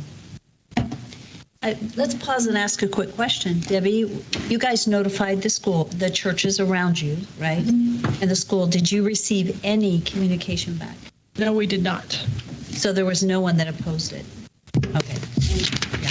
Okay, so there was no opposition. They reached out with certified mail, is that correct? That is correct. Okay, and they didn't receive anything? There was no stated opposition, but we don't know if there's opposition that wasn't stated. I guess we've had this conversation before with other locations where they came after the fact. Well, like downtown on 3rd Street, as an example. I want to make sure that we've really done our due diligence there and don't come back and I mean, it might be a bridge too far for me as well with Darrell, but I appreciate the breakfast they sell. I'm not one of those that I'm a connoisseur of alcohol for breakfast. So I can't go along with this. I think that they can do the substitutes as Darrell's mentioned. I think that quality of their service is impeccable. They don't have enough chairs in there for people that want to sit. So I don't think it's a loss of business if we don't allow it. I just, again, with the proximity of those 3 entities, I don't know. I wish that we truly had a response back from them instead of not having a response from any of them. Unfortunately, it makes it very difficult because we do the due diligence to ensure that it gets out. And so we can't speculate on that. We have to go on the actual fact of what we receive. And I know for me, I think this gives and I'm not someone that, I may not ever get to have one of the drinks or to have one of the drinks. That said, I think it's important, I don't know, it's a breakfast establishment. I don't see them over serving. And I think that's the question that I would ask for Ashley to ensure that they follow the guidelines and not overserve if someone has a drink with breakfast or lunch, but they close at 2. They are absolutely not a bar environment. And so for most people, they'd be surprised that I would be going this direction and not opposing Maybe they it. can serve the drink and have less alcohol in it. And if you do the research, it's the same taste for the vodka, rum, whiskey. There's no reason in the world to have a liquor license. I haven't done the research, so maybe I can't speak to it. I Where did she go? looked at it inside and out. I couldn't find you. So because what I think I heard you say is you're wanting purity in, so can you answer the question about the same taste? Well, yes. Okay, first of all, I guess I should have prefaced with when we wanted to do it, it was all Idaho vodkas. They're not, which you can't do as a substitute. It's not possible to do that. They're gluten-free. We took all of those things into account as well. I guess from my perspective, we don't expect our sales to be less. We don't expect our liquor sales to be more than 10% of our overall sales. Just that's going off the trend of what our beer and wine has been, our mimosa sales have been. But I am very respectful of all of your individual opinions, and I do understand that the churches are in close proximity. I think you might mean the charter school that's further, much further out. That inspector from ABC was concerned about the two churches. He didn't mention the school. But it's, as a business person, the business model I have is, I guess it's our choice to make. And if it works, it works. And if it's successful, it's successful. And from a tax perspective, the more I sell and the more I bring in, the more tax that goes to the state of Idaho that supports other things in the state of Idaho, which the last I checked is what supports the cities. I have to say, though, for this council, that we're not too interested in the tax revenue. It's just, that's what it happens, tax revenue. Okay, Councilwoman Levi? Thank you, Mayor. This is a tough one for me on a couple levels. I tend to stand where Councilman Bruner does. When it's a family restaurant, I'm not seeing the need for anything beyond the beer and the wine because of that environment. They were there before the churches were there. So that's where I kind of struggle with that, because the churches after the fact, and being that we've done our due diligence to try to reach out, but we haven't heard anything back. I don't want to speculate, but that puts us in a very difficult situation because we're not really getting the feedback to find out what do those surrounding areas think. On another note, I will say I was one of the no votes on Jack's Place, but Jack's Place has told me, because I know every one of those servers by name, they tell me that I am the #1 council member that frequents their establishment. I don't consume, but that's my personal choice, and I don't have a problem with those that do. So I'm really torn on what to do, because earlier this evening I talked about being consistent. And so I have a big drive of wanting to be consistent, that if it's a family establishment. On the other hand, I could see, for instance, where the alcohol, the drinks with the liquor in it on a weekend like brunch would kind of be a cool deal for those that like to. But then on the practical side of myself that know people that have been alcoholics, starting your morning off in that situation with a drink, again, I don't want to speculate, but that concerns me as to where it goes. So I'm having a really hard time on this one. You're clean. People can get over served beer and wine. I was laughing that you're going to try to drive through a roundabout. You said after a couple beers and you got 2 cops standing in the back. You may want to rethink that. We don't want to encourage anybody to drink and drive, but people can equally be over served beer and wine. And I think that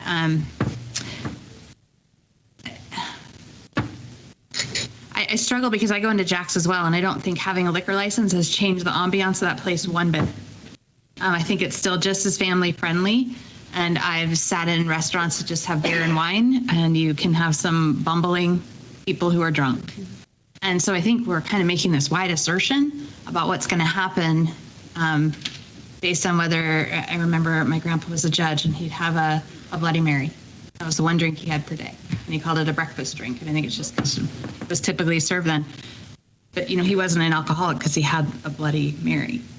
And I've known a lot of people who've had drinking problems who drink just beer or wine. And so I think the business case, the Griddle runs a fabulous business, and I'm actually hungry. I want to go there right now. I think that you've shown to be responsible business owners. You're successful in our community for those reasons, and so I just think we can overserve one way or the other. And if you're responsible, hopefully, patrons are not overserved, whether it be beer, wine, or a mixed drink. The liquor license, your alcohol content is much higher, though. So there's much more opportunity. Yeah, you can get drunk on beer, but you can control that. The alcohol content of the liquor license can be much higher, 16% ABV. That's for port, Madeira, and sherry. And you can have all the flavors of tequila, vodka, rum, whiskey. I'm repeating myself. I don't understand the logic at all in this type of restaurant. I don't know. other than profit. I understand that. I understand the profit and then the opportunity to sell a liquor license 10 years from now. Mayor Kling, Yes. if I want to have a beer or a drink, you're not going to tell me I can't. Especially to one of our businesses, a good business. So we're helping this business. They're helping us. It's a two-way street. That's my head. Okay, so I believe we have a motion on the table to approve. We have a second, and we've had discussion. And with that, we will move to roll call. Bruner, No. Levi, No.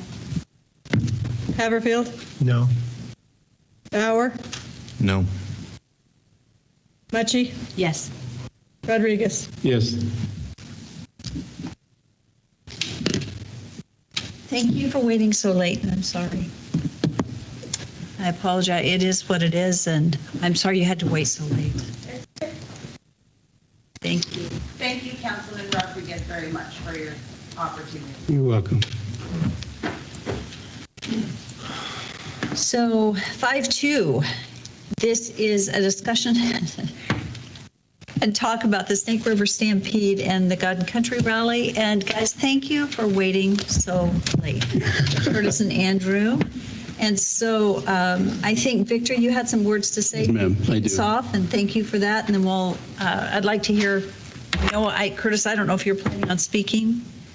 I definitely need to hear from Andrew tonight because we have. Thank you, Mayor.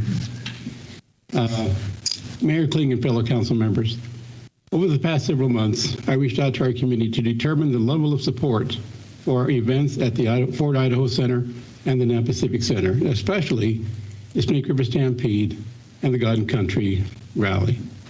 I put it on Facebook, with 90% responses were positive for our local events.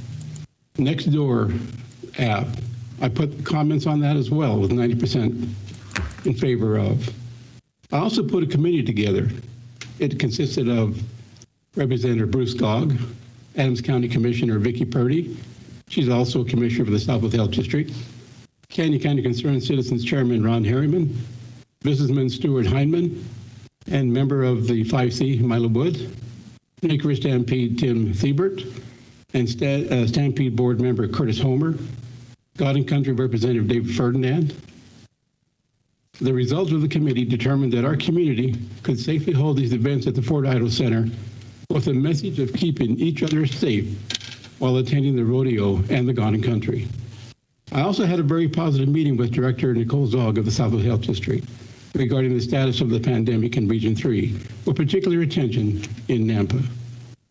On the 27th of April, our committee, along with the City of Nampa CEO Mitch Minetti, attended the Southwest Health District Commissioners meeting. And I requested it would be in the best interests of Nampa's community that our Snake River Stampede, the God and Country Rally, and any family sports events, especially for Jacob Bauer, should be allowed to be held without mandatory restrictions. We also received an email from, we all, council and mayor, received an email from from Director Zog. I'll read a paragraph of her. She says, Southwest Health District continues to serve as a community resource. It is the position of Southwest Health District, your local public health district, that individuals, business owners, and bodies of government are free to make their own decisions about what, if any, measures they choose to take to protect their health and the health of their families, employees, or patrons. Individual business owners and bodies of government are responsible and accountable for their decisions they make. Southwest District Health stands ready to provide any assistance, education, and support needed to help inform decisions when requested. So Mayor Kling and my fellow council members, at the beginning of this pandemic, we did not force or issue mandatory sanctions. We followed the direction of the Southwest Health District to fight this pandemic. Our message was to support our businesses and to take care of each other and their health, which is a message of unity. And I can proudly say our community stood up and fought this pandemic. And because of this, we are in recovery stage. However, in order to ensure the safety of our community, we encourage our residents to take personal responsibility while at these events. Continue with their planned prevention for their families, and always remember, it is your choice and decision to attend these events or not. So therefore, Mayor Kling and council members, I'm going to ask you to support these organizations and our family events and make it public. I do support them 100%, and hopefully you'll agree with me. Thank you, Mayor. Thank you, Councilman Rodriguez. I appreciate those comments. I think that I can't speak on behalf of our entire council, but I believe I know us all well enough to say we all support the Stampede and the God and Country Rally, and I think we have clearly communicated that the last time they were before us. I think it is important to have Andrew come forward because I'd like to quantify what that support means and what it means across the city. And so, and I think it's good to have a decision from our council and to talk about it. What do we want to do? But I've asked Andrew, because we talk about events coming through and how to seat for them. And we trust that we're moving away from the pandemic and we're not going to see an upswing. But Andrew, go ahead and share your thoughts or what comes next if we say, yes, we're going to be fully open for these events. Sure. So if we were to be fully open, we're not changing. I'm going to have you turn that just a hair. There you go. Thank you. A little better. All right. So if we were to be fully open, we certainly wouldn't be drastically changing the operating playbook that we've been under for the past 15 months now. It's a playbook that my company created and vetted with the Southwest District Health, the CDC, et cetera, list goes on. For each event, we actually submit a very detailed operating plan to the health district for not approval, but for review, suggestions, adding, removing things. And then we implement that plan in reality when the event is occurring. Those things would not go away when the events are occurring going forward. What could change is the number of people through the doors. But I also want to bring to light that, we might be mentioning God and Country and the rodeo right now, but we're hosting dozens of events on a monthly basis between the Nampa Civic Center and Ford Idaho Center. So what is that going to do to those high school graduations, football games, equine competitions, dance competitions, theater groups? We have to be prepared for the ramifications across the board, not just community-based events, even those are extremely important. So I believe, if I understand correctly, right now, a lot of Ada County graduations have joined you there at the Fort Idaho Center. Yes. And are they awaiting some information from you as to whether or not we are going to reduce restrictions? Yes, so we have a handful of events sitting kind of in wait. Football, or the Idaho Horsemen, one of them. We have some Hispanic events that would like to occur, and also we have 13 high school graduations. Normally we have 8 from Canaan County and from other neighboring communities, but now we have taken and let the West Ada School District into the Fort Idaho Center. And that's due to restrictions in Boise at Extra Mile Arena. So, we're benefiting from that. But also, all these schools have indicated that they want to be open at 100%. They don't want to have restrictions on the families coming into the building. They want us to run our playbook correctly and make it a safe environment. But they want to be able to have their whole family there. Last year we did these graduations with 4 tickets per person or per graduating student, and that worked with the orders that we were under at that time. But now we're under different guidelines, and we have the ability to still bring in a larger crowd and still keep people safe. And that's what we want to do, and that's where all of our event producers are indicating they want to be at also. Graduations, community events, theaters, all the above. So with that, I think the discussion really today on what you're bringing forward, Victor, and I thought we need to just look at it from the full picture. If we say, let's be open, you could ask that people wear masks, but very many of them will not. When you're on the concourse, it's crowded. It just is what it is. And candidly, I think we're going to be in a good place as we move forward.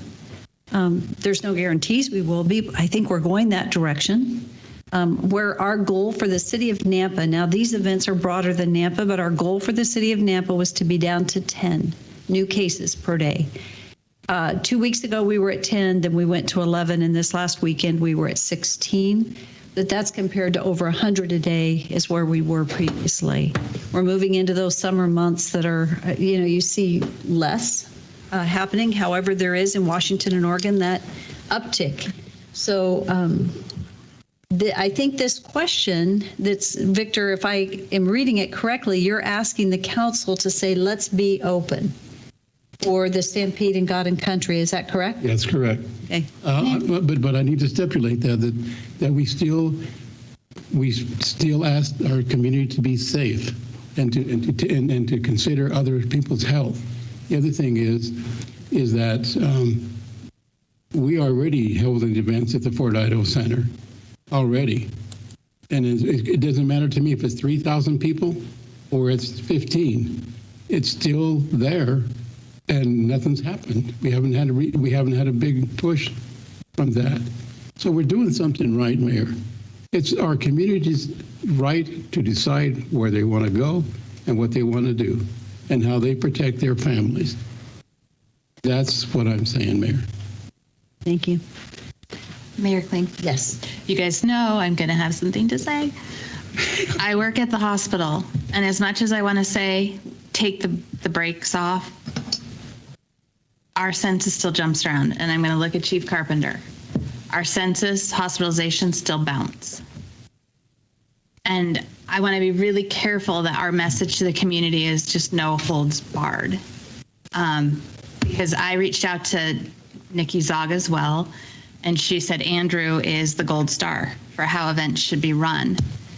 But when you say no limit, that's not just Andrew. That's everybody else. And I asked Todd legal today because there's still an executive order in place by the governor in this phase. And I asked Todd to give a little opinion on what that means and our ability to supersede an executive order at the state level, which I asked Director Zog, and she said, we do not have the right to do that. We can strengthen one, but we cannot weaken one. And so I want to be really careful too that we're not getting ourselves crossways, and it puts Todd probably in a little bit of an interesting situation, but I think it's important for us to know what our capability and our boundaries are too. Madam Mayor and Council Member Mucci, so the principle that you stated is correct. The local government entities cannot nullify or nullify is maybe the right word, an executive order at the state level. You can add on to it, you can make it more restrictive, but you can't diminish it. I hadn't looked at the stay healthy order from the governor in a while, but I recall that there were statements from the governor that there weren't mask mandates, that kind of thing coming from the state level. I pulled it back up, and the stay healthy order uses the word should almost repeatedly throughout. It doesn't say, for example, it says gatherings should be limited to 50 or fewer. And I think, the bar restaurant restrictions, they're all should. So there's not a mandate from the executive order from the governor, except in regard to long-term care facilities, as far as face coverings in those facilities. That's not a should. But otherwise, they're shoulds. So anything that says it is a mandate, there isn't a mandate in the governor's order. If there's a mandate, I don't know that there is from Southwest District Health or some other local entity, that's where a mandate would be coming from at this point. The governor's order is should guidelines. So, Mayor, follow up. So this is largely symbolic because the order is what the order is. Director Zog is saying they're not limiting. They're trusting Andrew and others. That's the scary part. Sometimes is the others to use good guidance to be in touch with them about safety plans. And so I want our community to be open. I want to go to rodeos. I want to go to parades. I'm going to go to the parade right on your float. I want to do these things, but I also want to be really careful that we're not telling our community, throw caution to the wind, And the emails we've been getting saying we're closing things down, we're doing this, we're doing none of the above. This community, unless there was an executive order in place that said we have to shelter in place or we'll do whatever, certain businesses needed to be closed per executive order, there's been none of that in this community. I have concern working in healthcare and having seen COVID ravage families and people. It is not pretty.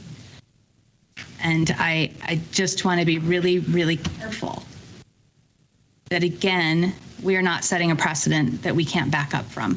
Because a good operator, it doesn't mean we're going to have everybody else who's a good operator. So that is my 2 cents on this. Yeah. I feel as strongly as you do about alcohol license. That's great. Yeah, yours is a good 2 cents. You want to tell me the same? It was. Councilman Bauer. Andrew, you have my support. Open it up. Without masks, let people choose. They don't want to show up because they're at risk, then they shouldn't come. And someone wants to come and enjoy it, then enjoy it. If they want to come, and be careful, wear a mask. But just like we haven't imposed a mask mandate here, but I think you'll have the majority of our support to open it up without masks and get back to normal. No, appreciate that. Things like that would stay in place. We would always have masks available for people if they so choose. We still are encouraging masks and distancing where that can occur. That can be challenging in some areas, but we've added to our open spaces and used the areas that we can to relieve those pressure points. So to your point, we will. It'll still be people's right to choose, but we'll have every opportunity for them to be keep safe if they choose also. Mayor, so I want to be really careful that this is not an all or nothing proposition, and that if you don't just say no mask, do whatever you want, that doesn't mean we don't support the rodeo and we don't support our community being open. I want to be really careful that is not the message that's being sent to our community. Following the guidance that's been clearly set forward, working again with Director Zog, I think it's really important that safe events are run. But I also want to be really, really careful that it's not an all or nothing proposition and it pits us either you're for or you're against, because that is not true. Gene, that wasn't my message. I'm not saying that, but Okay. I think that we can get really, it seems that is the position right now that people are taking. You're either for or you're fully against. I think they want to be able to decide for themselves to go or not, and I'm opening the door for them. So I would like to say that if we move forward with the events, that and I know you've got hand sanitation stations and masks available, that we strongly encourage people when they're within 6 feet to wear their mask. That needs to be our message. And if the Stampede could help us with that when they're inside, I know it's a tough one, but just say, guys, let's be responsible. Boy, the thing I would hate to have happen is that COVID starts, that we have an outbreak in Nampa because we open the doors. I don't want that accusation. And I know I may get a call from the governor's office if we decide as a council. But I do think it's important that it's a decision of the council because it impacts our entire community. It goes beyond the rodeo. Garden Country's outside, so that one's pretty simple. The rodeo is going to be outside some, I think, which is way cool. I love what you guys are doing. And I have recommended that if you do open, that you have some sections that are distanced so that you allow people that want to distance somehow, maybe that they're outside, I don't know, but that there is some accommodation for that. Graduations, Andrew, we have to trust you to figure out how to manage that. I'm not going to try to micromanage it. You've done such an incredibly excellent job in walking through, so you would work with your clients. Based on what we would be authorizing Andrew to do is to work with his clients. And whatever that desire is, while at the same time there being a message from this community that we want people to be careful. Please, but it's not mandated that we're asking them to be careful and to wear a mask if they would. There will be many that will not, but it's okay. That's their, it's a decision. So it's a tough one, Gene. I totally understand where you're coming from. It scares me a little bit. Because what scares me is that we mess up and we're going to be holding it if we do. But at the same time, it's hard to know when can we move forward, and we don't know. And the planning needs to take place now. I know you guys need to know today as we move forward. And we think it's going in the right direction. So with that, what is the will of the council? How would the council like to proceed? You need a motion or just verbally? It doesn't have to be a motion. It doesn't have to be. It can be nothing more than the nod, but I would say Andrew needs to know. I think you have clients waiting, right? Yes. Andrew needs to know, and I appreciate the fact that he's asking, because the council on what to do. And so it doesn't have to be a motion. It can be a nod. Mayor, full support here from me personally, and just not the rodeo, just not the God and Country Rally, but you use your discretion. Same way with the Civic Center, your discretion. Yep. And as Councilman Mutchie said, yes, you can't control everyone else, but you guys are setting a wonderful example, and we should not inhibit you. There again, I may be inhibited, brittle individual from making a profit, but we should not inhibit. I mean, I shouldn't say profit; they make a great profit, but inhibit you from doing what you guys do so well and provide something, an outlet for the community and for our young people and children who are not greatly affected. Doggone it, our kids have been locked up long enough. So put that in. Thank you. Okay. Thank you. Okay. Any other nods or comments from this side? Mayor. Yes. Thank you. I would like to compliment James and Andrew. Apparently, you've been doing a stellar job, and you need to just keep doing what you're doing because you're doing a great job. And I believe us opening up and giving people the opportunity to be responsible and make those decisions for themselves is the right thing to do. And kind of echoing a little bit of what Councilman Bauer said is, and what also when our legal read the executive order, it says should. It doesn't mandate anything. And I believe by having things available, having a mask available and hand sanitizers available shows that it's there for you if you choose. But I would really encourage you, and I apologize, Mayor, please don't use the word be responsible and do this, because that's really very manipulative. Because if we choose not to do that, that's what sets the tone for everybody else, saying you aren't being responsible, you don't care about me, and that's what causes the division. So I say open it up, let people make those decisions, have the things available for them, and see what happens with it. And we cannot be accountable for every single thing that happens. People are going to get sick. People die. These things just happen in life, and we have to accept it without letting it become a big thing that it doesn't need to be. Be responsible in what you do for yourself. So you guys are doing a great job. We'll let you continue to do the great job you're doing. Thank you. Councilman Haverfield, would you like to make any comments? I don't think I'll go that long, but I appreciate all you're doing, Andrew. I do respect your integrity and concern as far as for the liability that the city could potentially take on or not take on by not going the extra mile that you are. So I respect what you're doing, and I support it 100%. Well, thank you. I appreciate the commentary and support from everyone. I mean, the work is just restarting again now. You know, we've been down this road for 15 months, and with each stage and change, our procedures change with it, and it's going to again now. But we don't want to be on the forefront of any headlines for the bad. We want to be good, and we will continue that path with this as well. I think Jacob Bauer didn't say a word. Yes, he did. Yes, he did. The first one. I do want to say, while Andrew is here, Andrew has done an absolutely outstanding job. What the work that he has carried has been a lot, because what they've done is they did layoffs. And I shared this with our directors this morning, but council probably knows that the Fort Idaho Center is funded out of the general fund.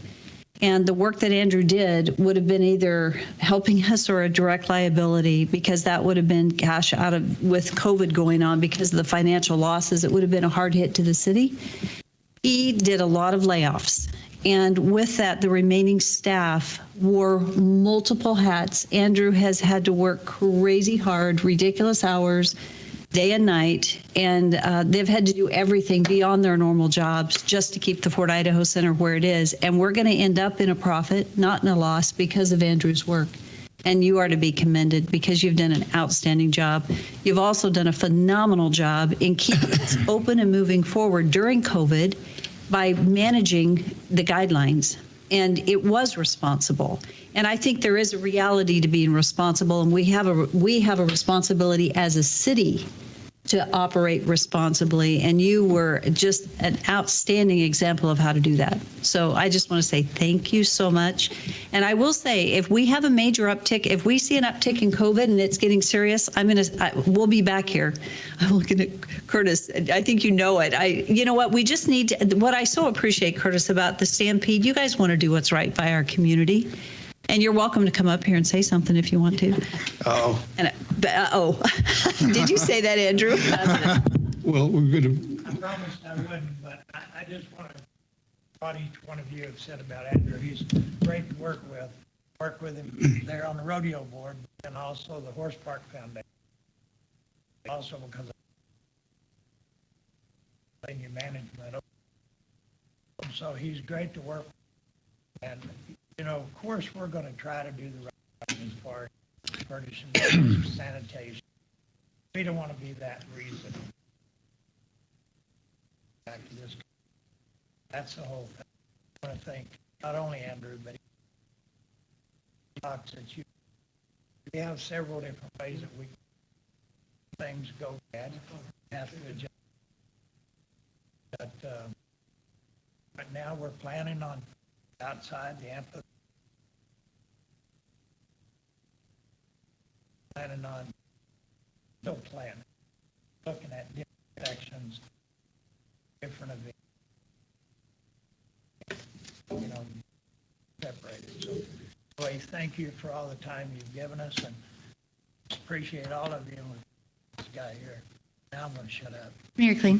Thank you. Yes. At the end of the day, we just need to stop the division over COVID. It's been an incredibly hard year for everybody, whether you believe in COVID or you don't believe in COVID. We've all shared this universal, really, really hard year. And I'm really excited to see our community come back together in whatever ways we're able to, just be respectful of each other. And I think what we heard from Director Zog is that Andrew's done a heck of a job. And I have great confidence in you, but I also have great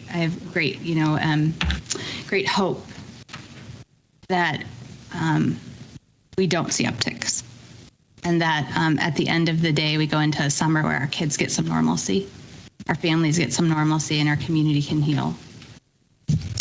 Really, more than anything, we just need to not be so divided. Thank you. Thank you, James. Thank you, James. James. Thank you, James. I've complimented your boss here, but I tell you what, you've done the same thing because James had staff that wasn't there, and these guys have done everything from cleaning bathrooms to sweeping floors to serving as general manager and event manager, right? I think James worked probably 36 hours last weekend, and due to staffing shortfalls, people calling off, coming up, with various issues, not being able to get to work. I think he stayed 18 hours out of each day and cleaned the bathrooms, opened up the building, worked with the client, literally did everything. So 36 hours in 2 days. Mm-hmm. Don't forget, Councilman Rodriguez is retired. He's available. Okay.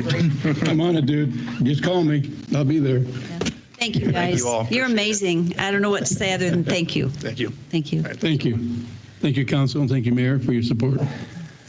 Okay, so we're going to skip a couple things, and we're going to move down the agenda. This is so hard because we've got a whole bunch of people waiting. But we're going to skip item 5.3, 5.4, unless there's someone in the audience waiting. We're going to come back to these, Council. We're going to skip 5.5. 5.6. I'm going to step right now to 5.7 because we've got people here for that one. And then I think we've got windmill waiting, right? 5.8. And then we'll skip over to 5.11. So item 5.7 on the agenda is an action item. This is to authorize the mayor to sign an agreement for hookup for Terrace Falls Estates, a subdivision to the City of Nampa water and sewer system, and an agreement to be annexed into the City of Nampa with Cleveland Mervell Cushing. And it has been reviewed and approved by legal. So move. Second. It's been moved and seconded. Is there any discussion? Seeing none, roll call. Mucci? Yes. Levi? Yes. Haverfield? Yes. Bauer? Yes. Rodriguez? Yes. Bruner? Yes. Good news, bad news. You waited all evening for that. You only waited 5 hours. Oh my. Thank you. Head to the griddle. Good night, guys. Good night. Item 5.8 is an action item. This is to approve a request for waiver of subdivision improvements for Windmill Ranch subdivision. So do we want a presentation from Daniel Badger on this? We heard a brief testimony earlier. What is the will of the council? Yes. I was just wondering if Daniel could kind of just briefly tell us where this subdivision is meeting up. Are there existing sidewalks, curbs, gutter sidewalks, et cetera, surrounding? And then once again, for the record, when we decide that needs to be done, if we were to grant the waiver, whose expense is that? Mayor, Councilman Levi, can you? So, Mayor, Councilman Levi, this is the location of that. So it's south of Victory Road, just west of McDermott. It has about 60 feet of frontage on McDermott. So it's at the very edge of the City of Nampa's impact area, at the very edge of the county. The developments that are adjacent are developments that were done in the county, none of which have curb gutter or sidewalk in them. At this point. In the future, when these properties do become annexed into the city at some future date, the city code does place the responsibility of those improvements if the city requires them to be put in upon those property owners. So in this, excuse me, Mayor. Yes. So in a situation like this, we could not, would we be able to have the developer or development put money aside or like in an escrow so that then it's paid for, so it does not fall back on the people to have to do that? Mayor, Councilman Levi, while that is probably technically possible, the amount of time that would elapse before this would even be close to being in the city is likely long enough that to predict what those costs would be would be very, very difficult. And so it's not something we have required of previous applications or requests of this similar nature, and it technically probably could be done, but it would be a long-term escrow, probably 30, 40, 50, who knows how far out beyond that before something like that would be needed. And as I'm reading through the letter from the applicant, the only reason that the improvements and that the waivers being asked for is the improvements are not common in the area and would be out of category. Mayor, Councilman Levi, that is correct for that statement. Okay, thank you. Are there any other questions? What is the will of the council? Mayor Kling, I'll make the motion to grant the variance request as stated. Second. It's been moved and seconded. Is there discussion? Seeing none, roll call. Rodriguez? Yes. Bruner? Yes. Mucci? Yes. Levi? Yes. Bauer? Yes. Haverfield? Yes. Jeff, is your person here waiting online? Okay, so we're going to skip to 5.11. And then this couple right here, are you guys with?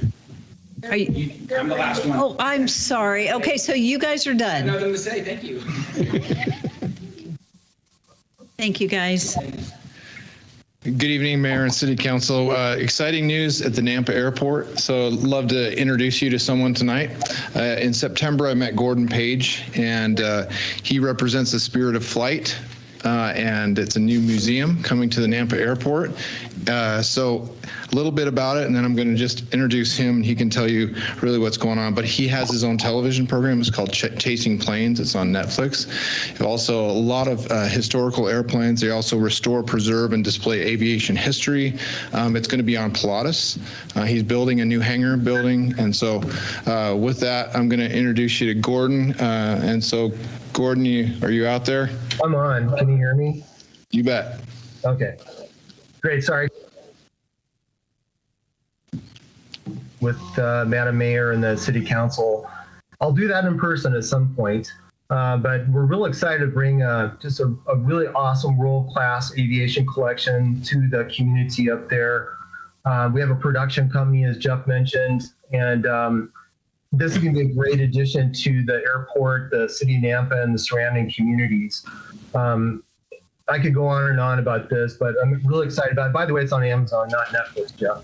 But I do want to thank Jeff, too, for, and Monty, Hassel, Lindsay at the airport, all the staff over there, and the Airport Commission.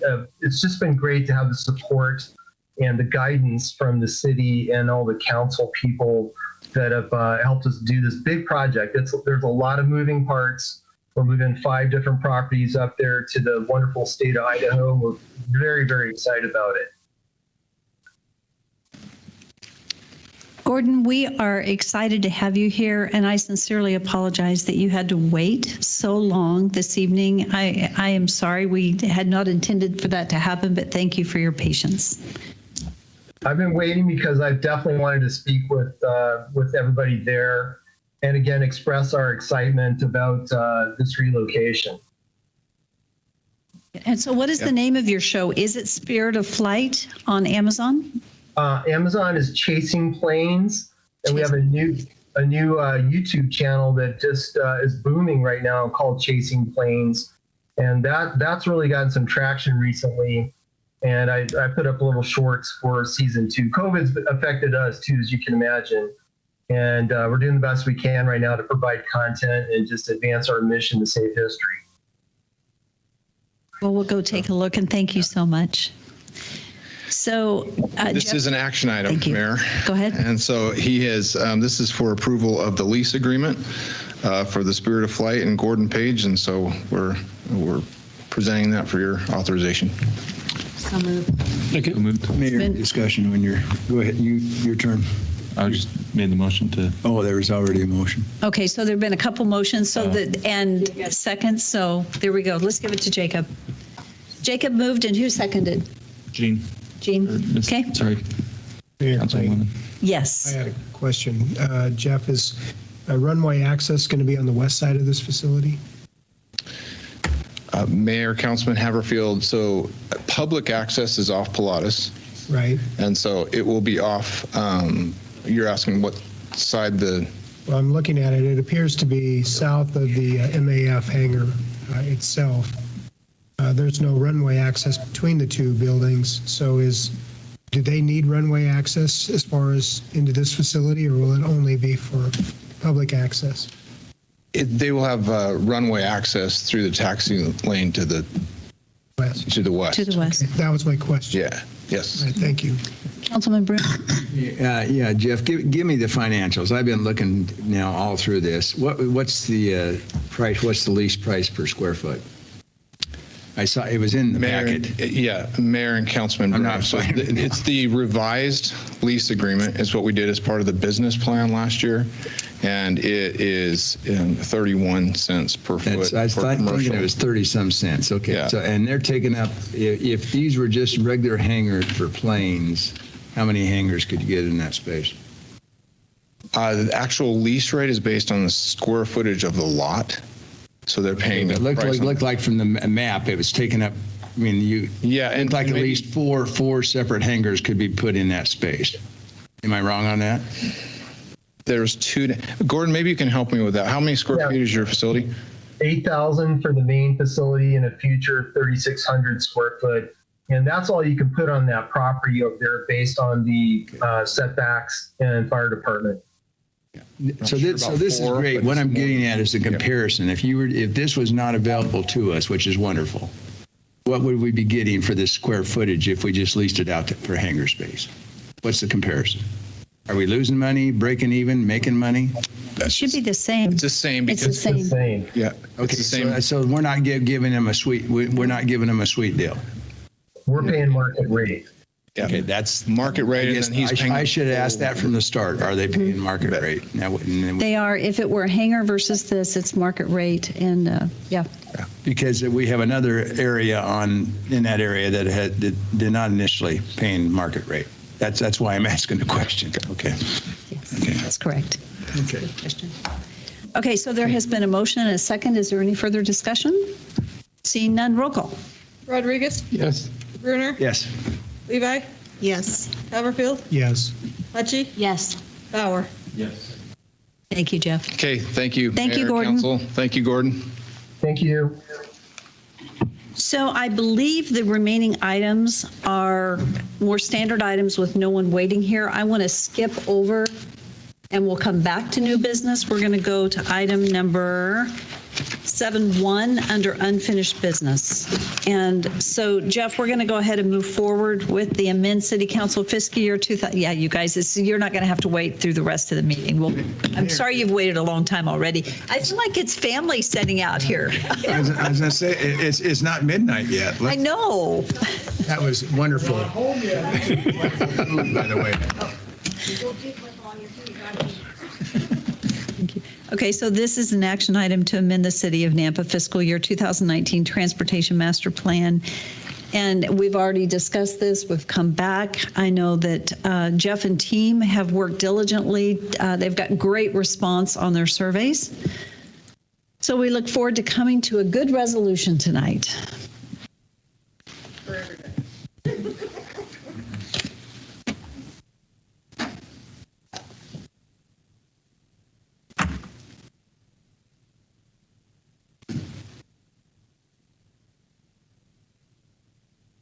Yeah, well, Jeff's doing that. I know it was asked last go around, but who this survey went out to, and so this is not. I know you've got a segmented folks here that live right in that area. This went out to the entire.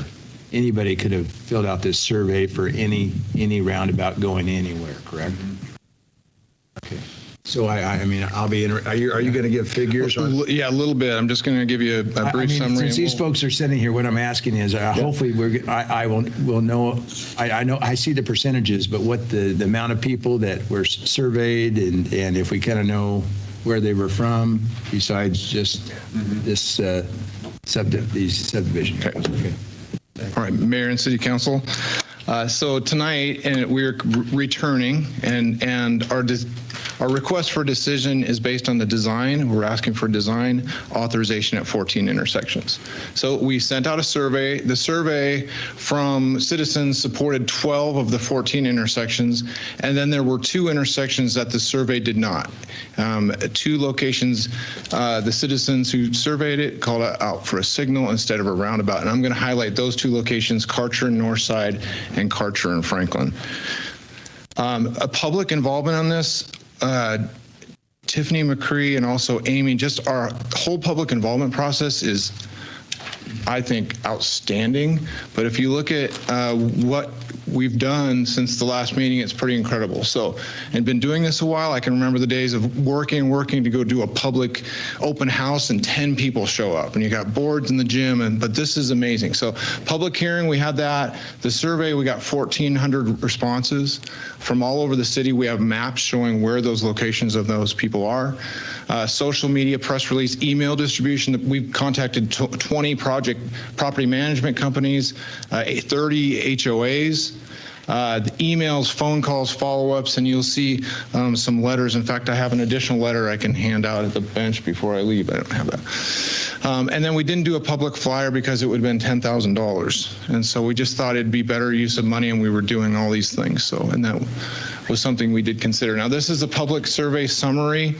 And again, if you look at, we were proposing in the third column over the style of intersection, so between a roundabout and a signal. The public survey portion in the middle, kind of the blue shows you the percentages of roundabout versus, and I'm colorblind. I think the middle color is what? Is it green? Okay, great. And so what I think from my standpoint, there is a leaning. I mean, there's a definite, there's interest in a roundabout, I think, which has changed over the last several years, I think, as people get more accustomed to it. And I think that there was a very educated audience in Nampa. They kind of went along with the proposals, which is good too. And there's good discussion, I think, people making reasonable assumptions. So I just want to highlight the two intersections, one, Northside and Karcher. This is amalgamated, and if you see, this is the reason why we're calling out for a roundabout rather than what the survey proposed, and it was like 50 to 30, so it wasn't too far off. But that segment between the tank and the main building can only be a 4-lane section. So if we put a signal in there, we'd have to put a 5-lane section with a center turn lane, and it wouldn't fit. So this one it has to be a roundabout unless we want to purchase a tank or we want to do some very, very, very expensive infrastructure next to the tank. So staff is recommending proceeding with a roundabout here for your consideration. The second one is Franklin Boulevard in Karcher. This one we just recently had an open house also because it's a federal funded project and grant. So we had a number of the businesses show up, and their concern was freight traffic and maneuvering around that roundabout. I got an email from a gentleman in a nearby business, and he actually laid out the roundabout in their facility and ran trucks around it, and I thought that was amazing. So he had a lot of comments, and that's what I will hand out before I leave, and you can look through that. In fact, do I need to do that now? Can I can hand it out. Okay.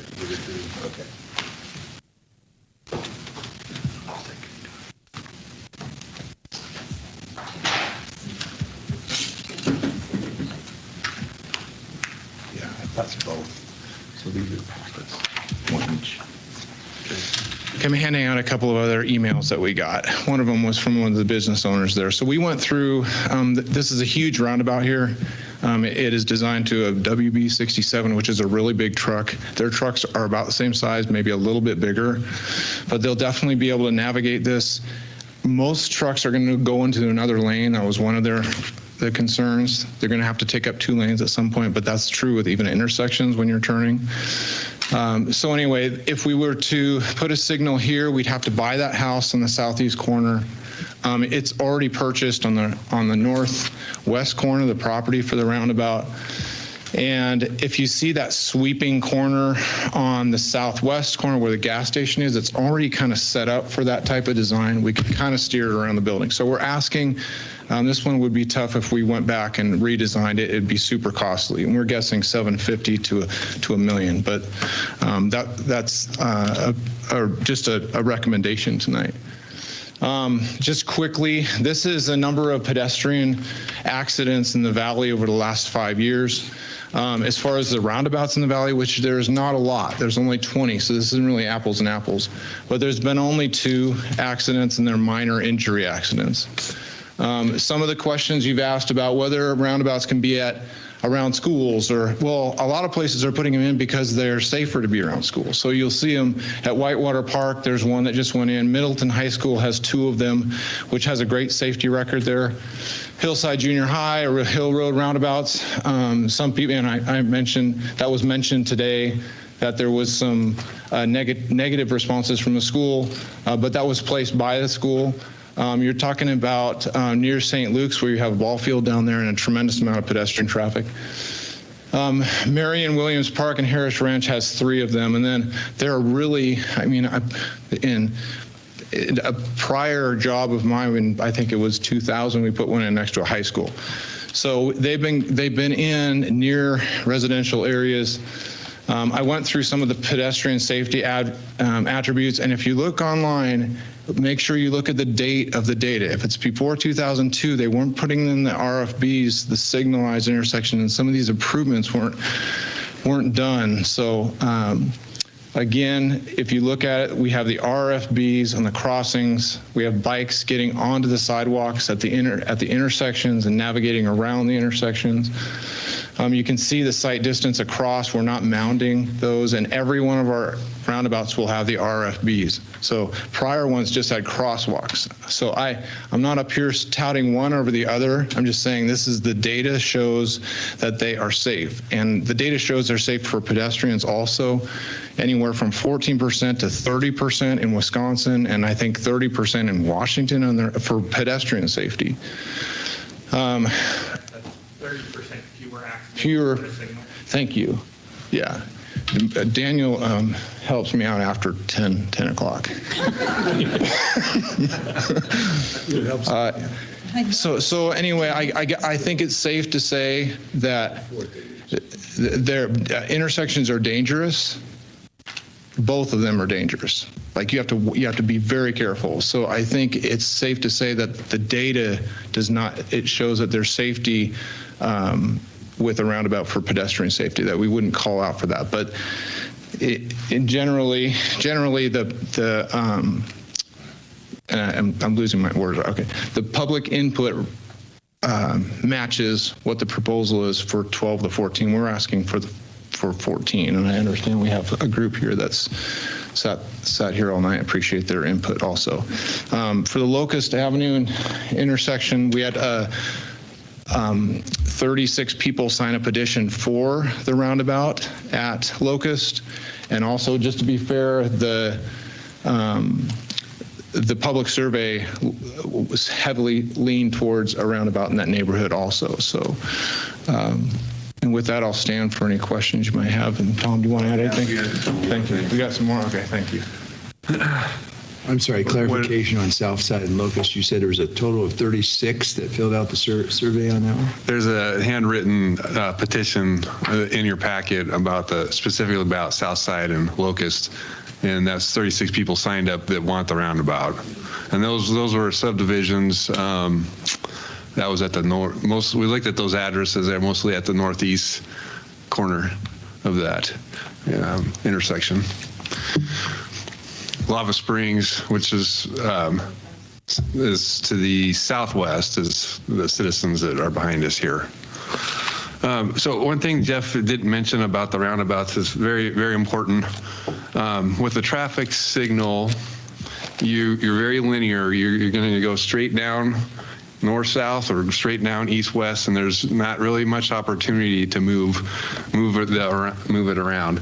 The roundabouts are great for that because you can move them around, and which gives us the extra benefit of not having to take out houses and buy expensive real estate. So Jeff was talking about the tank farm. We were able to do that, but also at South Side and Locust, there's a shift south into the east to avoid taking out the house at the northwest corner. So if we go with a signal at South Side and Locust, we're buying a house, and that's going to add $400,000, whatever that cost of that house is, $400,000 to the project. So, there's a safety benefit, there's a mobility benefit, and then what gives us this added flexibility to maximize the use of the land and not take out houses and reduce costs. Mayor, go ahead. Before we leave that area, so what we're hearing from these fine people out here is that they are fine with the stop signs. So it's just the growth is the stop signs you don't feel like. So I realized during the school time, they said it's always backed up. But otherwise, there doesn't seem to be a backup. So that's my question. Why, if something is working, I realize you have to have design time. You want to know ahead of time. You've got to have that. But if something is working, why change it and spend a lot of money?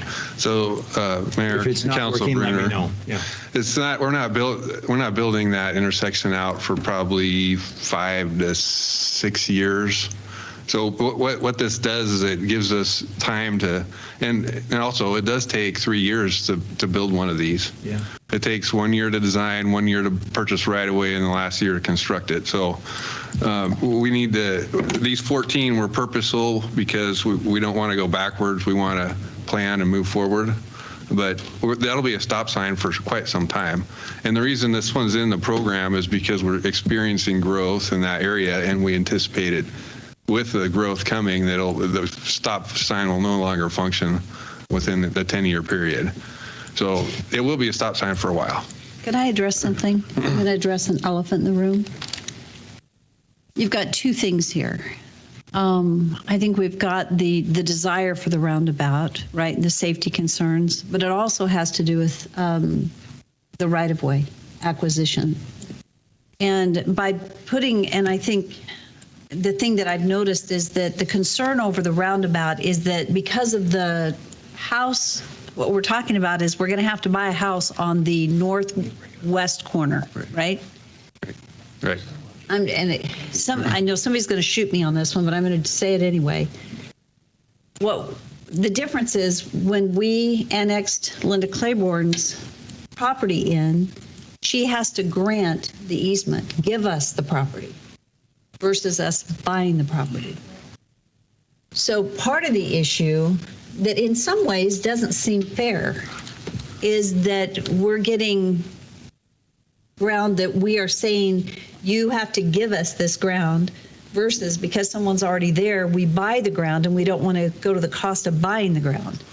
Well, maybe if we're gonna shift and do the roundabout, maybe what we do is we buy the ground. We don't mandatorily say that you have to give us the ground. Because, and I know, I'm sorry, I know you're going to want to shoot me on this one, and I'm sorry, but I just ponder that and think about the fairness of that. Because I know that, and just for you guys sitting here, I know that these guys truly, Jeff and Tom do the research very objectively, and they're looking at the safety element of the roundabouts. And with all the research they've done, firmly believe that it is the safest. But the downside is then, Linda, you're losing ground that you can't develop because of the roundabout. So on this issue, what is the compromise on it? So, Mayor, let me just put a little bit of context on this. So, during an annexation, that's part of the conditions. You can ask for right-of-way donation. We would do that for every intersection in the city. And the difference in right-of-way between a signal and a roundabout at Mrs. Claiborne's property is 5,000 square feet. So we would need 5,000 square feet less for a signal, which is not significant in terms of land acquisition. So it's just a smaller sliver. So I think the other way to say that is that by doing the roundabout, if we went with a roundabout, we would be taking 5,000 square feet more of her ground. If we had to purchase ground on the other corner, how much would we have to do that? We'd have to purchase the entire house because it's going to be right up into their backyard. So, and then we didn't do the appraisal on the house, but the prices of houses now, we're 400. We're just guessing 400. On that parcel is 0.36. 0.36? The northwest. Okay. Okay. Mayor? So, yes. Nope, go ahead. I really appreciate Tom and Jeff, all their hard work on this. Tom came to my office and talked a lot. So I think they're amazing. They've done great work. I think you can't dispute the data. It's numbers, and I think they're spot on. I mean, apologize. Say your numbers were wrong last time I spoke a couple of weeks ago. Your numbers weren't wrong, but I don't think some of us, like when we live in the community, unlike, I'm not saying you guys don't live in the community, but we're like, I know people in that intersection, like a ton, and I just think sometimes the numbers don't add up. I think for the majority, you gotta just think every once in a while I get them wrong, and usually we can tell because people show up. So I'm going to be approving all the roundabouts besides the south side and Locust roundabout. Just wanted to let the council know that's my thoughts. I'm for them all besides that intersection, not just because of these folks, but because of hundreds of other people I've talked to in that area. I know a lot of people in that area. Practice basketball in that area. That charter school, I've ran Idaho Stags out of that charter school for 3, 4, 5 years, know a lot of people in that area. And I think these folks are representative of that area.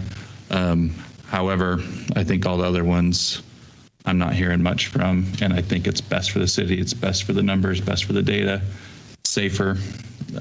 So I'll be approving all of them besides that particular intersection. Yes. I am going to agree with Councilman Bauer. There's something just I'm quizzical about this one. You guys are the only group who came and asked for storage units. You're the only group that continues to show up to speak out about this. I was in Lava Springs this weekend, and I have a acquaintance who lives in the very last house, and I was trying to think about that, just that ongoing traffic. And that's a really tight drive when you go into Lava Springs and you turn left. And there are a lot of kids. And I'm hearing that concern over and over again. Nobody else has shown up to talk about whether they're pro or against. And this one, I'm just furrowing my brow, like I'm really quizzical. And so I think if we did more foot research out there, I think Councilman Bauer's right. I think we're going to find more people who don't want it. And you want storage units. I don't get it. But it's a real interesting thing to me. It's a paradox out there. But I want you to know, I think we're listening to you. And I do find it really interesting. May I make a comment? I think people do want the roundabouts. I just don't think, I know a lot of people that want the roundabouts and all these other intersections, tons. So I ask everyone I talk to, like every patient comes in, where do you live? All right, roundabout or signal?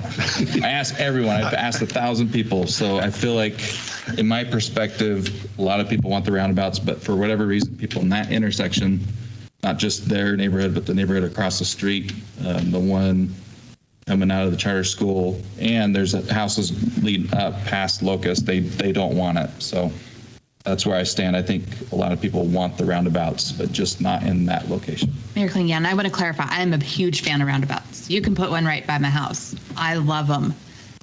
And I think the more traffic flow, I just think it's better. But for some reason, this particular intersection it's just really interesting to me. Are we allowed to make a motion? Well, I was going to go there. So you be ready with your motion. Okay. And what I'd like to suggest is if we all agree with the recommendations that have come forth, with the exception of this one, do we need them to continue to go forward? Because I think are we all ready? Mayor Kling, I spent 2 hours with Tom, and there's a couple of questions I have here, but for the most part, I agree with Jacob. Let's get it on. Let's do it. Mayor, just a question. You guys did your research. This south side and Locust, was the largest spread of any of them. As far as in favor of a roundabout and not. So I'm hearing, it just doesn't seem right. It's just different. So what in your expertise is different about this one than these other 13?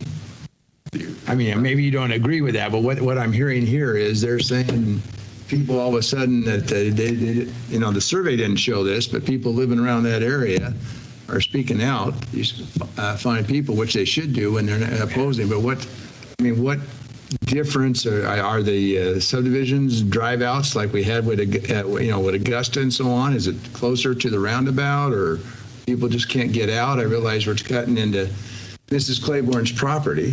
Yeah. So you understand what I'm saying? Yeah, Mayor and Councilman I need some understanding.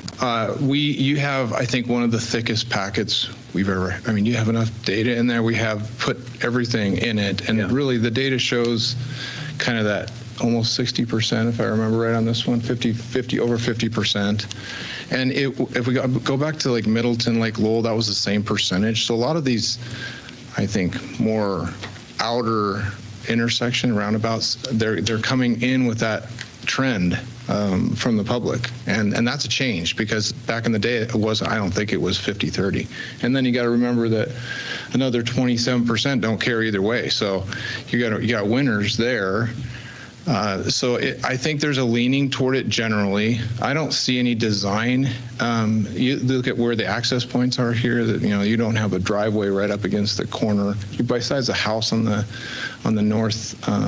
northwest, but we've had bigger issues I think than that. We've had full streets that come out closer to the intersection. So when it comes down to it, I think the data-driven side of me says, okay, we're not choosing something because it's not safe.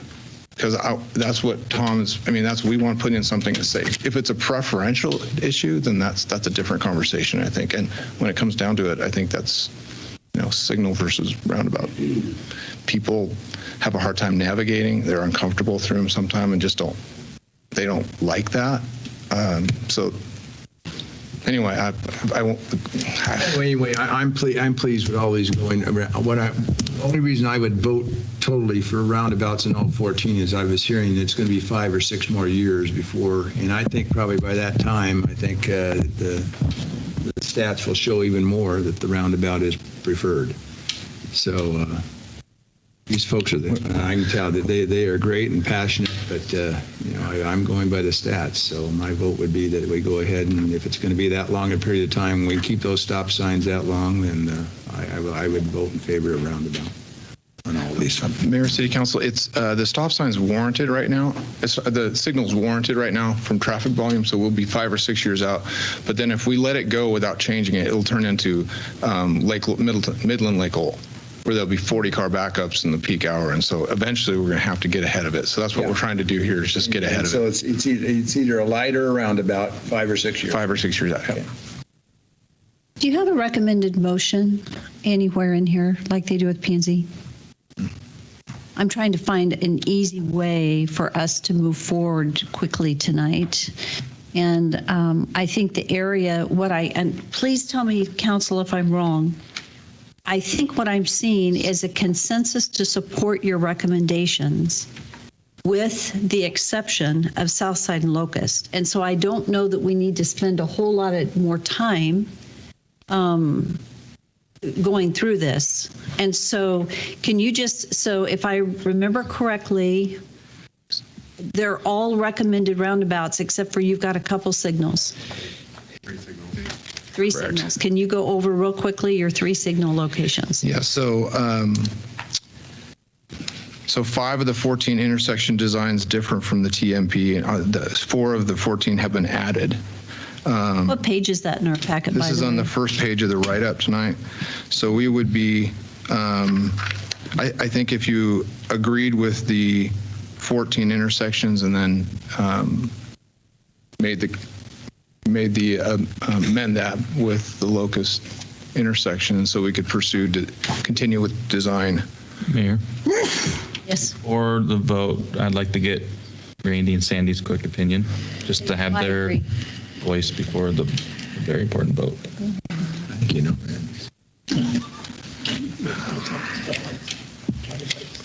It's late. This is not something that I enjoy talking about because I have a concern about urban roundabouts, except by Gene's house. You can get one there. I'm happy. The only other intersection that I still have a concern about is Midland and Iowa. It calls for it to be a roundabout. I still think that it's too much in an urban area that I am comfortable with it. So as far as if the motion's made to include that as a roundabout, I'm not sure how I'll vote at this point. I definitely won't support a roundabout at Locust. As discussed, these folks obviously have voiced their concerns and they aren't alone. The last time they were here, they had a list of names that far exceeded the ones that we saw in our packet, I thought.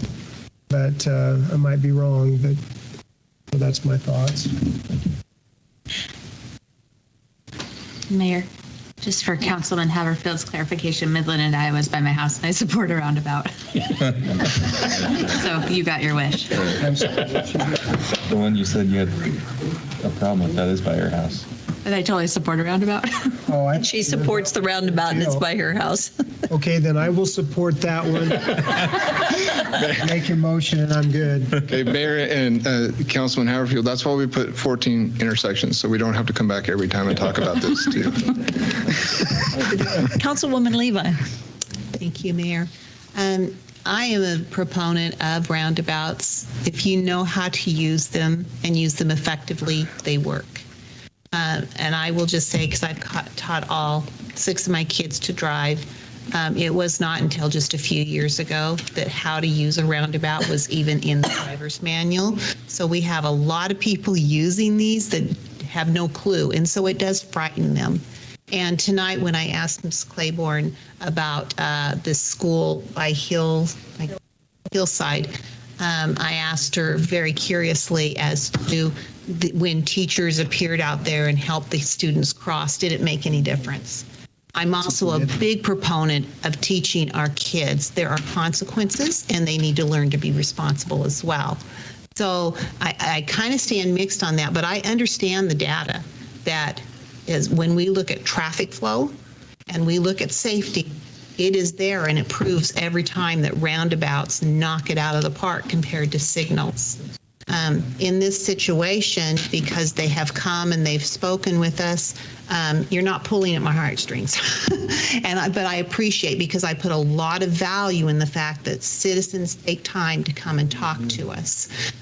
What has kind of turned my mind on thinking about a roundabout versus a signal for you all is what you presented. One is it's evident that the 4-way stop is working.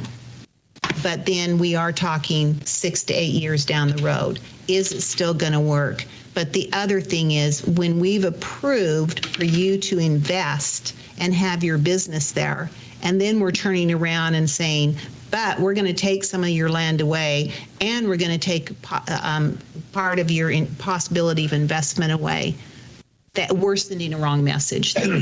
And so on that note, I will support the motion to approve roundabouts with the exception of those that the gentlemen have presented before us, and the exception of Southside and Locust. And then I do want to say to Tom and Jeff, you guys do an incredible job, and thank you so much for all the research that you do.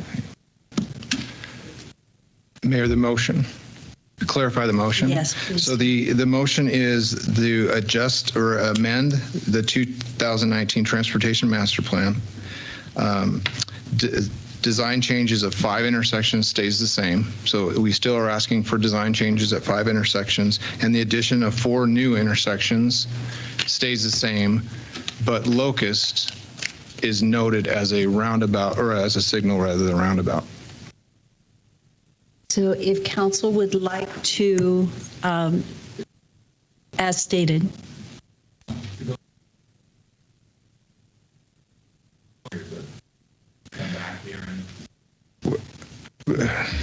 Can I? Yes, Okay. please answer that, Jeff. We need to get going on the right-of-way acquisition and make sure that we have that plan, and that's getting farther and farther out. We're already having to hold, so I would request or ask. But I understand, Yeah. I'll make the motion to amend City of Nampa fiscal year 2019 Transportation Master Plan by authorizing intersection design changes of 5 intersections. Keep those the same, additional of the 4 new intersections, except the Locust Southside intersection, which will become a light instead of a roundabout. Yeah, 4 intersections, including Locust, which will be a light. Be a light. Yeah. Second. Discussion, Mayor. Eminent domain price again for this house. What are we expecting? A third of an acre, 400,000. I'm guessing. I don't know. Yeah, 400,000. So, financial difference in roundabout and light, including all the. This case, the light's going to be by approximately what you're estimating. house, basically. So about $500,000. Yeah. However, I'm going to speak up on that because I don't think that's right.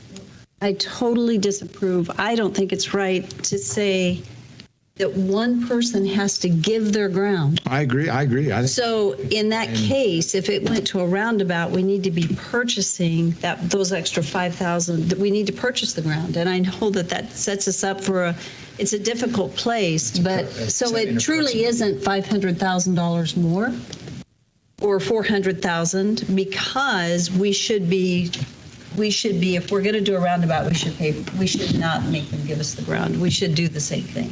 No, I totally agree. But I'm just asking. You know me. I mean, it's taxpayer money, so It is. so that's everyone in the city now. Okay. So either way, it's not going to be as much more because we should be equal, right? I mean, if we're going to do it, and I have to say, if we're going to take someone's place, I don't believe in eminent domain, just because it's not the right thing to do. So it's hard to say, you know what, if we wait long enough and this economy tanks, you're not going to spend as much. So I wouldn't buy it today. I will tell you that because it's going to shift. I wouldn't buy that ground today. It may go up, but at some point it's going to come down because we're not going to stay. Let's vote. Guessing on the number of. I know, who value on knows, that. right?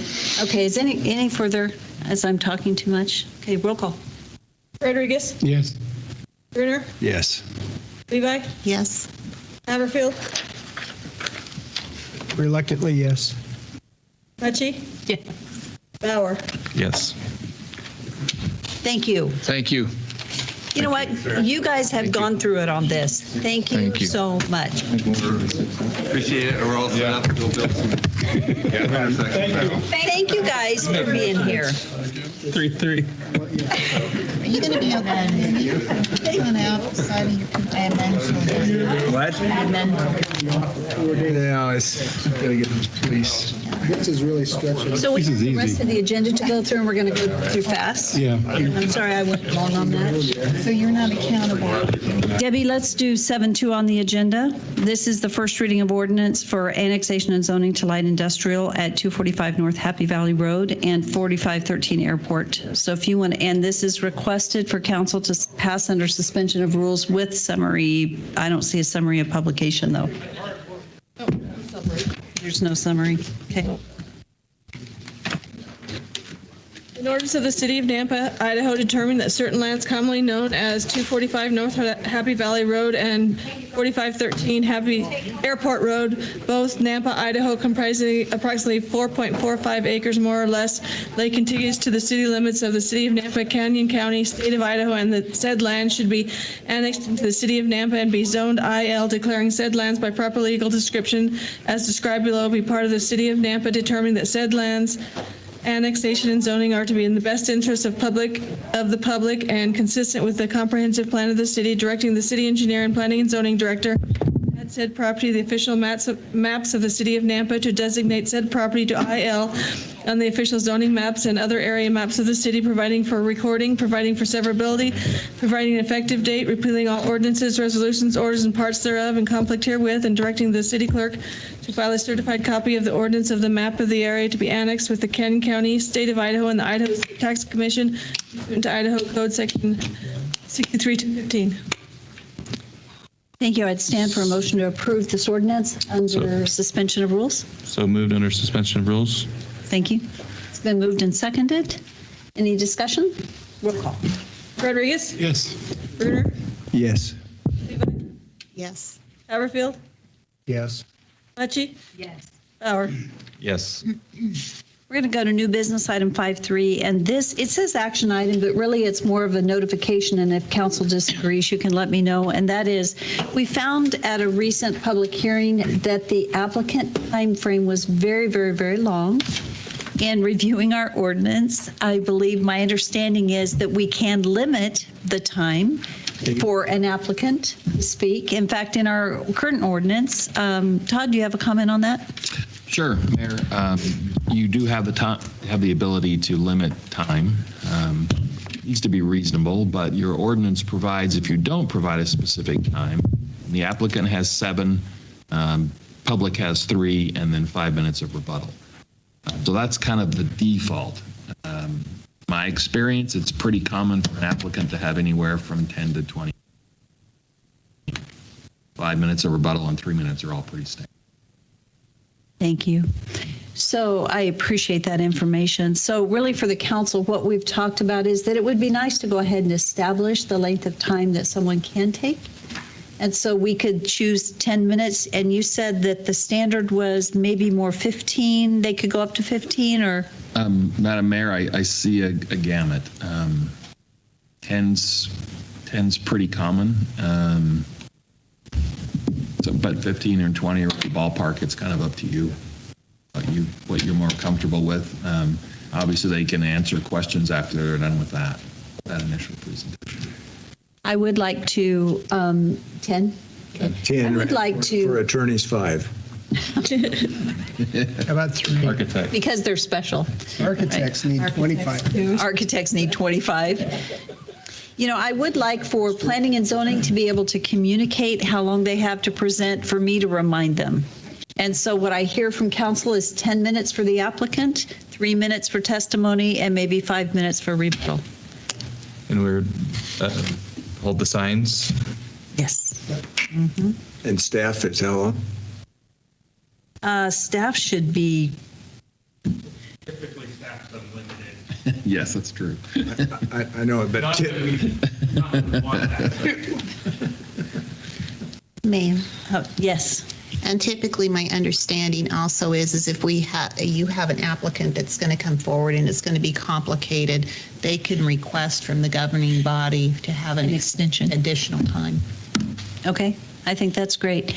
Let's have a motion just so that it's of the record. So the motion would be that the applicant has 10 minutes, that the public hearing is 3, rebuttal is 5, staff needs to be short, however long that is, and that if there were someone could request a variance on that if needed. So moved as the mayor stated. Second. All in favor? Aye. Okay. Item 5.4, this is to authorize additional funding from the Police Impact CIP in the amount of $75,000. This is going to be reconciled. It is coming from impact fees, but it does have to be reconciled in the FY21 year-end budget amendment, which will come forward. And this is also to authorize the mayor to sign a construction contract with EKC. So moved. Second. Thank you. I'll let you figure out who that was. Is there any discussion? How much of this is Captain Daniel's office? 90%. Actually cutting space out of Chief Huff's office. This is getting smaller. Really? It is. Was there any other discussion? Roll call. Rodriguez? Yes. Mucci? Yes. Levi? Yes. Bauer? Yes. Haverfield? Yes. Bruner? Yes. Item 5.5 is the first reading of ordinance to contract the boundaries of the Nampa Municipal Irrigation District by removal of the following described real property, which Debbie will cover. And it is requested to pass under suspension of rules with the summary, 5.6, with the summary of publication. An ordinance of the City of Nampa, Canyon County, Idaho, contracting the boundaries of the Nampa Municipal Irrigation District of the City of Nampa by exclusion of certain legal described lands, directing the city engineer and planning and zoning director to reflect contracting of the boundaries on the official maps of the City of Nampa, Idaho, repealing all ordinances, resolutions, orders, and parts thereof in conflict herewith, and directing the clerk of the City of Nampa to file a certified copy of the ordinance with the Office of the Canyon County Recorder and with the superintendents of the underlying irrigation districts pertaining to the property described herein. Mayor Kling will make the motion to pass the ordinance as read under suspension of rules along with the summary of publication. Second. Thank you. It's been moved and seconded. Is there any discussion? Seeing none, roll call. Rodriguez? Yes. Bruner? Yes. Mucci? Stepped Gone. Levi? Yes. Bauer? Yes. Haverfield? Yes. We're moving over to 5.9. This is also an action item to authorize the mayor and public works director to sign a task order amendment for the attached scope of work with Paragon Consulting. This is for the Lake Lowell Avenue rebuild, which goes from Midland to 12th Avenue for right-of-way acquisition in the amount of $162,470. Time and materials not to exceed and is approved in the FY21 budget. Make the motion, Mayor. Yes. Is there a second? Randy's made the second. Is there any discussion? Roll call. Brunner? Yes. Levi? Yes. Bauer? Yes. Haverfield? Yes. Rodriguez? Yes. Item 510 is an action item to authorize the engineering division to proceed with a formal request for contractor qualifications for the annual water line replacement. It is in the FY21 budget and is approved by legal. So moved. Second. Is there any discussion? Roll call. Mucci? Yes. Levi? Yes. Haverfield? Yes. Bauer? Yes. Rodriguez? Yes. Brunner? Yes. Item 512 is an action item to authorize the mayor and public works director to sign a task order for the attached scope of work with Horrocks Engineers to complete the State Highway 45 realignment planning with environmental linkages assessment in the amount of $499,971.85. Time and materials not to exceed. It is approved in the FY21 budget and approved by legal counsel. Are there any questions on this one? Would you like a presentation? So moved. Been moved and seconded. Is there any discussion? Roll call. Brunner? Yes. Mucci? Yes. Levi? Yes. Bauer? Yes. Rodriguez? Yes. Haverfield? Yes. Item 513 is an action item to authorize the mayor to sign a resolution to adopt the revised domestic and irrigation water miscellaneous fees rate sheet to change description of the past due fee to disconnect reconnect fee and remove monthly budget billing inside the city and monthly budget billing outside the city. This has been reviewed and approved by legal counsel. So moved. Been moved. Is there a second? Second. It's been moved and seconded. Is there discussion or questions on this one? Seeing none, roll call. Brunner? Yes. Levi? Yes. Haverfield? Yes. Bauer? Yes.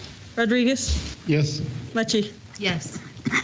I believe that concludes our agenda with the exception of an executive session, actually two. So I'm going to ask for a motion that we adjourn into executive session pursuant to Idaho Code 742061C to acquire an interest in real property not owned by a public agency, and 1J to consider labor contract matters as authorized under Section 742061A and B of Idaho Code. So moved. Second. It's been moved and seconded. Roll call. Rodriguez? Yes. Brunner? Yes. Mucci? Yes. Levi?